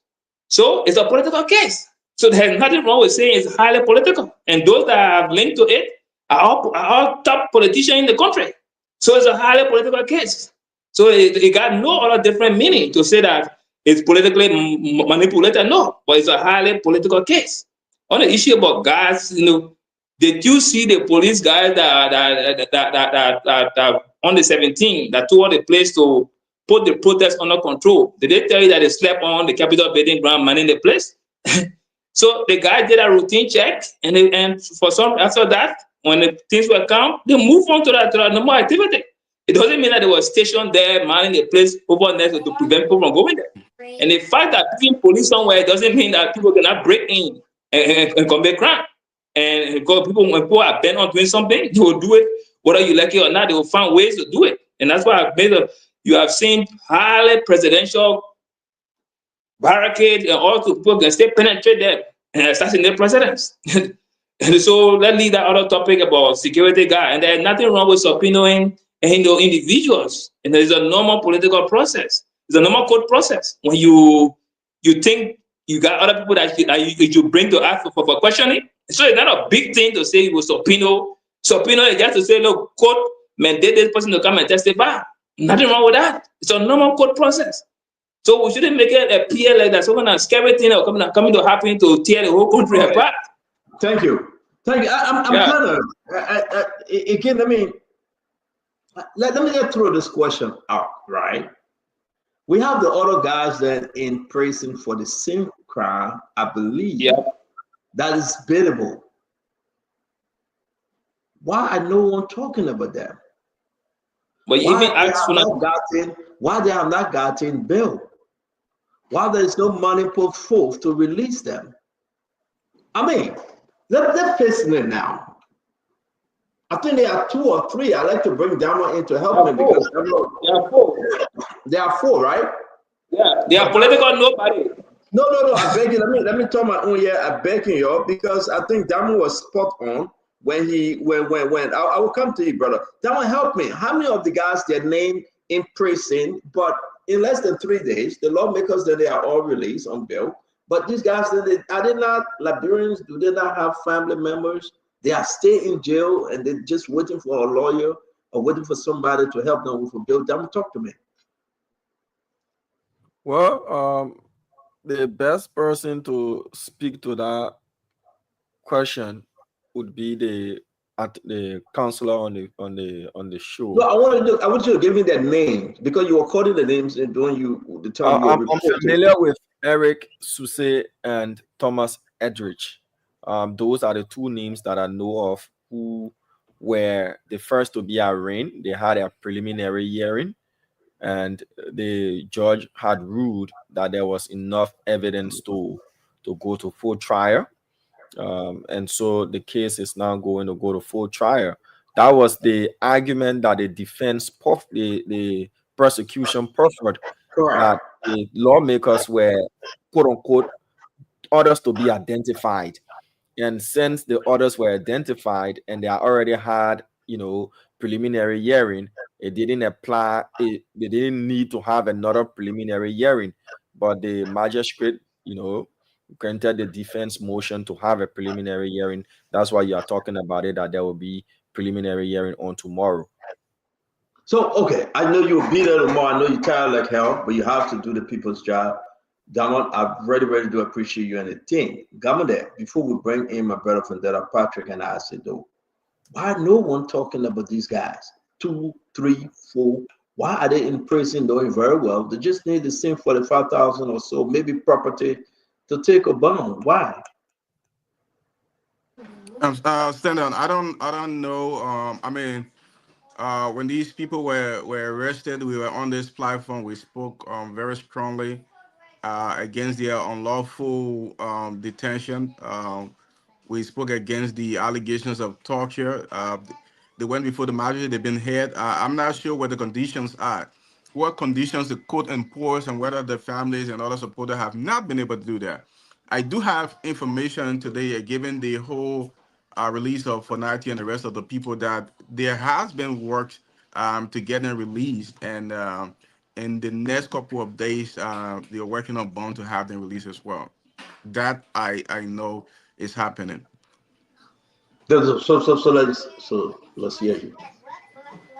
And I know that little girl was sent to eat afternoon daycare when we having the show. Yeah, she can't one day.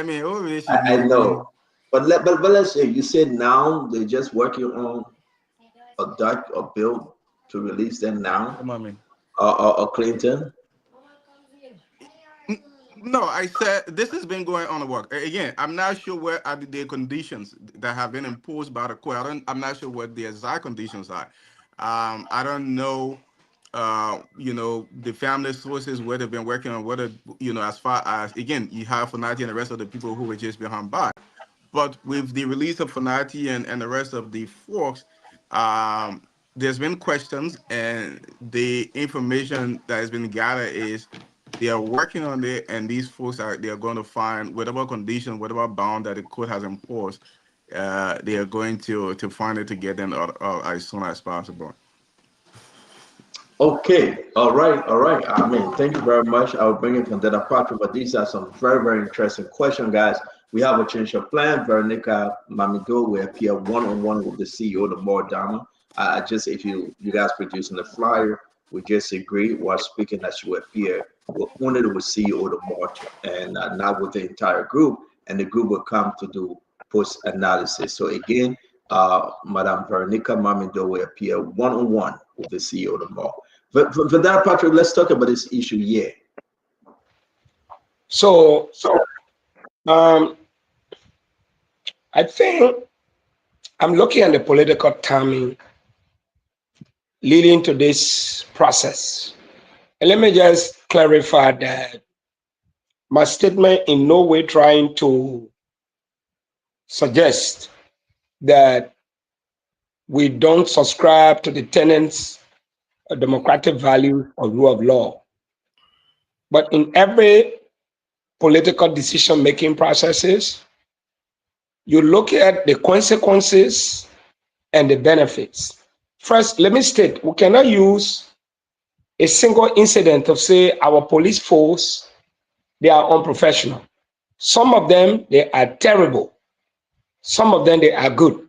I have personally interacted with some of them within the police force. Their conduct speaks volume that in years to come, Liberia will transition, will have a better police force. At the same time, some of them are terrible. They need more training, and some of them need to be booted out of the police. But we cannot use a single incident to say the police is bad. No. But see, here is the thing. If I was this president, I would not in any way proceed at this time. Few reasons. For 8 months or 9 months, this impasse at the national legislature cost the government a lot. From the inception of the process, we saw the police directly protecting members of the majority bloc. Even when there was a fracas between the majority and the minority, we saw police taking side. We saw on camera the speaker, Rachel Kuhn, giving direct instruction for the destruction of a property belonging to one of his colleagues. No arrest. Police was present. The matter went to the Supreme Court. The court ruled that the removal was illegal. The government took different side. Fast forward, the speaker resigned. In my mind, it was good to relax. Am I suggesting that you can proceed? No. They say you can run away from justice, but you can't hide. Because when you steal from Monrovia, you go later in Grand Bassa County, somebody who knew you from here that you stole it will say, oh, the mayor will catch you. So you can run away, but you can't hide. I would have expected that many of these issues that Liberians were affected from the past that led George Weah to be retired, that the audit reports, corruption, we still have high-profile cases. Rather than looking for new evidence, those issues of corruption that made thousands of Liberians to die as a result of stealing, the government should have gone and grabbed maybe 2 persons from the period regime, 2 persons from this current regime, because we already have the audit reports, and send them for prosecution. While that process is ongoing, at this time, this political, wahala that we now see or winning for 8 years, we are being relaxed. And then maybe next year, 2026, you come up with this. But what I'm seeing is, I see this situation is bringing together opposition political parties. And if the opposition start to unite as early as 2005, it's going to be very difficult for the government. Already they were not united. Liberians were divided. 50% said the country is moving forward. 50% said the country is not moving forward. It's the same barometer report that we're discussing here. Imagine the opposition was disjointed. or they are disunited. Do you think this is So in united? conclusion, CEO, why it's true that you might find justice, because this case is not going to end right now. No. It's not going to end 2025. We're seeing this thing going over 2026. Noise will be in the country. Chaos will be in the country. When I say chaos, political chaos, people making statements. Opposition leaders are coming, telling different news. Whether we like it or not, people are concerned sending bad news about the government. People are sending good news about the government. The country will be divided, and you can't govern in noise. So for me, the loser here is the government. In this case, it's not adding up. It's bringing opposition together. And it will be making the opposition and never won election in the country by building road. They just criticism of the government. So for me, the political timing was not right, CEO. And this case is not going to end right now. So let's hold you there. It's 11 p.m. in Liberia. We'll go to Isaac Doe. Isaac, you'll have it to say it. I'm sorry, the stuff that you sent me is not opening. I don't know whether you got my text, but can't you please speak, because you have to go celebrate your birthday. Can you please speak to this and close from your end, Isaac? Happy birthday to you again, my brother. Well, thank you. Thank you. So with the Speaker Kopa and the rest of the folks issue, do not take it from anyone else. Take it from Gregor Cuomo, who said it's a political case. How many people, so people don't can talk political things? But he knows of politics, so he announced it. He told us that it's a political case. And then someone's justification is that political people inside, that's why he said that political case. Who? When police investigating case, they don't investigate it based on who's inside. They investigate it based on law. So when a church people inside, he will say, oh, that church case. If that football people inside, he will say that football case. Gregor Cuomo, he said the case is a political case. The justification that because the people that are involved are politicians, so he must say that political case is just laughing and finding it very funny. Apparently, if I'm a cook in a house and I'm involved in a case, the case will be a coke case. What kind of a thing is that? So again, this is fair and clear.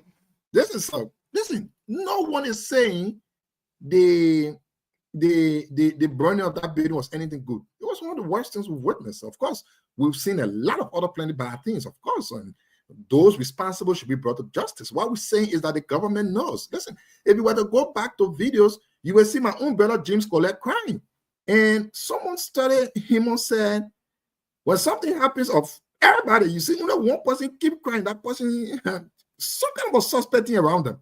You saw James Collette crying. Why is he crying for? Yeah, they got some of the three lawmakers and plenty of other people, but he was so crazy. That is a mark of a suspect. I'm not saying the police should investigate that. So we are saying they know exactly who did that act. They did it for politics. And of course, Gregor Cuomo said it is a political case. So Gregor Cuomo is a politician now. He understands which one is political or not. Now, let me close before I go on the previous topic we were talking about, the Mammy Doe issue. So now I'll send you the video, and unfortunately, you say it cannot upload. The video I sent you, I'll post on my page, and our people will get it opportunity to see it. President Weah did not carry cow. He carried money. He gave the money to Asa Inambo. Asa Inambo walked to the 15th film Mammy Doe and gave the money to Mammy Doe. Mammy Doe accepted the money. She left out with President Weah. 24 hours later, she won the money. So when Asa Inambo was putting the money in her hand, she didn't know at that point that, of course, she didn't want no money. She only got to realize that she didn't want money after she went to bed and she woke up, oh no, I want money, let me carry it back. And the second point is, President Weah didn't go to offer cow. The older women who are old enough to be Mammy Doe's grandmothers, the other lady knelt down and told President Weah that we believe in tradition. We can eat cow. Please bring cow, my son. That's how President Weah offered the cow. Mammy Doe's refusal of that cow only means disrespect to the other lady who was kneeling down asking for the cow.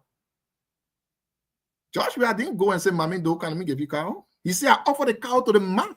Mommy is not the only person sitting on the mat. Older woman, the video is out, who knelt down and asked for it. Why would you disrespect the older people? And I was saying, for some of us, one thing about me, when we are saying the very truth in a house of rescue people, they know the truth. That's why you can help them and we don't care. The truth of the matter here is this moment should be about the passing of the former First Lady. Mommy do got do, man, tell man last thing do or need do, so we're talking. She has turned this entire thing to be politics. How will you bring your mother's death into the political spotlight? Who told you that if anybody disrespects President Joseph Boakai, you don't expect for Joseph Boakai's supporter to actually respond to you? Then you will be a different kind of human being. If you were to do the same to George at the comments, you have brought yourself into the political limelight. Why would you want to take yourself in this right with this moment? Why? And like I said earlier on, the entire episode of this is about George. We are not increasing the benefit. President Doe, former President Doe, appointed President Boakai as minister. Who did he really help? What did President Boakai do now? Nothing. I think also Mommy had to bring this into this political light, and of course, she will get a reaction from the political landscape. Anyone can spin anything. The truth is, she was disrespectful, she was rude, and President Weah isn't looking at her. Thank you. I actually have a wonderful birthday and good that you came on. Thank you. Have a good night. Mommy, let's hear you. I want to say this, you know, it's important for us to just go back and remember.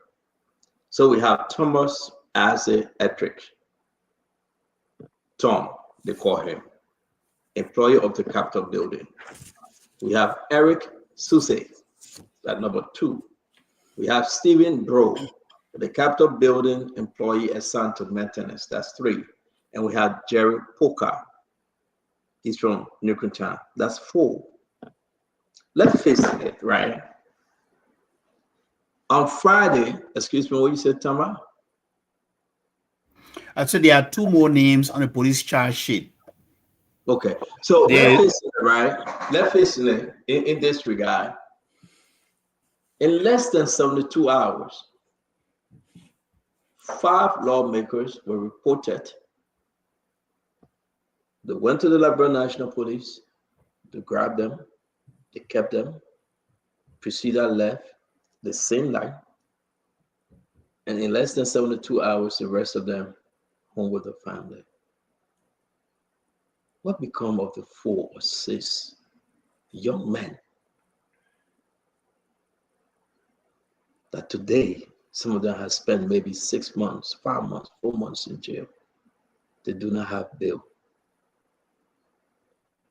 And I want us to speak to the young men and women out there that fight and kill ourselves for politicians, that above all else, the politician will take him and his family first.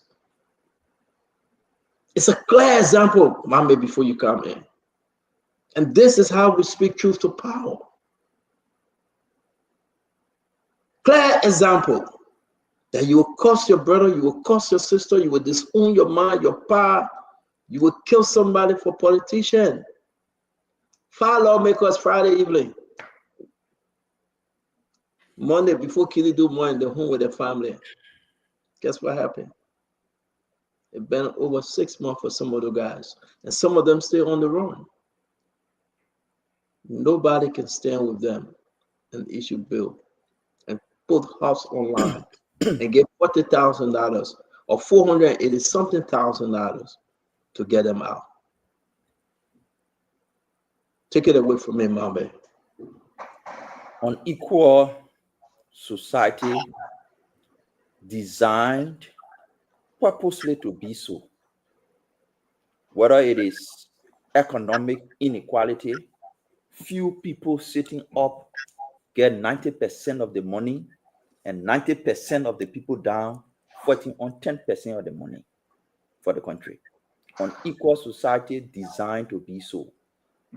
where big politicians can walk to the court today and get out tomorrow. The supporters who put their lives on the line remain in prison.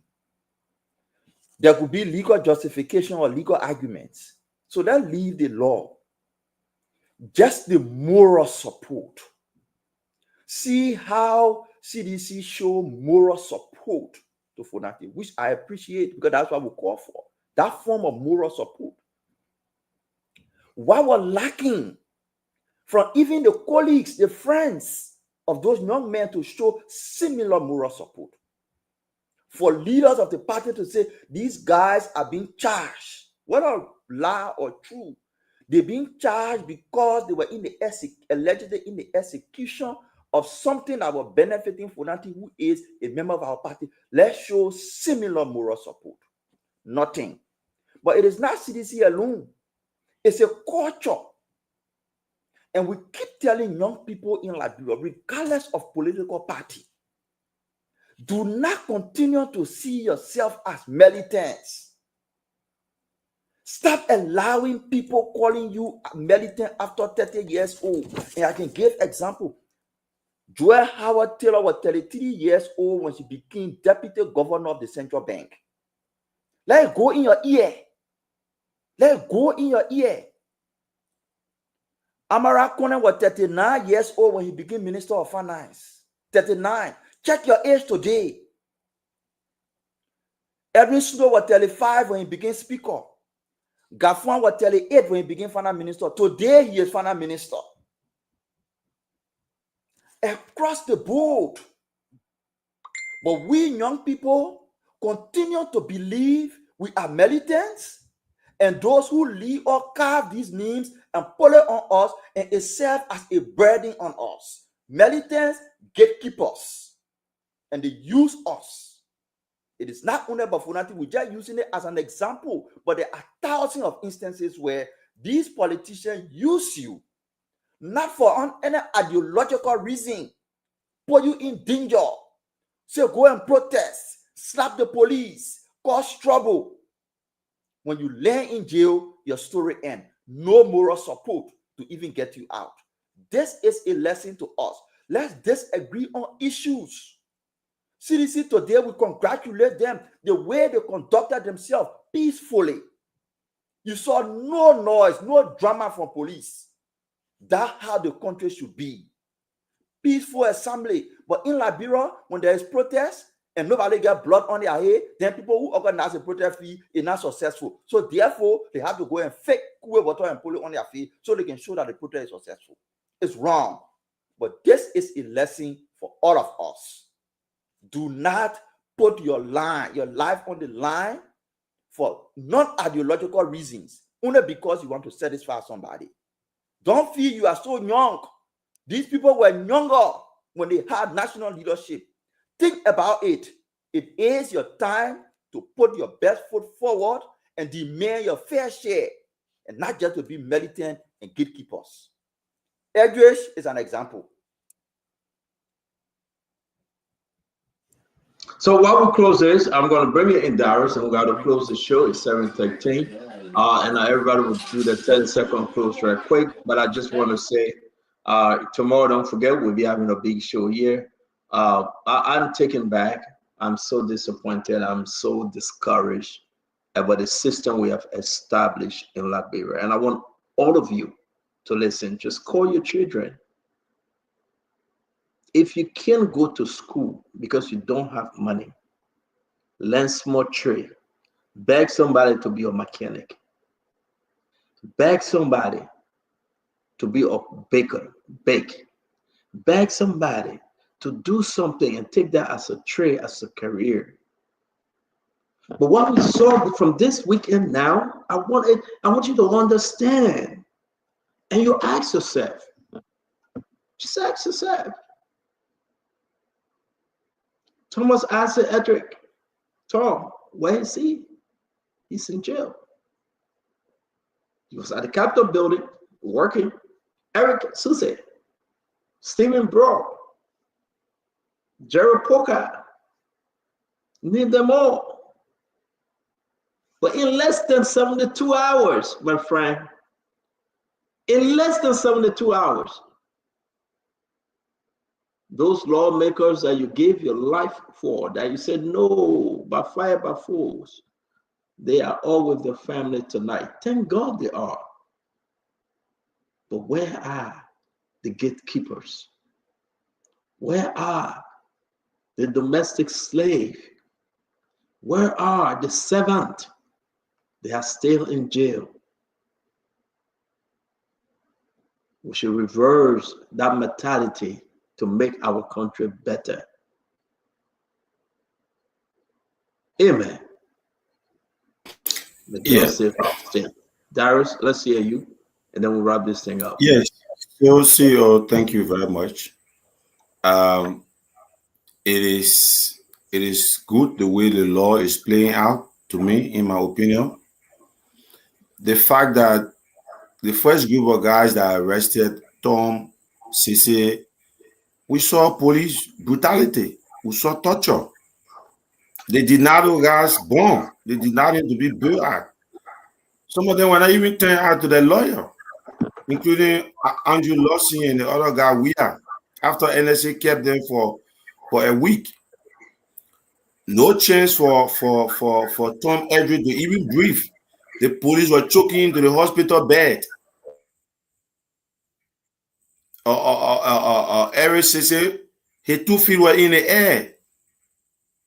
The police were brutal. They could not even allow the law to flow. What's your excuse? Where is Tom right now? It's stopped right now because those that they are cheating. Where is Tom right now? Tom is in prison. Exactly. Is the police state denying him? Tom has not been found guilty. Is the police state denying him the right to see his lawyer? He has not been found guilty. The case has not even gone to full trial. That was pre-trial. No, Darius, take it easy. Is the police state denying him the right to see his lawyer? Go ahead, Clinton. Yes, they have access to the lawyer. I think the point Darius is making, and I have that information, you have to understand that in the beginning, the police were violating the constitutional rights of these young men. They refused to allow them to see lawyers in the beginning. They kept them beyond the time the constitution permits to be kept. They didn't take them to court on time, and there was questions about bond. They were being denied bail at a time. The case has been transferred. Now they are to the criminal court, and my understanding is now the lawyers are now working on getting them a bail. I see you. I have a quick question for the Esquire on the show. So let me. He just said. That 1 minute will come to you. I beg you. Go ahead. Councilor Clinton just said that they had information, or they have information, that the rights of these accused were being abused at the time. My question to the councillor is, what legal remedies did you and those people provide to those who are currently languishing beyond bars? Like you have, habeas corpus where you can petition to see the living body and all of those things. You know the legal remedies. What was done? Look, I'm not on the defense team of these young people, so I don't know what the lawyers did. Of course, they're a remedy. But again, you're dealing with a government who that's not an excuse, Clinton. No, hold on. Please don't waste our time. That's not an excuse. You were not. Why you want me tolerance? Let me answer the question. The government, you're operating with a government who's taking people to NSA headquarters, and they're holding them now. Clinton, don't waste our time, man. Don't do that. Clinton, that is not my point. That was not even my main point. My point is that those ordinary guys.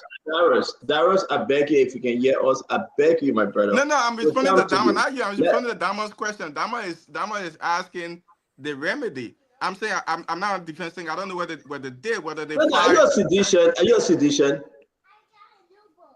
Glenda, are you a sedition though?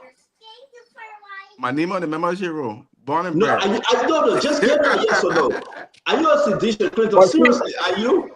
No, I beg you for that part. I beg you. Let me ask one question. Clinton, are you a sedition? So this thing I can't the party membership from the conversation. Clinton, why are you denying your membership? Are you a sedition? I'm born and bred, man. Here on the membership roll. So are you a sedition? Yeah, but I answered the question so many times. No. I want to hear the yes from you, Clinton. Are you a sedition? The man answer. Better wait for my man. I beg you, my man. This man is a U.S. trained lawyer. Wait, let me answer the question the way the man want me to answer. I have to answer the way the man want me to answer. I am a sedition, continue to be a sedition. President, we are continuing to be my political leader, and I am energized today. Like so I've been my saying on this question, show. Hold on, my question,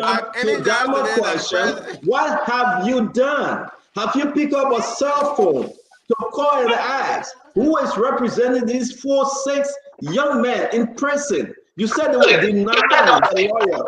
You said that they were denying bail. You said that they were denying everything. My brother, you're a U.S. trained lawyer.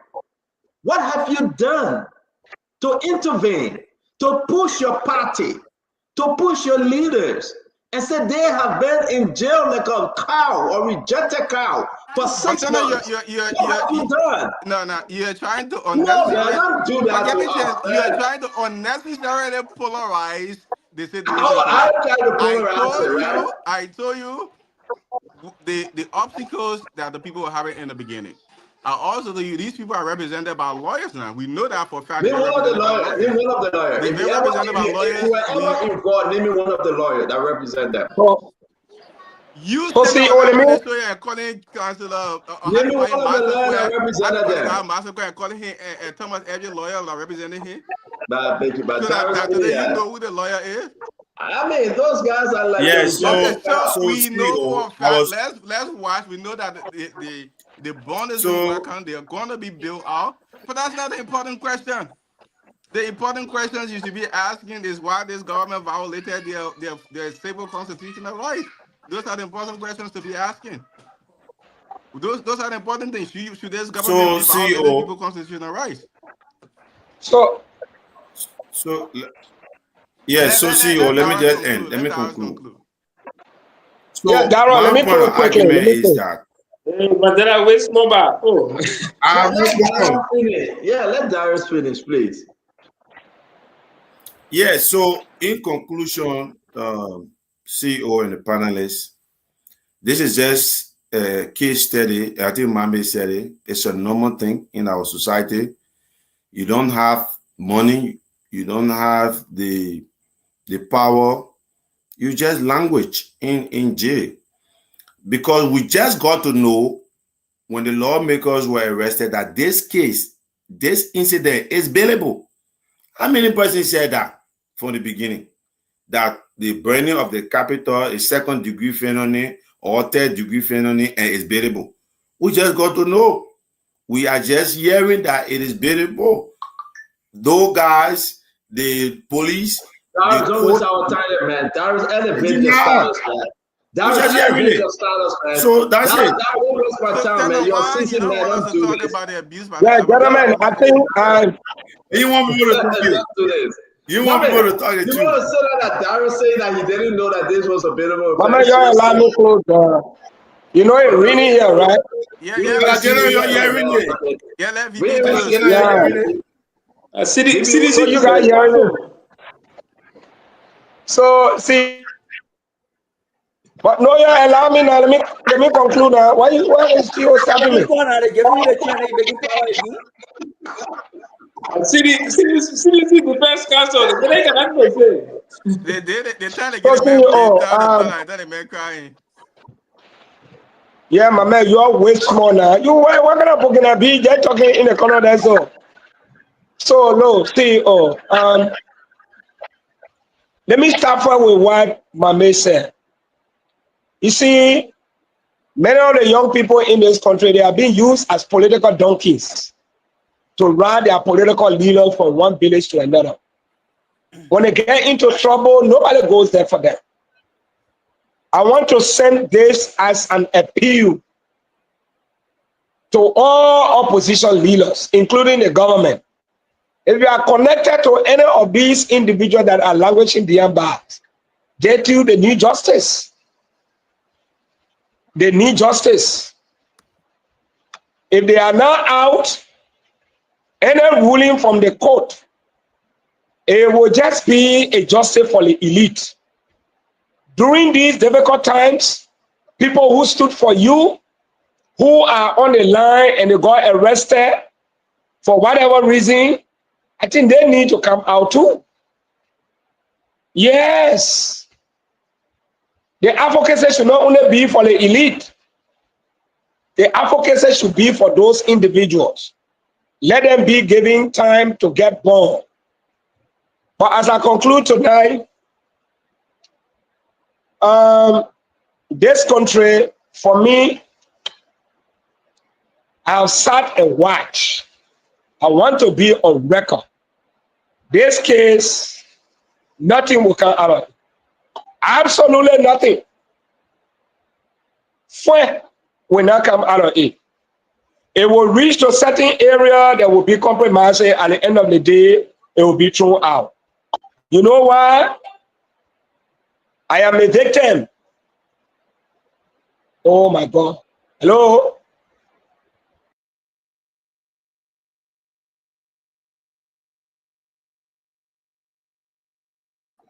It's raining.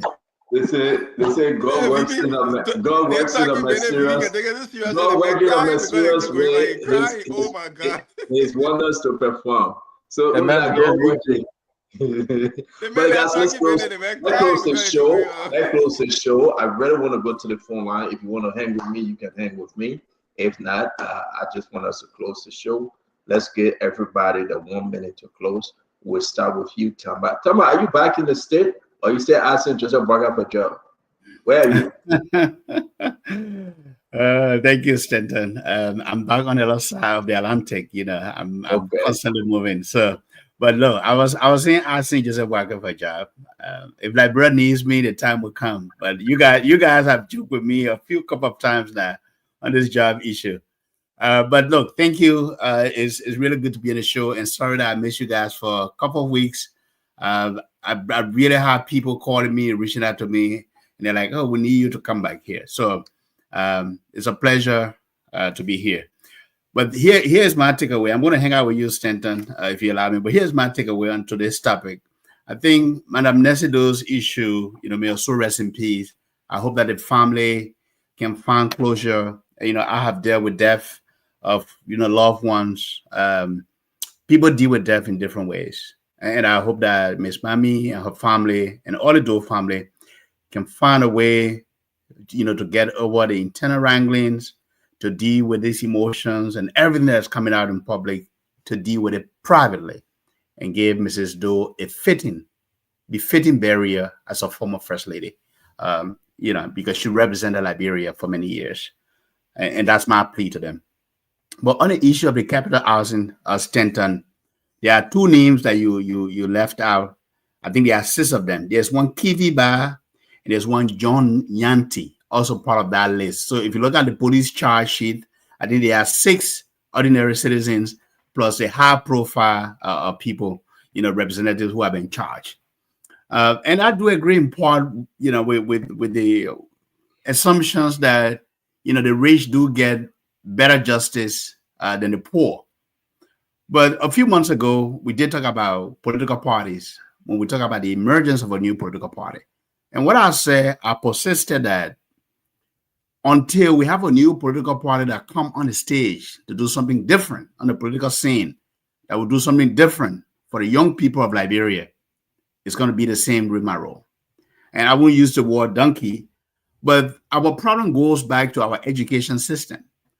We have an education system, maybe since our founding as a nation in 1847, that focuses more on the humanities. I assume at the time, Liberia wanted to get educated men who could speak eloquently and to engage the rest of the world to promote our democracy as the first Black republic in sub-Saharan Africa. And we got that. But then over time, compounded by a civil war, prolonged civil war, and everything else that's happened over the last 45 years, a coup d'etat and a civil war, we didn't focus much on the technical side, which we were leaning towards, open the Booker Washington Institute and other technical colleges. So the technical aspect of our education system has language. So you have people who come from out of high school for the last 30 to 45 years. They can read and write. Sometimes they are semi-literate, but they have no technical skills. So without the political environment, without the political parties where they can, really join to try to get government jobs, they are unable to compete in the private sector. And I'm a private sector man for the last 20 plus years, not to toot my horn.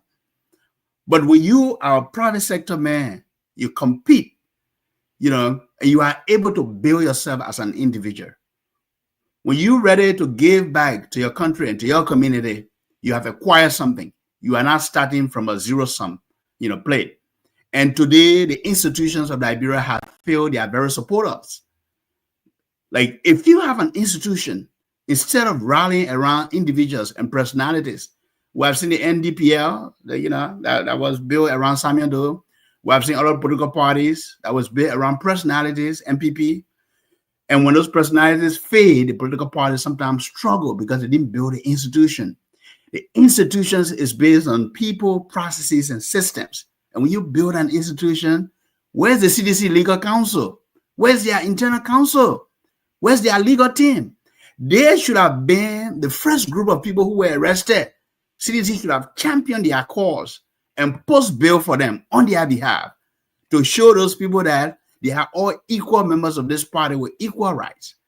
But when the high profile people got arrested, that's when the CDC, begin to chant and rally support to get these people out, to pressure the government. But look, what happened in our country, what is happening in our country today with the rule of law is a good sign for us. It's something we should applaud. And I call on people who are, still trying to rally up, crowd to come out. Do it peacefully. It's our right under the Constitution. You can show support. You can show solidarity. But let the process work, because Liberia should work for everyone. It shouldn't work for one group of people because they are more powerful, they are richer than everybody else. It should work for everyone. It should work for everyone, and this is the Liberia we want. This is Liberia we urge for and we fight for. Thank you so much. Thank you. No, thank you very much. It's good to have you on. Phoebe, before we go to Honorable Grade, Phoebe, let's hear you. Yeah, so on the issue of those guys, I think when you interview Fulati Kofa, that one-on-one you had before he resigned, you asked him about those very guys, and I think he made a statement.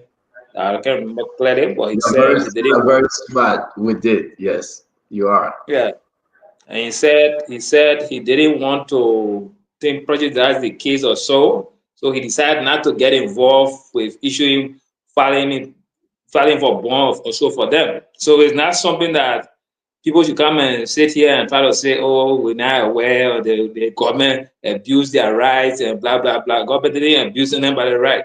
You just didn't see the need to fight for those young guys. And you left them in jail to be in jail. So now that it has become a public concern, so now everybody's saying, oh, the lawyers are not trying to do anything. Because people made a noise today, so people are not trying to think about it. But Fulati Kofa asked about those very guys. And he said he deliberately decided not to get involved because he didn't want to tie himself to it. So the tape there, we'll find it and find out particular exact words. And so I always say this to young guys. And I got a lot of guys that are willing to cause and do anything for me. I always told them, I said, don't go on Facebook. Don't create enemies because of me. Sometimes I post people go there to go on my post to cause, I delete their comments. I told them, say, don't cause on my behalf. If I feel that I need to cause this person, I will cause the person myself. But you that support me, don't go and cause on my behalf. Because I don't want you to create enemies because of me, because I will not always be around. And these people, you create enemies, you might need them one day. And also, I've always advised my team and followers. Even one time after the election, they say, oh, they cheated you, let go, call a standstill in the district, let protest, let do that. I told them, I said, look, if I cause any staying in the district right now, some of you guys heard and other stuff, who holds you accountable for medicine? All of you can't stand to my door. I said, I'm not ready for that. When people grab people and put you in jail, who's going to free you? You depending on me to do that. So I don't get time to waste on those kind of things. So there's no need for that. Stay on the peaceful lane and let's move on. And so we gotta always advise the young guys. A lot of them have not learned. And these different incidences will come from time to time. So teach them. So if they refuse to learn, they will still be used by politicians. I always tell them, don't cause for politicians, don't make enemies. But they can learn. And that's why you saw we're calling 1,000 person, he will come and go do. At the end of the day, what are you gonna do? So we want to encourage everybody. The justice system has to work. And like I said, it's a political case, and the police IG was not wrong by calling it a highly political case. The characters involved are high-profile politicians. Whether you twist it any kind of way, you call it church case when a church member, you call it, it's not a spiritual case. And I told you, government is a political entity. Government has 3 branches. Those 3 branches are all political branches. The legislature, the executive, the judiciary, they all got politics in them. But they got fine line, the thin line between the legality and the politics. But at the end of the day, they stay political. So nobody should come and make it look like that. This hallelujah praise singing song I want to do for some chorus. It's a political case. You don't have to like the way they're doing it. But it's a political case. And nobody should say bring the IG and I say because it's manipulation. No, there's no manipulation. It's a political case because there are high-profile politicians involved. That's why you saw political leaders took that time to go to the court today because it's a political case. So we didn't fool ourselves. And on the issue of Mami Doe, former President Weah, whatever the case is, that's their issue. But I always say people got their own way to do things, and Weah had the courage that he took to even go there and say, sorry in person for me, I commend him for that. And Mami Doe right to reject the gift and turn it back. I also commend her for that. People do that for different reasons. Like I said, if I have issues with you, I will not accept gift from you because I have issues. I got to be clear with that, and it's fair that you can return a gift. But I think the Godfather, as a Yenabo, I think they're trying to play a major role to get that. So sometimes you got less money than just slide. You don't force things to work. You just let it slide, let everybody keep quiet. Madam Nancy Doe was a political figure. So no matter say you get politicized the dead. She's a political figure. That politics right away. Once you get involved in politics, everything around you about politics. So life as a whole is politics. So let's stop this saying, oh, don't politicize the dead. No, that political woman. It will be politicized whether you like it or not. But thank you. We look forward to a good show. We look forward to a good day tomorrow as well. No, thank you very much, Phoebe. 2 down, 4 to go. Greg, you want to go first? Yeah, I want to go. Go ahead, sir. And I want to say thank you to everyone who came on the show tonight. It's not easy to be here every night. But let me start with Mami Doe issue. Phoebe says something very important. You don't want something, you don't want to give, you don't take it. Very important. I don't know what people blaming us for. Because when President Weah went there, he spoke. Great. Is that cricket call? Are you outside? I'm hearing cricket. Yeah, I'm outside. Oh, I see. Because when you're talking, somebody laughing, he need those cricket. I'm on my push. Yeah, I'm on my push. Oh, yeah. So basically, you don't need a gift, you don't accept it. She accepted the gift, she received it, she smiled about it, she had a conversation. I sent you 2 photos. Stand on say inside the video could not come up. But please just put the photos up so we can see. Let's be fair with the people. You see, that's one. The gift in her hand there, that's the gift. That's what she received, the token. And then put the second photo up besides that. Sometimes there's another photo there. They're going into conversation. She doesn't appear angry. Look at her smile. Look at Asa Yinambo. Stana, you can take the photo down. Thank you very much. We just want the world to see it. It means that after President Weah left, something happened. Nobody's stupid yet. Like Phoebe rightfully said, it's politics. The former first lady herself said that she's been involved into politics, a politician. Phoebe rightfully said. So politics play after the left. Look at the smile. Look at the interaction. You can't be vexed with someone you smiling like that. You took the gift. Then later on, less than 24 hours. Did you hear what she said today? She said the ambassador to us said, just take it. We'll talk it later. Oh, okay, let me tell you. They said, just take it. Let me agree with the assertion also. Just take it. You took it. You smile. You had a conversation, then you send it by today. So is that not disrespect to the person who said just take it and she took it? Let me rest, Anton. She didn't send it by She coming on tomorrow. She coming on tomorrow. No, stand on. Let me conclude. You will say something. But she sent it by publicly. She took it in the public and sent it by publicly. Somebody said just take it and she received it. No, stand on. Those who did body language will tell you that gesticulation. Look at the gesticulation. Look at the way she's looking. Look at her body language. Look at the way she's looking at the former president. Look at the interaction. She was smiling. She didn't put on kind of a war face like Akaros Gray. The Fubi will always try to attack me. She didn't put on a war face. She put on her face. The body language was pleasant. It was not pretentious for me. But something happened. Stand on. Tomorrow, even if she comes on the show afterward, I prefer not to come on. And I will say the reason why. Even if she were inviting No, that one-on-one. But you're coming for post analysis. I say even after that, I would prefer not to come on. You know why? I want her to bury her mother peacefully. Why you come on, man? I know. Stand on. Let me conclude, my man. You didn't interrupt other people. Sure, I want her to bury her mother peacefully. I know when the mother passed away what it means. I can't imagine to see that happening to me personally. Let me be very frank with you. I know sometimes there can be some emotions, there can be different things interplay. You know, we can understand that. But the only thing is that I don't think it should have reached the level that it reached. You understand? I don't see why people blaming Ase because she permitted that to happen. Ase spoke to her before President Weah-Keen. She was aware of that. Ase didn't just grabbing and broing. Okay, she was aware. She has Ambassador Ase Nyamblo now. We got so many Ase. Ambassador Nyamblo. Okay, she accepted that. That's why she embraced him. That's why she sat closer to him. Okay, but at the end of the day, I want to look. There's the former first lady, whether you like it or not. We got to pay her that revolutionary homage.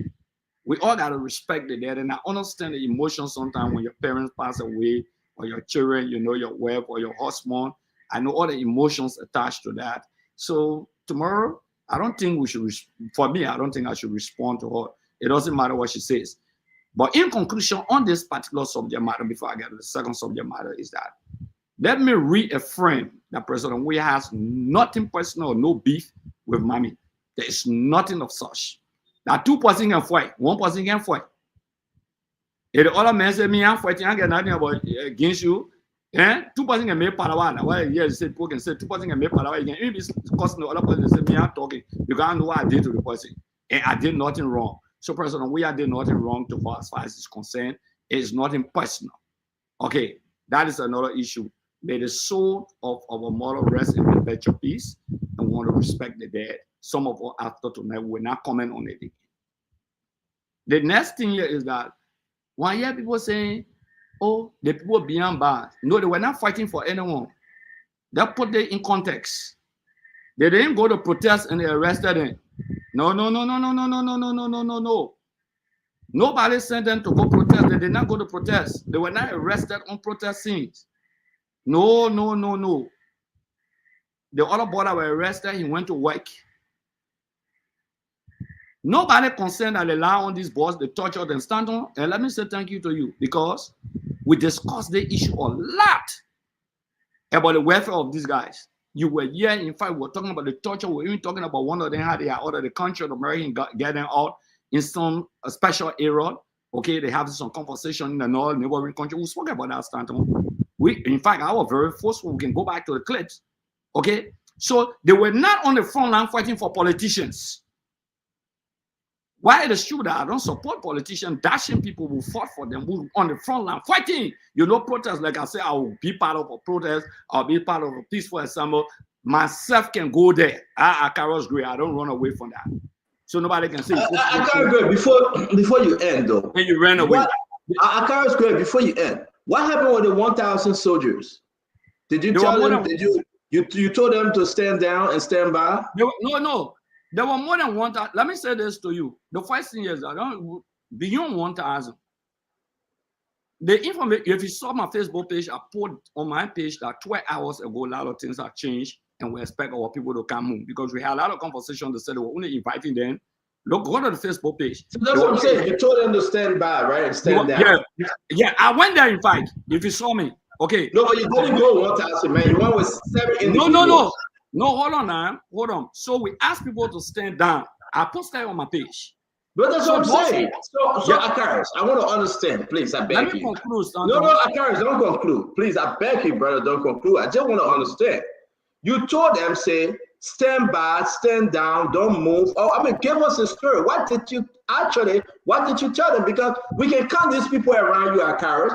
Now, 1, 2, 3, 4, 5, 6, 7, 8, 9, 10, 11. 11 men standing with you. What did you tell them? You told them, say, no more 1,000 should come, but you just need the best 11 men. I know we're ending the show, but we took this picture. Just help us now. What did you tell them? Fumi, where are the 1,000 men and women here? That Akaris called into action. Honorable Gray, you know you're my brother. I love you dearly. But what's going on here? No quota money for them.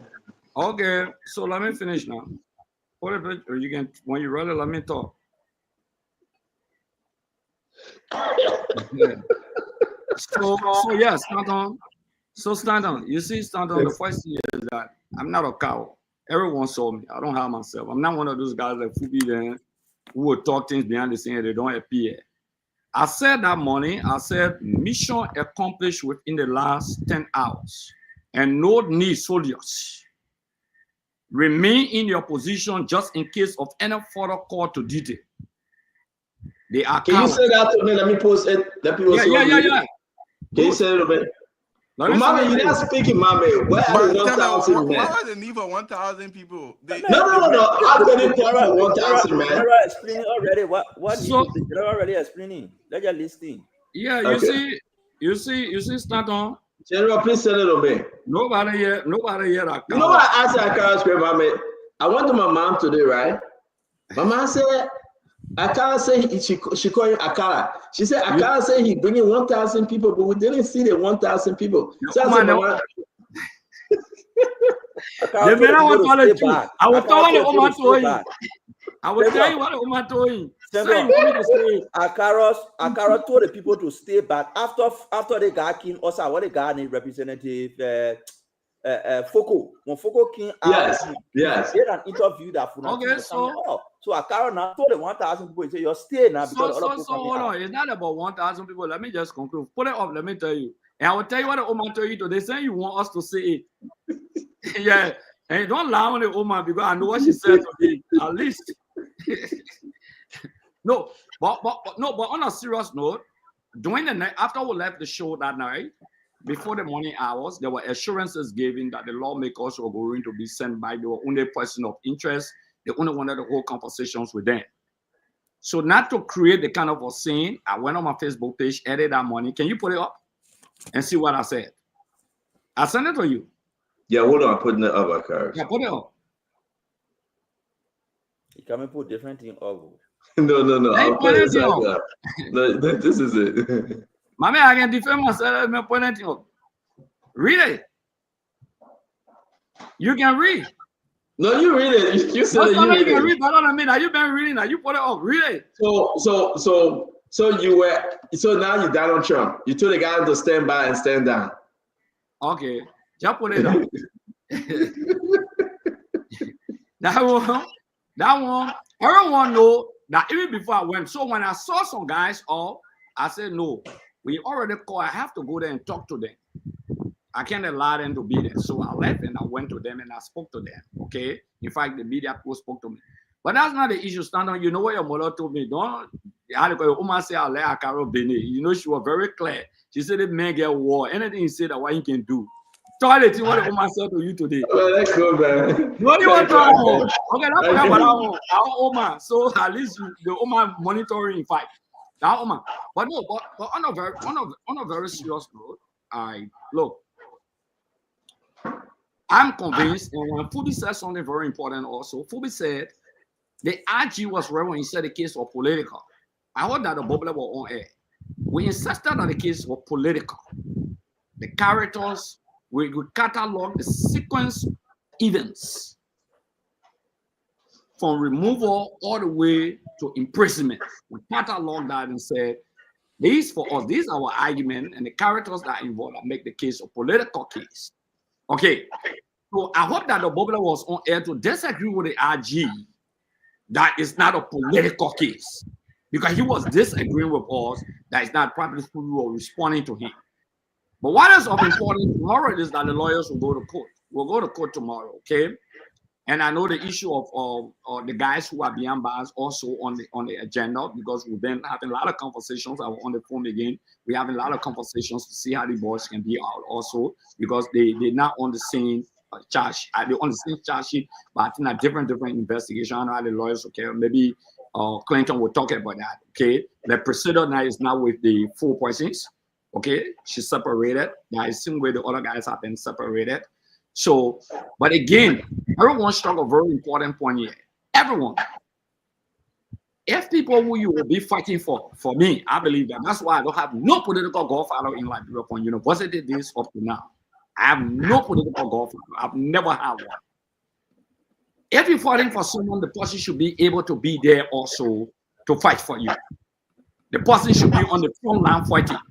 That's why when you hear I say people should protest, I can go there.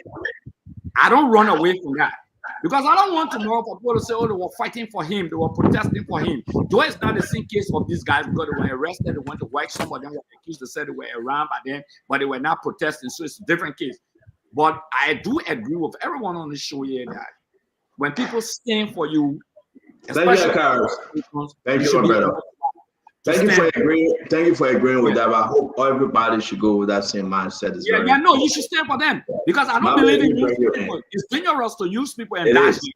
It is, and I'm disappointed. Okay. But Mama, let's hear you work. I don't think they were used. They were not used and they were not dashed. It's just unfortunate that the state arrested them, not because they were fighting for Fanatic Kofa or they were fighting for Abu, but the state went after them believing that they committed the act like the lawmakers committed the act. That's what the state went after them. Okay, not on the protest action on all of those things. Because to neglect people when they're protesting for you, you can't neglect them. Never ever. You should ever. Thank you very much. Thank you very much. And I have to rest, my man. You know the family and yeah. Oh yeah. My regard to the family, Honorable Great. Please, on a very serious note, Honorable Great. I beg you. Your family Great. On a very serious note, I beg you. Your family don't put people gossip inside. Just throw the gossip one side. Your family there. We can be protesting our family. No. What I'm saying, Mame, to Great, I beg you. I take the whole village to beg you. All the people like you can't clean your house. Tell them not to come this few days, your family there.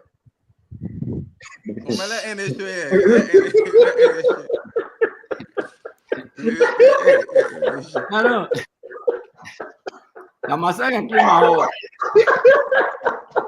Myself can clean my house. I bet you go, man. Bye. Yo, house, got camera on the wall. You can be in America, you monitor me. No, my man, no. I want to see you under the house. I'll be on a great anyway, you can monitor what happening in the house.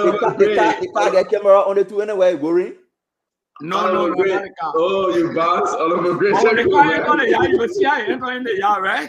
Yeah, but you can go outside. You can go outside the yard. Go outside today. I went up. Okay. Good, great. Thanks, man. It's good having you. Have a good night. Nice show, and I appreciate everybody on the show tonight. Thank you very much. Thank you, Chief. Good night to all. Conor Remington, no confusion between your family. Let me just tell you, you know family, right? Mama, take it away. Yeah, I think Funati and the CDC trying to spin. So we have to close to, right? Yeah, but you're gonna be last on a grade. You are not close. You'll be last. Okay, let them make close, man. Yeah. The case you describe it as a political case is being prosecuted legally. It's not being prosecuted politically. There are legal cases or legal matters that are addressed or prosecuted politically. There are political cases that are addressed or prosecuted legally. This case is not being prosecuted politically. It's being prosecuted legally. So the law will be the law, and politics will not be the law. There are times in the country where we had legal cases that were settled politically.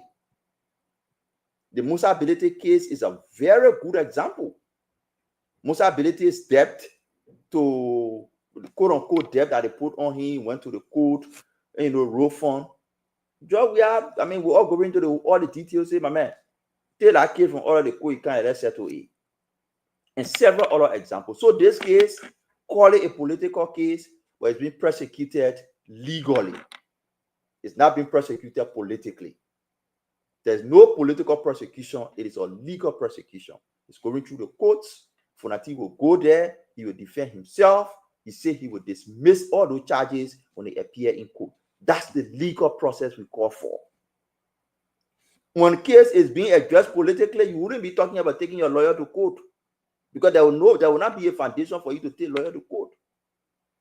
So you can call it any way you want to call it, political case, religious case. What we are concerned in or concerned about is not the name of the case, it's how the case is prosecuted. And this case is being prosecuted legally under the rule of law. That's what we want. Call it any name. I want to ask you one question. You're closing. One question. Yeah. Call it any name. Call it political case, criminal case, what kind of case, criminal case, political case, economic case. What we are concerned about is how it is being prosecuted. It is being prosecuted legally. And what we encourage both sides to do is not to create what we call the sentiment of showing that, oh, we're going there to fuel, we can bring Funati Osa. If you read Funati today, you read 10,000 persons. Those are the type of snippages we don't need around, these cases. Because at the end of the day, you take these young people there, they get affected, go to jail, nobody get time for them. They come Osa, you still struggle with them. So let's leave all those violence. They come to the police. I will close on the police. Two things happened on that day, and one thing was just highlighted. Akaros was not here. Akaros was here, but he left. If you saw the video of how the police treated Akaros, the professional minor, on how Akaros was treated when he went to the police station, and there was a list scuffle on where to go and where not to go. The commander of that team, I don't know whether he was the commander, he walked to him, shook his hand, asked him what he wanted. He said, I parked there, I want to go to the court. He said, let's go. You can go, but you can stop here. That's professionalism because of the way Akaro conducted himself. So, yes, the police action against Jangako, for me, in my description, I would describe it to be excessive. I didn't see so much threat to have treated him the way they treated him, but he was in violation. I would have told the police, be careful, because everything Janga was trying to do down there was trying to get the police to arrest him. So he set a trap for them, and the trap got the police. So going forward, the police should be sensitive with some of these people who just come to protest to get arrested and take the news. So be careful with them. Let's go through the case. Funati say he will dismiss the charges. We're here to follow the court process, and the law will be the law. You think you said Jangako intentionally put his head up to get arrested? Is that what you said? Oh, yeah. If you watch the scene where he parked his car, the police told you that's not where to park. You can't park your car in the middle of the road. The police told you your car cannot come this way. He insisted that his driver should bring the car there. You saw him directing his driver to bring the car there. Police said, Come no. on, let me understand though. Mommy, you have that. Wait, I beg you. Hey, come on, I beg you. Mommy, let me understand something. Maybe we are looking at two different videos, right? Send me what you have. Let's just play it briefly. I saw Janga Cole, 2 hands up, and he walking away. Walking away. Did you see that video? Did you see the red car? Did you see the red car? Let's do it one at a time. Let me ask Mommy. Where you living when you park your car in the road, the police can go after you to go arrest you, or they can take the car. Clinton, let me ask Mommy my question. I beg you. Mommy, did you see Janga Cole walking away and hands up? Did you see that video? Senator, I saw the video. Now let me tell you, like I said from the beginning, I want to be clear on record. The police force on Janga was unnecessary. It was excessive. I did not see the threat he posed, for which he was treated the way he was treated. But thank you. That's it. Now, to your question, that video you saw, there's another that video you saw of Janga just putting a hand up, was at the end of the episode with the police. It started from where he parked his car. That's where the video started from. They were calling him to get his car from there and not to pass the other way. That's where the scuffle started from. Send a video. So, mommy. So the police who have called a tow truck and towed Janga car to the impound, all right? I agree with you, Senator. And Janga can cry wolf all you want to cry wolf. The police done. Exactly. That's what I'm saying. That the force they were using on Janga was unnecessary and excessive. Yeah. But I'm also telling you that, unlike Janga, Akaros Gray parked his car to where he parked. The police directed him where to walk, and he walked there, and the police did not touch him. So if you want to use Judge Janga's video to say the police is targeting CDC, then you play Akaros video to say the police is not targeting CDC. No, I'm not saying police targeting CDC. I think, okay. Not you. So there are bad apples in the police. There are people who are exuberant. They can take action. They can go excessive. But as soon as one thing happens, to just use it and undermine and make statement that undermine the entire police force is wrong. Because we saw Akaros video. They treated him with dignity. They walked to him. They shook his hand and said, "You can walk this way." And he walked there. Nobody attacked him. And I said, Mommy, before Clinton come in, I'm going to say this to you. I think Gregory Coleman and his team did extremely well. But I also want to say today, the expectation of a lot of Liberians, home and abroad, what people was thinking about another major shutdown in the country. But I understand George Bonaware, I understood that he told his people, say, guys, listen, in the midst of all of that, he slipped out, he went to the court, he came back quietly. And he told people, say, everybody should stand down. This is what we should call for. There will always be an opposition. But how we manage the opposition affairs for the sake of peace in our country will actually elevate us. And I think, listen, you can say what you want to say. I think both sides today did the entire weekend, not even today.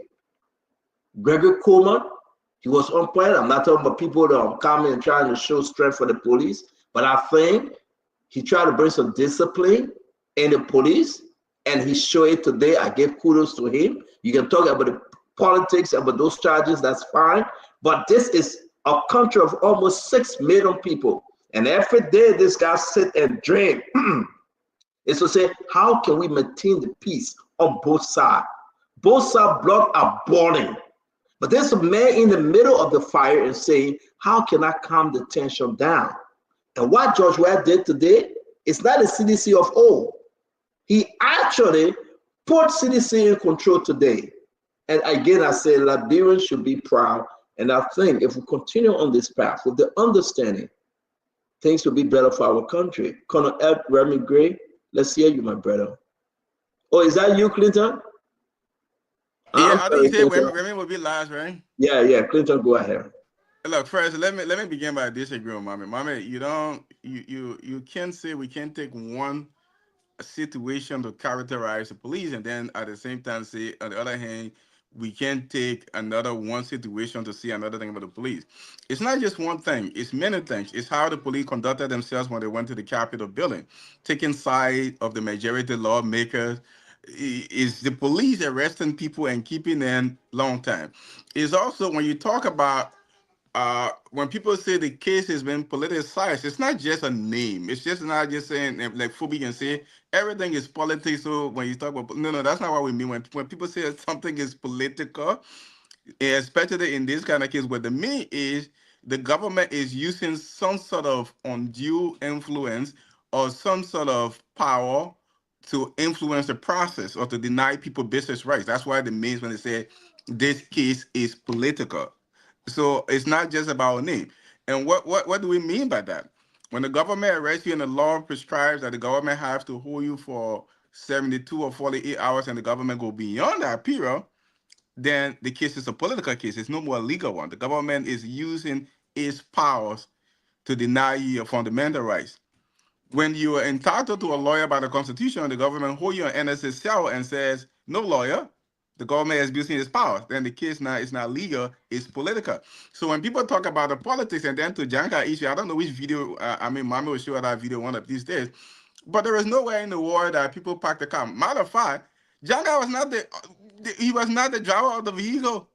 The vehicle is on the other side, and people driving and you come and arrest somebody, you say on the other side, like where in the world do they do that? The man's not even, he's not a driver of the car. They got people driving the car on the other side. You didn't go arrest the people in the car, and you say, Pat, you go, the man has his off, he's turning, he's walking his back, and then not only was it for excessive, it was unnecessary. Because that's excessive and that was necessary. Because first thing is, there was no need to arrest him, right? He was walking away, there was no need to arrest him. And then the force that they used, people were slapping this man. It's not how, I mean, you're the law enforcement provider. You don't go arrest people and start slapping them. And when the guy was trying to get in the car by himself, in the pickup by himself, 2 times, watch the video, trying to claim in the pickup by himself, the police obstructed that, and they wanted to make sure he hit the pickup floor so high, so they took him and they knocked him down.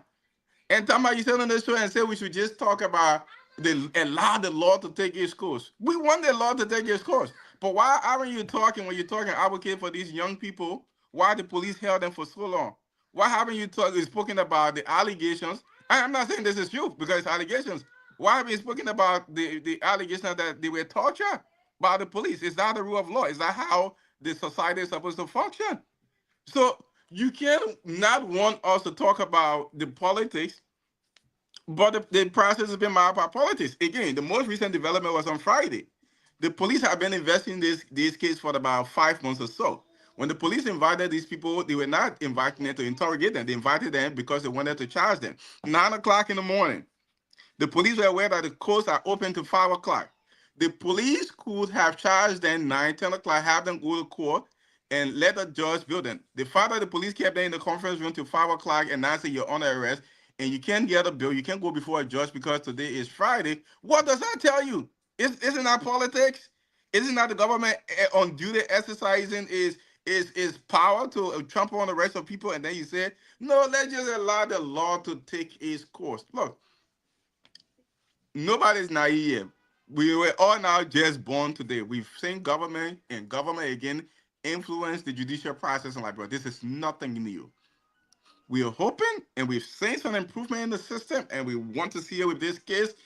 The beginning of it has not been very good, but we are hoping now that the case now is within the powers, if in the jurisdiction of the court, that it's going to be done properly this time. That we are not going to see. Look, me personally, I don't even see some of the decision our judges made that made people, question it.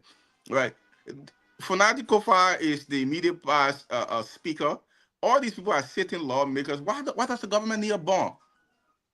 The police invited them, I think, 3 or 4 times for interrogation. They all made themselves available. None of these people are running. Why does the government need a bond? Why would a judge impose a bond? Why do you need a bond? Because you want a bond to ensure that these people don't run away. Like, what kind of border in this country can Kofa really go to and he can leave with all law enforcement recognizing him? He's not running anywhere, so you don't need a bond, right? So it's these kind of decisions. When you make this kind of decision, it makes people think twice. Look, But we are hoping, and like beginning tomorrow, we are going to look at the evidence. I don't think there's strong evidence in this case. Again, we'll see more. There's been talk about all this geospatial and technology, but that doesn't operate in the vacuum. You have to have some direct evidence linking these people to the A. It's not because somebody's cell phone was on Broad Street around the Capitol. It means that they were at the Capitol bringing the place. You have to have some physical evidence linking people. So again, but we'll see what the police have. This is an interesting case. We spoke about the Mami Doe thing. I think she could have handled it better. Like, Akara showed very good videos here where she was excited. Look, if she was mad, she was mad. She didn't want the president to go there. She would have made it clear that he shouldn't go there. But for he had to allow him to go there, take his donation 24 hours later, and then make this big media storm. Look, it begs the question whether somebody into the dark of the night, whether, especially the way we have a lot of UP people, mind you, it's the Unity Party, at very senior level of the government who are running with this thing. So it makes you think that way. Did some of these people reach to the woman overnight? And they say, so it gets people thinking. This woman was happy. She accepted the man gift and lying to go there 24 hours later when all these UP people are celebrating the return of Carl. What happened overnight? Right? So look forward to tomorrow. Nice show as always. And we'll see you guys tomorrow. Thank you. Listen, every day you come on this show and tell me, say, CDC and lawyer, CDC, ask me today if I'm silly. Stanton is really generous with the time today. He's giving so much time. Congress, talk to us, take us home, and we'll end the show. Stanton, something I like to use parable. When a woman who left an abusive relationship for a newer one, when she tells you a new husband is peaceful, she knows exactly what she's talking. She has seen brutality at first hand. And those of us who know when a police organization is organized, or any paramilitary organization is organized, you can see some of the outcome of their work. That's why somebody were able to pick up that Jangako was ruffled, unnecessarily. That's because they'd seen the same police force probably acting decently. And maybe those are the ones to take care of the bad apples. I agree. But let me tell you something. Back in early August, when I left Liberia for Sierra Leone on board the MV Lagos, the gunboat for ECOMO, okay, and didn't return until after the interim government came back. People who left and went into exile, the very first early group, some of those people even established Bujumbura camp. Was never in Liberia, never saw anything. Those are the ones running with falsehood. But what am I saying? I saw when the military degenerated firsthand into a hooligan gang, or boo-boo gang, I should say. It became automatically tribal. You could not even carry a switch if you were not from a certain tribe. And they start chasing other people like us out of that place. Absconded and went across, and on that gunboat, I sat with Isaac Morris, I sat with Sam Bayo, even John Uboti. Used to go to Liberia and Sierra Leone and buy rice. We all were on that boat. We escaped. So when somebody comes from Bujumbura camp, the Fangon men kind of make noise. And some people will believe, because we're in a fragile society. But what am I trying to say? I'm trying to tell you that this police force is beginning to bring some semblance of professionalism in the process. Yes, Tamba, I agree with you. Law and order is becoming a thing now. People used to drive the opposite lane. You see the police will stop you and issue citation. All of these kinds of things happen. So when the police tells you that they have some irrefutable evidence, but the land lawyers say they will deconstruct some of those assertions, and that's the battle I hope to see, because it's a battle of the minds, and nobody using gun, fist. We're going to go listen. Some of us probably will tune in, and I'm pretty sure I don't see any level of violence. Like myself, look, being a pro for for law and order is not the same as being violent. I'm not a violent person. I see Funadi Kofa as that same individual. It doesn't look violent to me, but I can't speak for the other guys. So let us go and see how the law plays itself out, Stanton, and hopefully we'll get to the bottom of this, because our capital was burned down by someone. That's been established by professionals that this was not an accident. So somebody intentionally lit the building on fire. But let's hope that justice plays its part so that these guys can at least be exonerated if they're not found guilty. If they deconstruct, as they said, some of the pieces of evidence, then we're good to go. Then justice would have taken shape by then. But on the issue of Mamie Doe, look, what do you expect her to have done? In the light of everybody, the former president comes and says to her, and somebody pressurizing her and say, take it. You know, in the midst of that, probably she was coerced, she took it, and later on she went and reflected. I don't know. But one thing I can say, as political leaders, as leaders of people, don't take things personally. Don't hold grudge. It's not going to help you.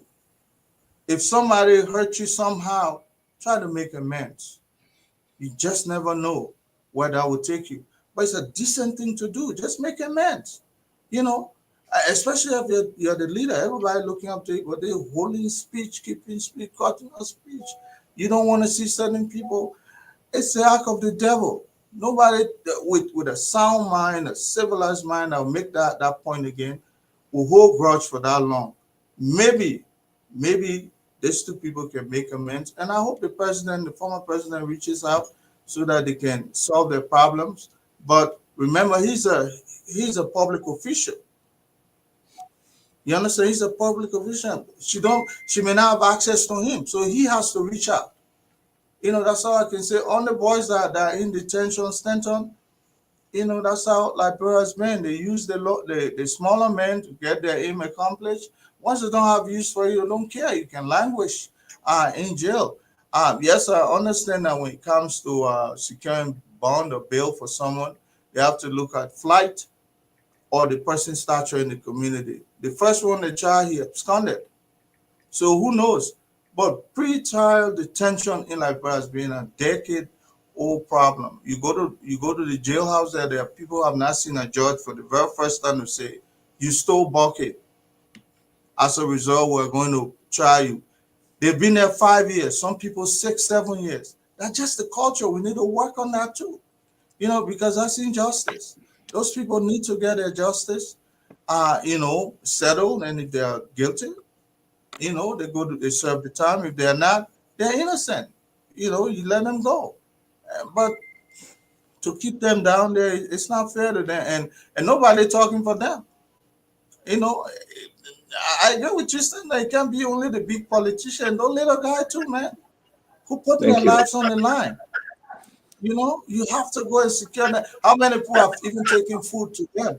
You sharing cow, you sharing rice. Have you ever thought about those people who are fighting on your behalf, who are there, you know, leading leading the battle of the front line? Have you ever thought about that? How many people have taken a piece of bread for them? Nobody. You other than because they're not big men.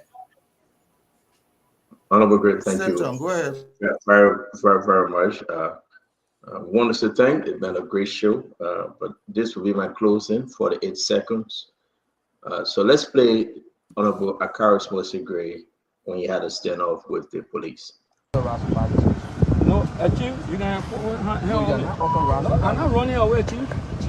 Chief, I'm not. Moses Akaris Gray is being stopped by the police, and he's saying, the police officer is saying this place is.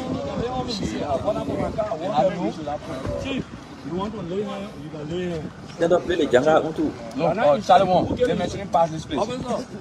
So Moses Akaris Gray is being blocked by the police. Officer, your manager arrest you. No, we're not arresting him. Yeah, officer. Officer, but you can't stop people from coming to the court. There's the court. Nobody keeps on coming for us here. I keep politely saying, get out of your car. Come and start fighting us out. Politely, yeah. How you doing, sir? Yeah, how are you?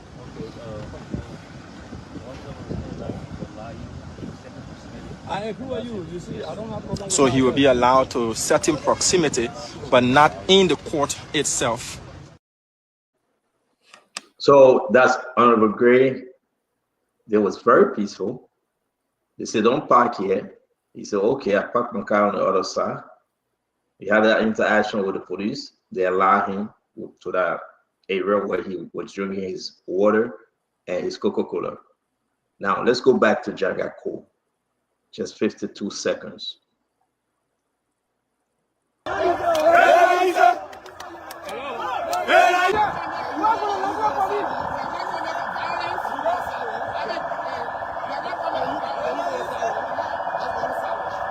Is that Jagaco red car? The car they're parked in the middle of the road.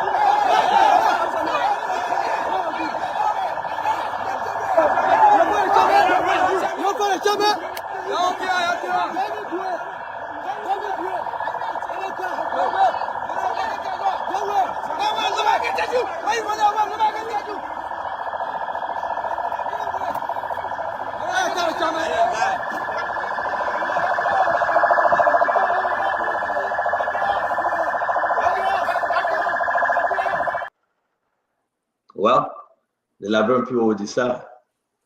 Which is which? Yeah, the You police decide. drew the line. They drew the red line. And it crossed. I want to say, join us again on ball. Mommy, thank you very much. Fubi, thanks. Colonel Gray, as always, will say thanks.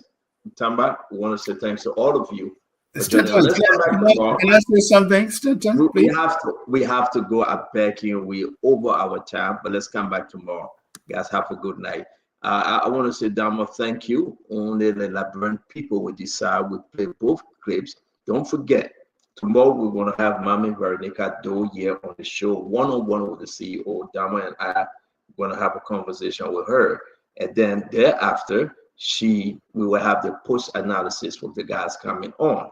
On Wednesday, Willie Mongai from the MCC, the man that said he was accused falsely, right? And he accused in the allegation on John Siafa, the mayor. He will be our guest on Wednesday.